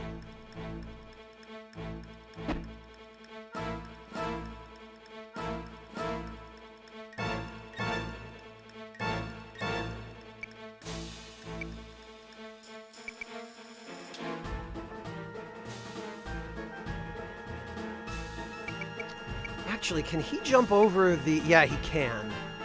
Okay.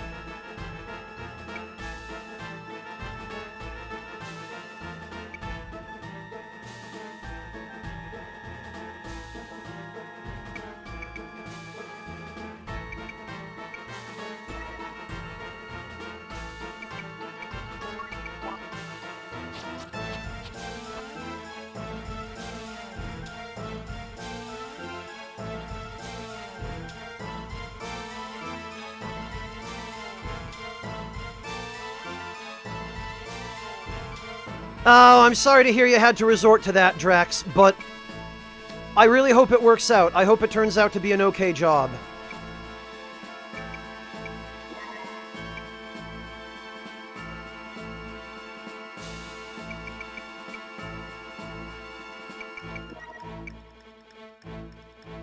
Oh, and I can't even reach him. Damn it.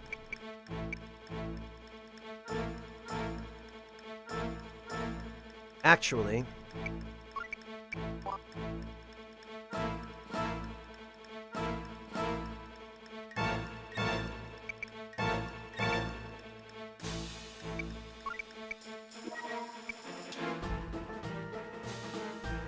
I might be able to hit all three. I can.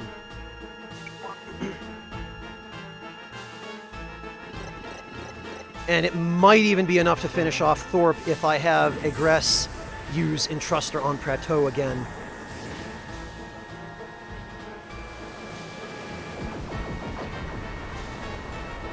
Oh, good luck, Drax! Good luck with the test and everything.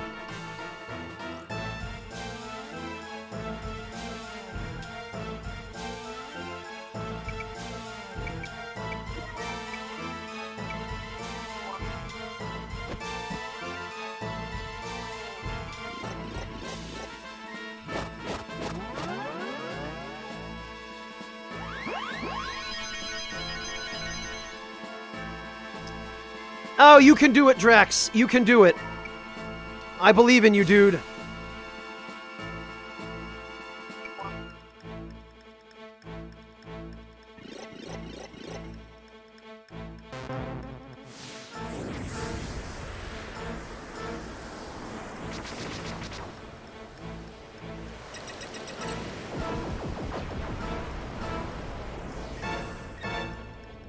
Yep, there goes Thorpe. Okay.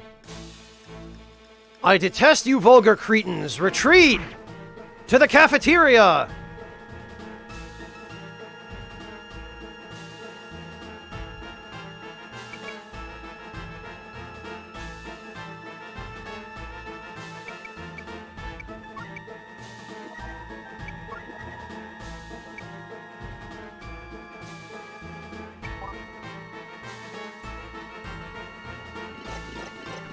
I can appreciate that, Drax. Just hang in there, try and stay cool, do your best to focus on the test, and you'll be fine.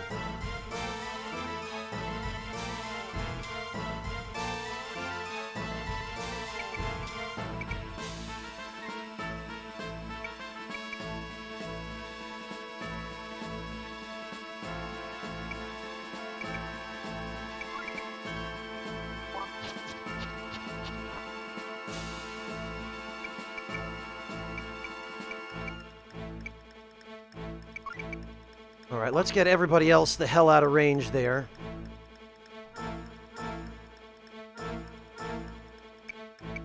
Wait, who hasn't... Oh, Maria.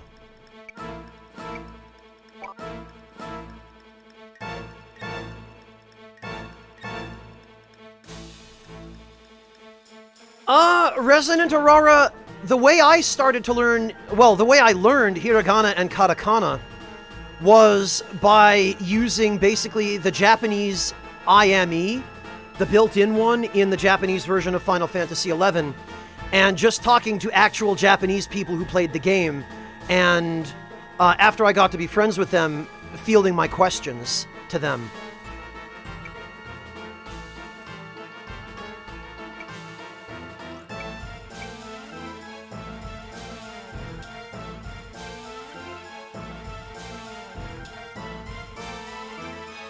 So that's what personally I would recommend.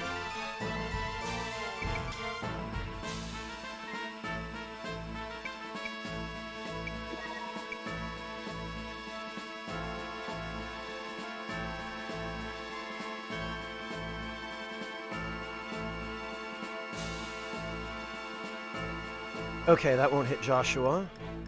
Probably won't hit Godot either, but...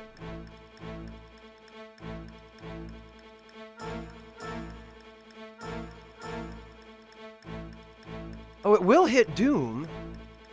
Oh, but now it will hit Joshua. Damn, okay, well... This is probably as good as it's going to get, then. Yeah, of course he's going to decide. I knew he'd go for Preto.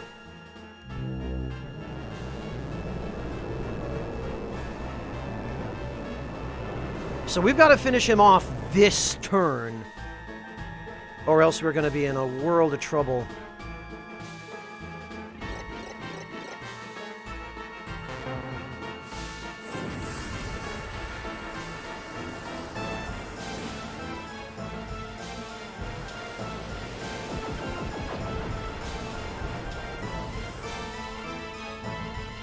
Wow, Drax, that's, ugh. I don't like it.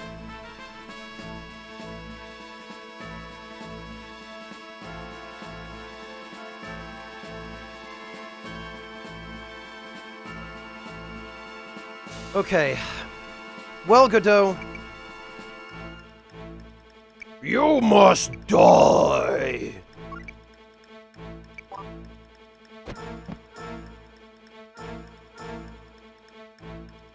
Oh, he's got a healing spell? Great. Awesome.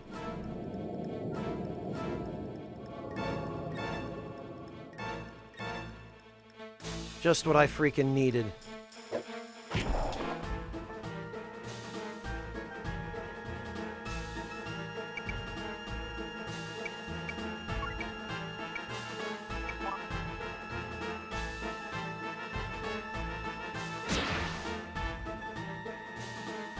Yeah, I must get treatment. You just did, idiot.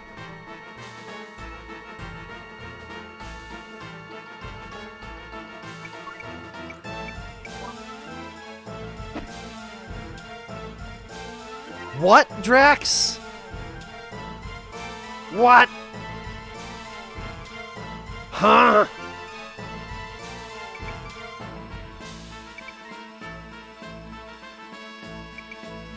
Alright, I tell you what we're gonna do.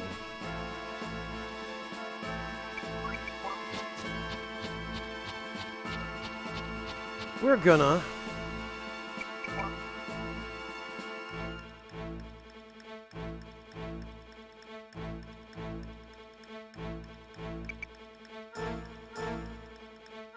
Oh, actually, I could have just put one there. Damn it.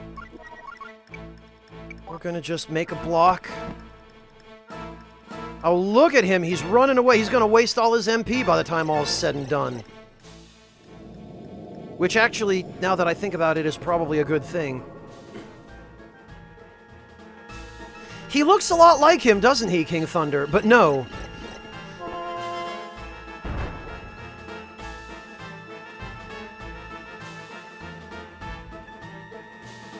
Lord Louise, does the Pope shit in the woods? Wait, no, that's... Damn it! I messed that up. Pretend that didn't happen. Let me just try that again. Lord Louise, does a bear shit in the woods?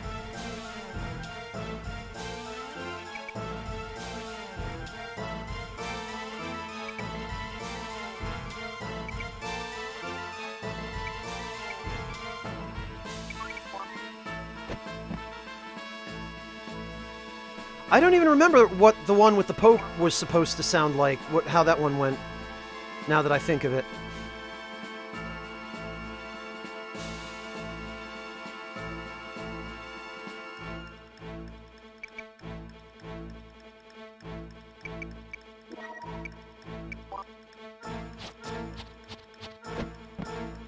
Well, alright, at least it's just Doom now.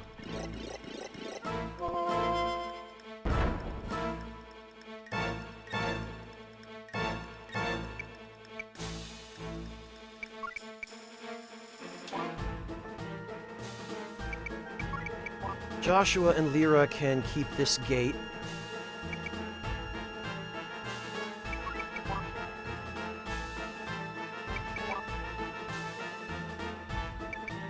Maria can head back. Yeah, screw you too, motorcycle guy. Alright, what does he have, actually? I think he has... Thunder... Oh, but he wasted too much MP, and now he can't even use Thunderfall. Great. He's got Axe Storm and he's got Song of Joy. A cursed chainmail infused with the power of darkness, because of course it freaking is.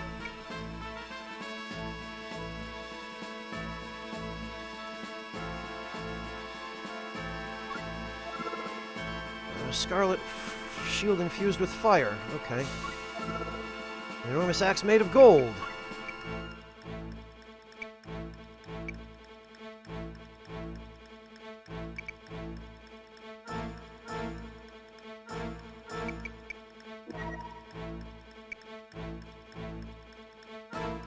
Yeah, you know what?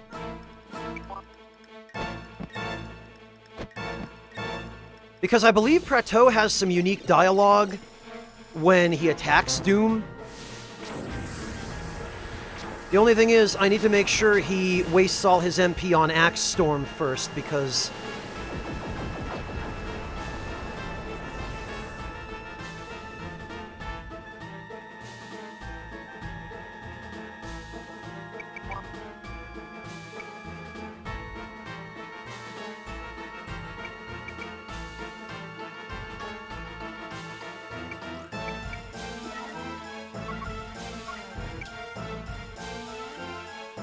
I have a feeling he's going to move somewhere over there.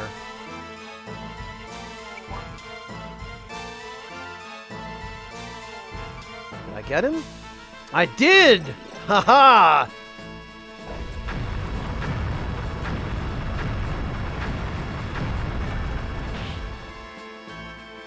God, I really, really hope we get the Megiddo swords pretty soon, because our sword techniques are getting drastically outclassed.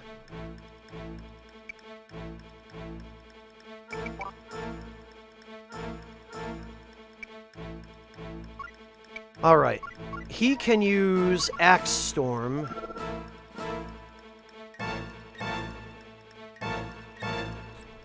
Twice more. Which means I'm going to have Prateau play it safe and exhaust his MP, because what Doom is going to do, what I've seen enemies do with this strategy, is they'll just use the four-directional attack to punish attempts to punish them.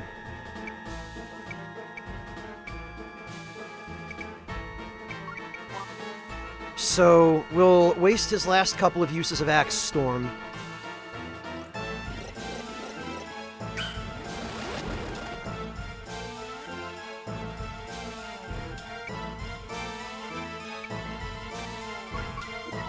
Okay, he is now well and truly out of MP, and he cannot use Song of Joy anymore.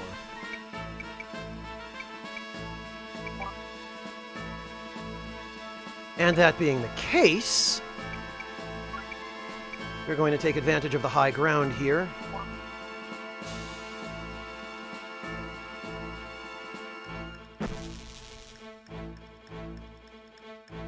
Doom! Rein in Agatha before it's too late!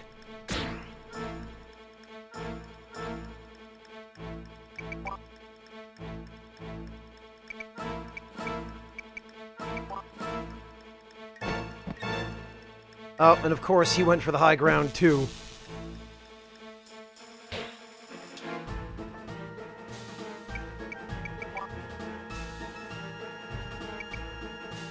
Alright, maybe we can just move this over here.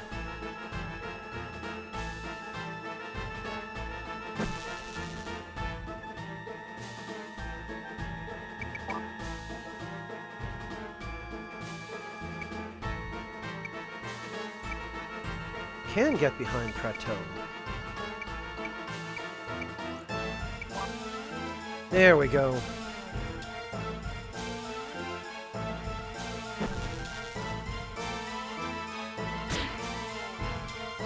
Monotone, I'm just gonna pretend I don't see what you're doing there in chat.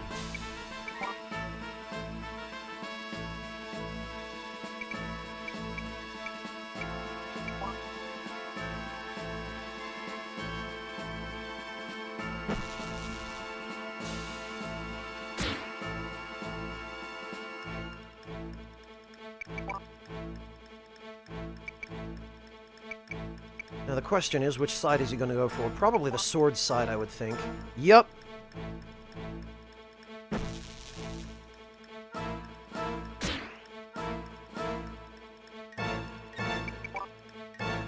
And once you've got a boss down to the point at which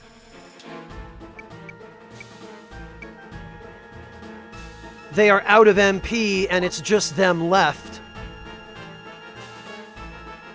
it becomes a 100% easy, winnable fight.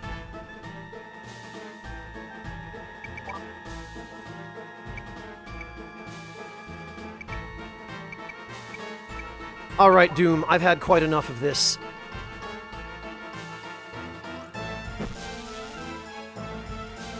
So that I could show the unique dialogue Praetos says when he attacks Doom. Basil, yes.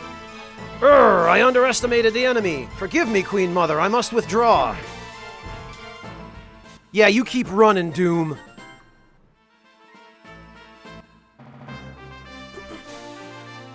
Victory!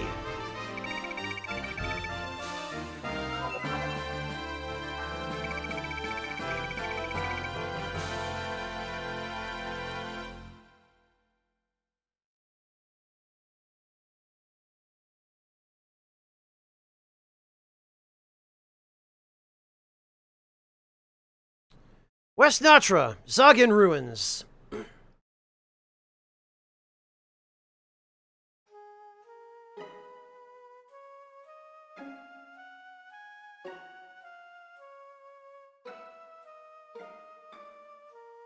It is the same.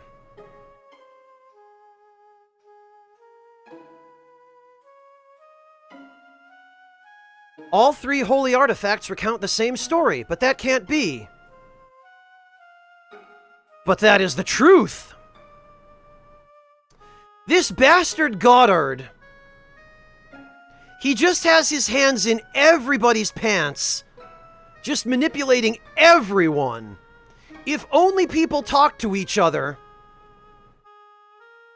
Pardon? I met you on Zabu Island, and you seem totally untrustworthy, but I'm sure it's fine. Who are you?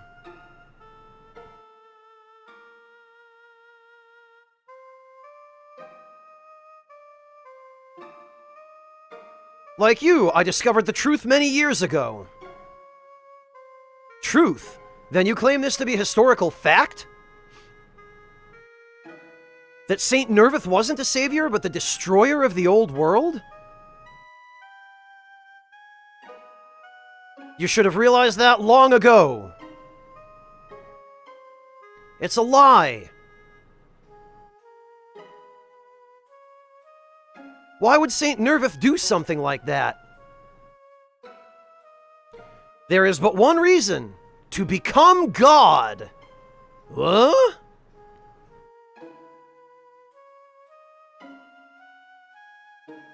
The ancients developed their civilization to create heaven on earth. The cities burned with light. Food was plentiful.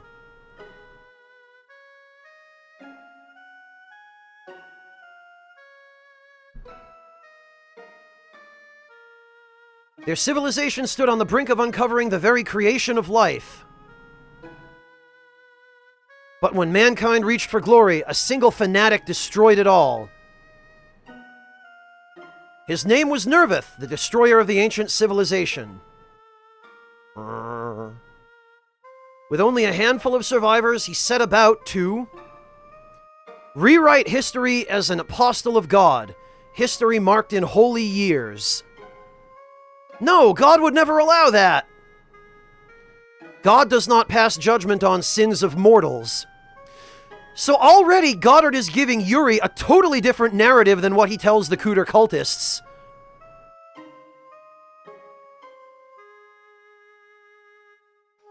But his game is the same. He's manipulating them through their faith. And he is telling Yuri bits and pieces of the truth, but he is twisting the truth to manipulate Yuri. God is in heaven. Only those who can climb that high will hear his voice. Only those who can reach the gates of heaven will be blessed by God. And Goddard is also now mixing in some of his actual personal beliefs here as well. You are but one of the few with that privilege. Come with me. We shall go together to hear the true voice of God. And Yuri's just like, okay, where do I sign up, creepy guy whom I'm sure I can totally trust?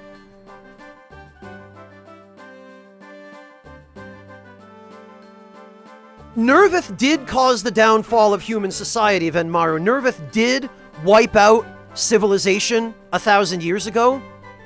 But the reason why he did it is very different than the one Goddard is giving Yuri. The whole bit about Nervith doing it to become God, that is actually what Goddard intends to do. But he is spinning it as, oh yeah, Nervith did it.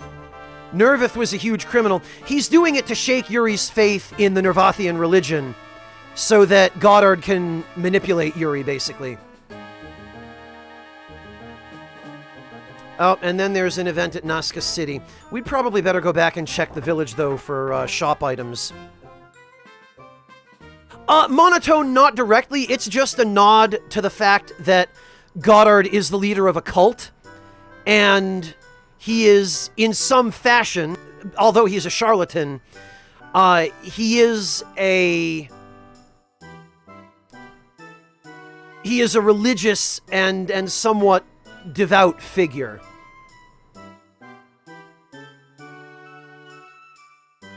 Yeah, exactly, King Thunder.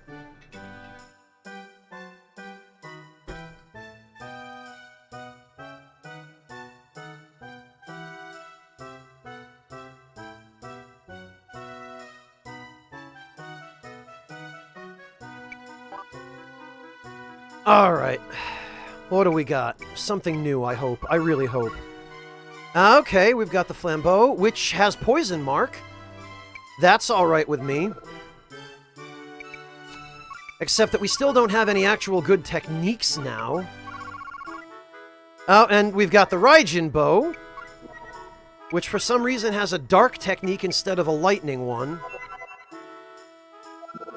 An Oriental bow enhanced by the power of thunder and lightning. And this one is infused with the elemental power of the wind. We've got a Chris knife, which has grave stench. Which is crap. Please tell me we have a good shield. Ah, we do! A shield studded with sharp spikes. Impressive, but also too heavy. No stun mark! Yeah. Okay, well, that's fine. No stun mark is useless, but...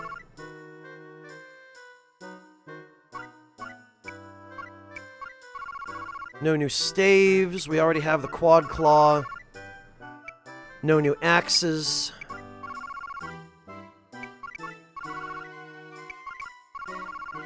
No new armor, of course.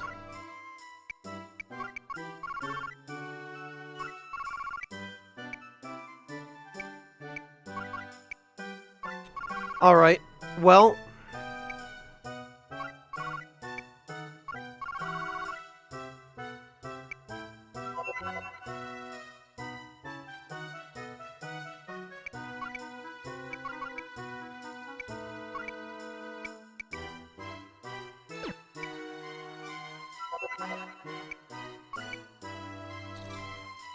Guilty is fine. Maria is fine.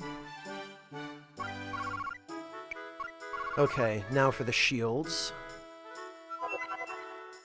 And, conveniently enough, the spike shield is actually a decent, albeit not ideal, weapon. I think the Claymore might still have slightly higher attack. Oh, no! Okay. It does not.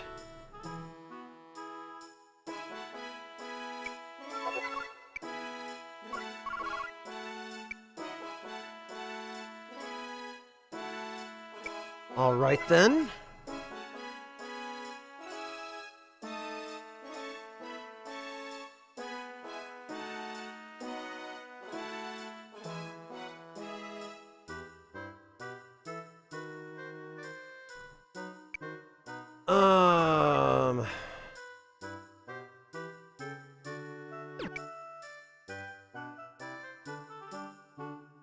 Actually, I should probably check the tavern and see if anything new has happened.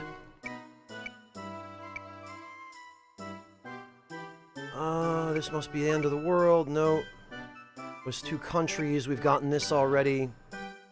Central Natra. Yeah, okay. Nothing new.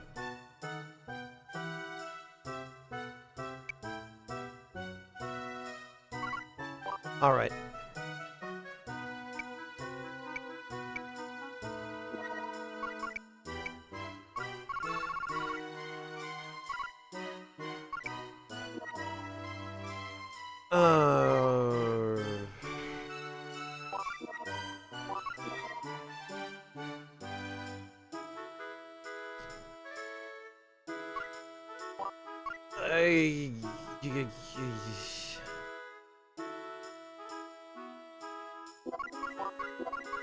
I guess that's fine.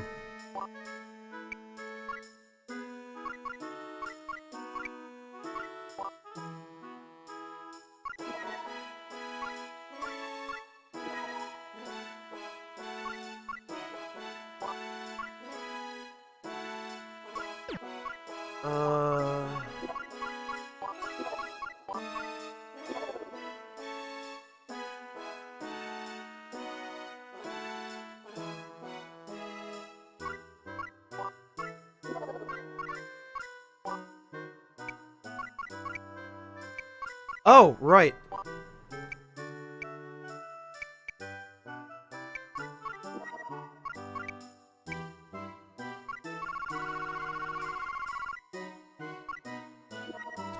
And you know, I'm just gonna transfer this stuff over... to the Skull Rod, because I like the look of the Skull Rod better, and he's not gonna be using it to hit anybody anyway.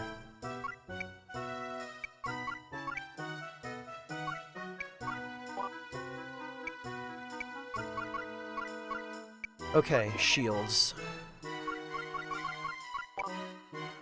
Ah, whoops. Damn it.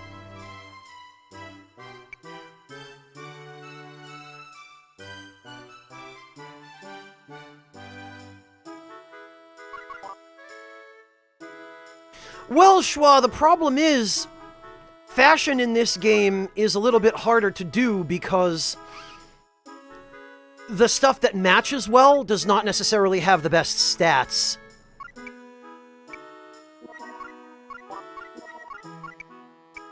Okay.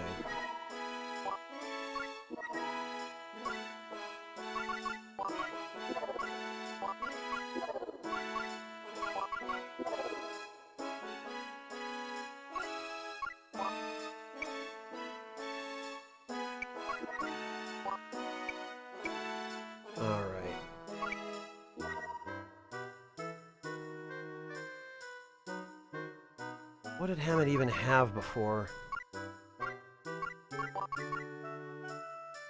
Oh, he didn't have anything.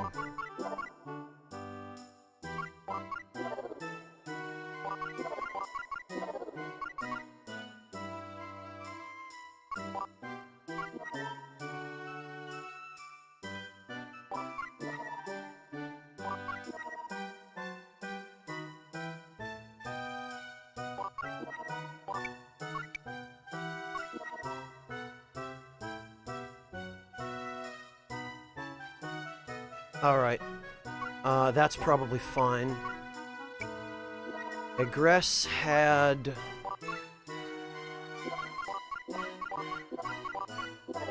those.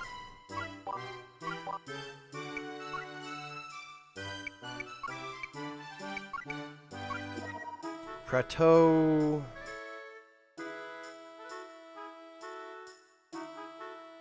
is fine with this? Hang on. 39 HP. Spike shields have 43 HP. Okay, so actually... we need one more spike shield for Prateau. Yeah, Basil, from what I heard, I never played it, but I heard that White Knight Chronicles was really very disappointing.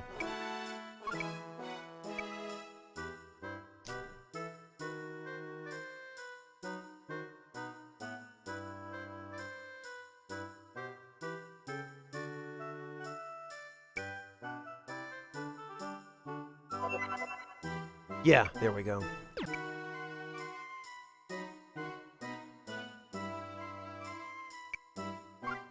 Yeah, Schwa, isn't it always the problem? Either you get good fashion, or you get an optimal stat spread and equipment.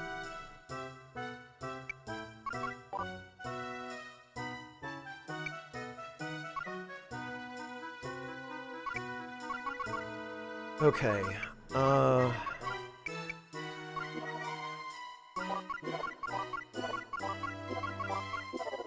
I will definitely be replacing those stun mark with barrier presently, but...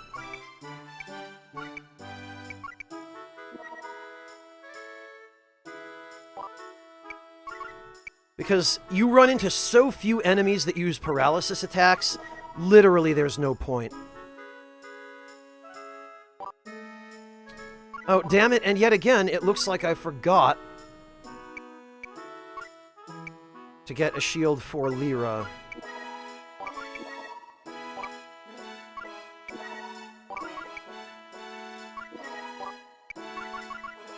Joshua is fine because his is better.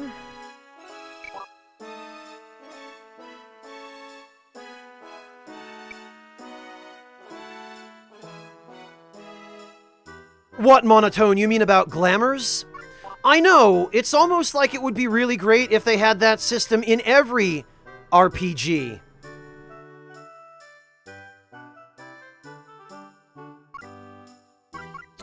Now, before I forget...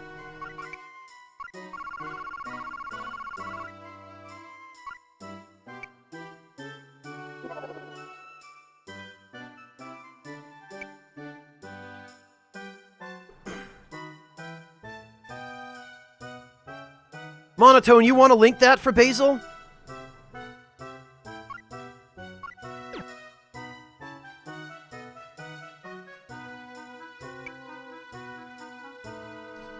Okay, one more freaking spike shield, I guess.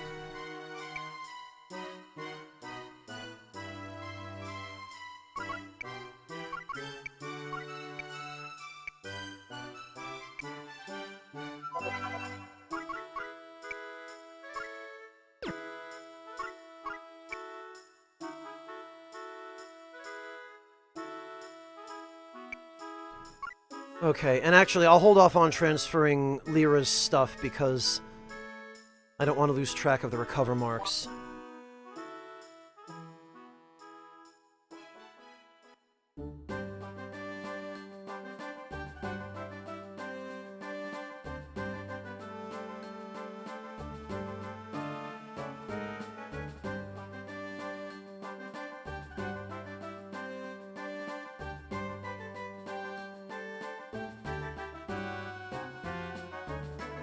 Yes, Schwa! How long has it been since I last played Dark Souls 2 all the way through? Since the DLCs came out.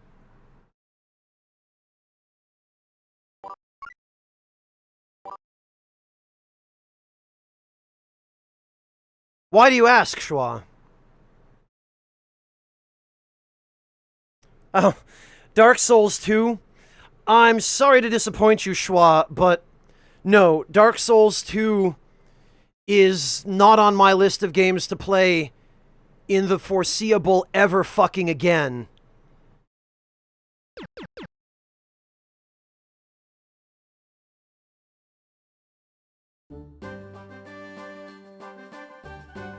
I appreciate the thought, though.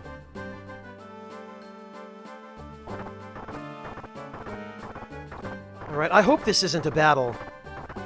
I don't remember, actually, whether or not it is.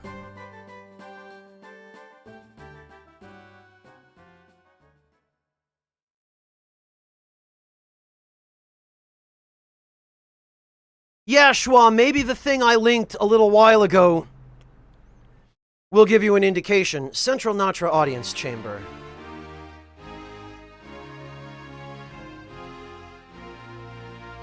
Don't you think something is wrong here? The king's abduction should have caused more fuss than this. Perhaps only the top echelon is aware. Even so, this is decidedly odd. Thank you for waiting, White Dragons. Oh, it's Ladarek! What? You? Cardinal Ladarek?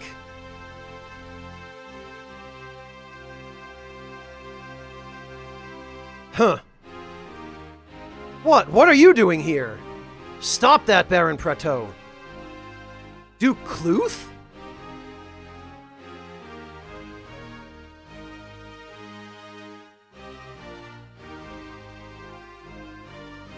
Oh no, look at him! He's been turned into a zombie!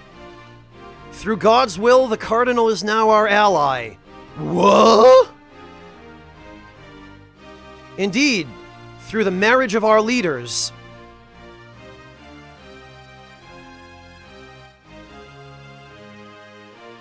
Oh, look! At least they didn't...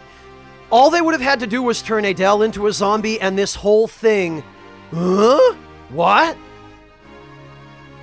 Bow down to King Franz and Queen Adele.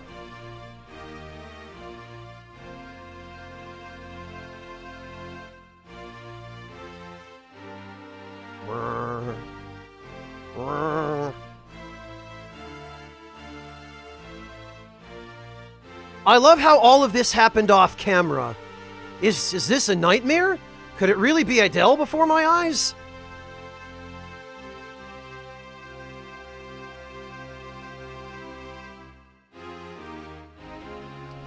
I'm not sure, King Thunder. I didn't get a good look.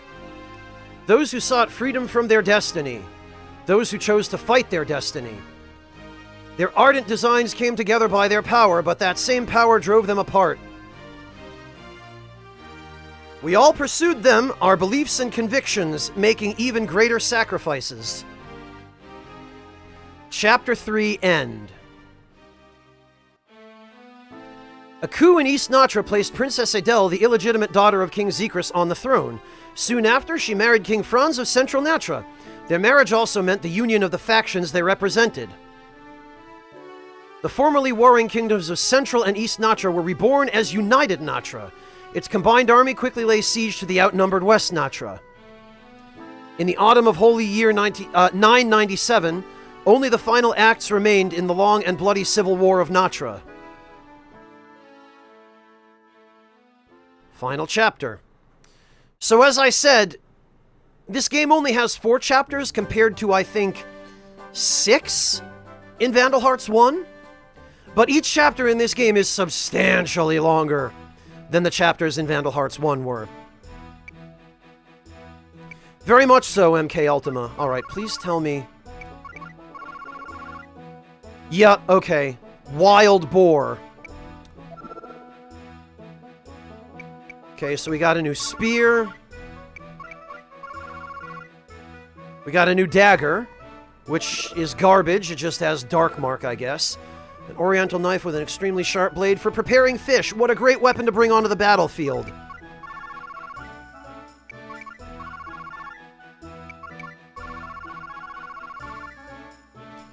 And a fair wand, which has heal max. Very good.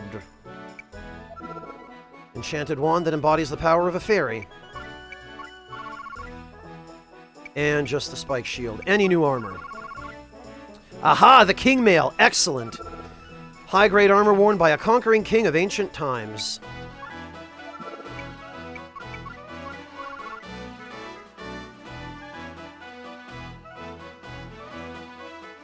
Right, Monotone, I know. Yeah, Schwa, well, just you wait till you see the shit that goes down in this chapter. Oh, and an eye coat? A robe made of a fabric woven with the feathers of a rare Arctic bird. I wonder if it's an ibis.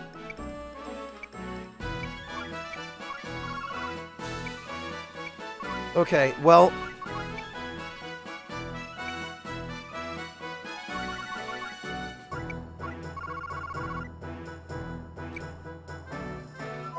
time for them to have to learn another garbage skill that they're gonna just end up replacing.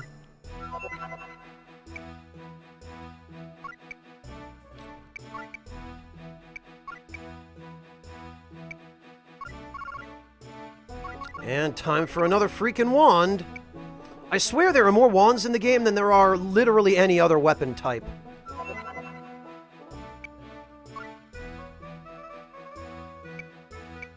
I don't think any of the buyable daggers increase... Yeah, no, she loses one movement. Screw that.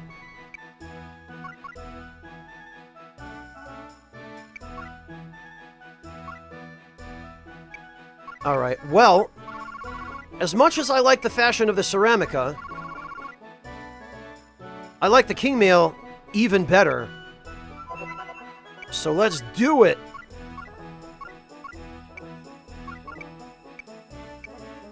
Wear that funky King Mail, JRPG boy.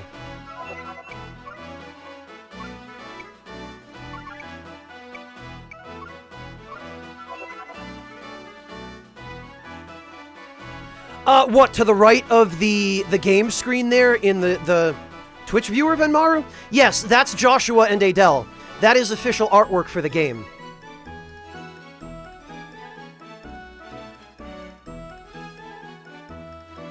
No, no, Schwa, not that direction. I'm talking just dark. Not like perverted dark, but just dark.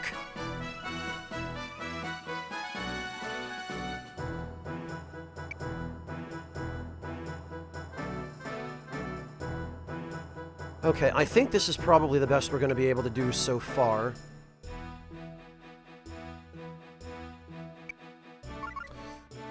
Now we've got more skills to transfer. Oh, joy!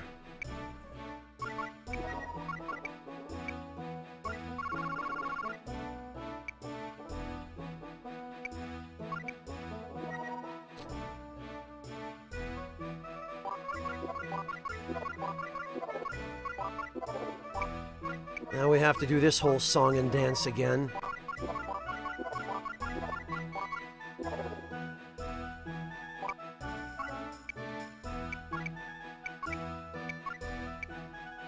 Ah, right.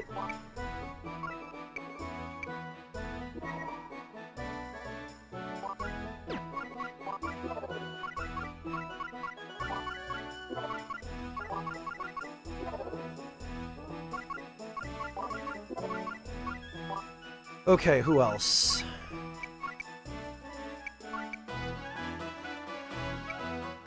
I don't think anybody else.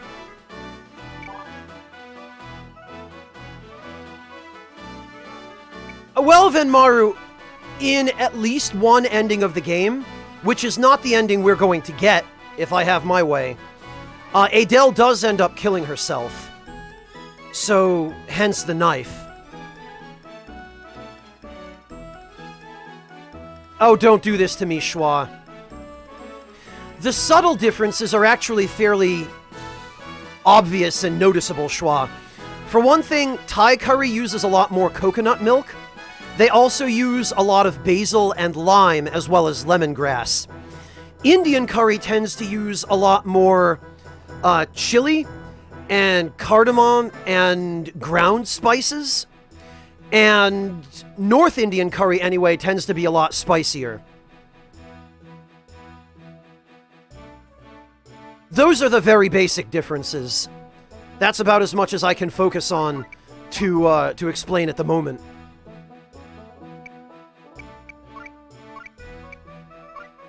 Alright, these can go.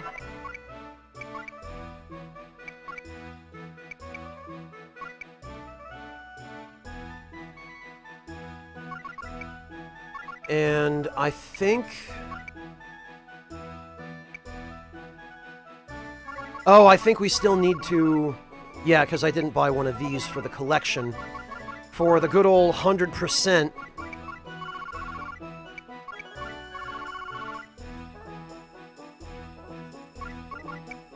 We've got those.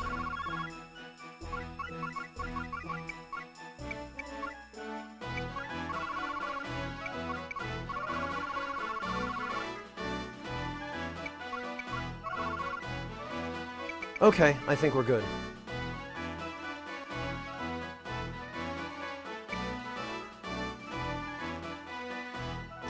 Oh, I see, Schwa.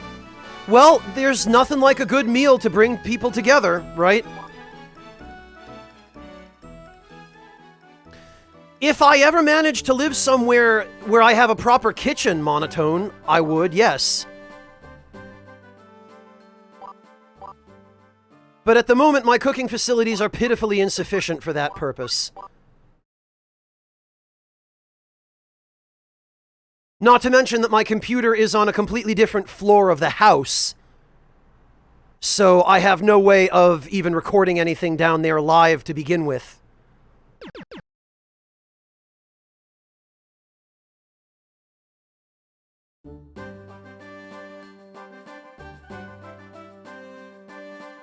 Yeah, King Thunder, it's called the Magus Sisters or Anima's Limit Break.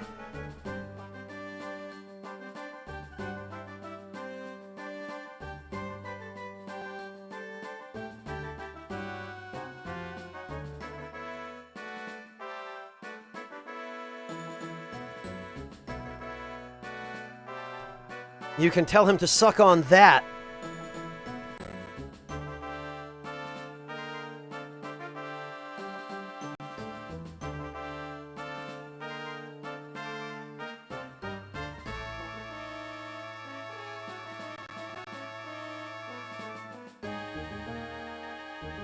Oh, jeez.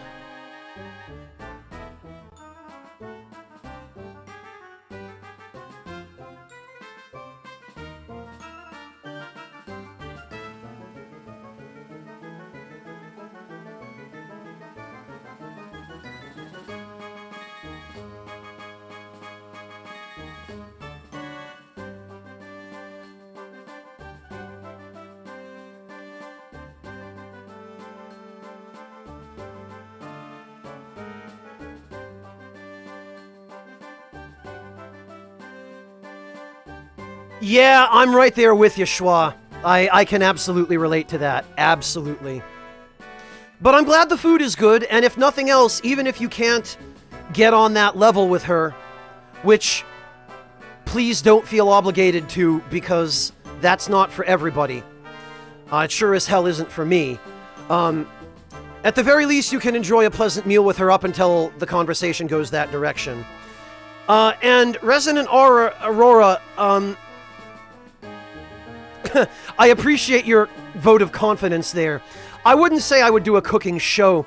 It's more the kind of thing where, oh, I have a particular recipe I actually feel like making tonight. Maybe I could stream it. You know, but again, that would require a different home and a different setup and a different lots and lots of things. Which is one of the reasons why it would be nice to be able to stream while I'm traveling. Because that's the most likely situation in which I would be in a position to record in an actual kitchen. Anyway, speaking of kitchens, I need to go get myself some dinner. So what we're going to do is we're going to go raid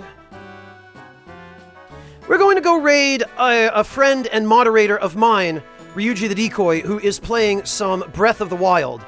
I'm going to turn you over to him so that he can help you guys enjoy and relax for the rest of your evening, while I go prepare some food for myself. So, thank you all so much for joining me. And yeah, I know, Schwa, I'm sorry, but I've got to get some food. I'm starving over here. So thank you all so much for joining me, and I look forward to seeing all of you next time. I'm going to try and stream tomorrow. Again, it might be more of this, it might not. It depends what I'm feeling. But one way or the other, I will catch all of you then. Take care, everyone, and thank you all especially for your reassurance about sponsorships. I'll keep you all updated. Good night, everyone. Catch you next time.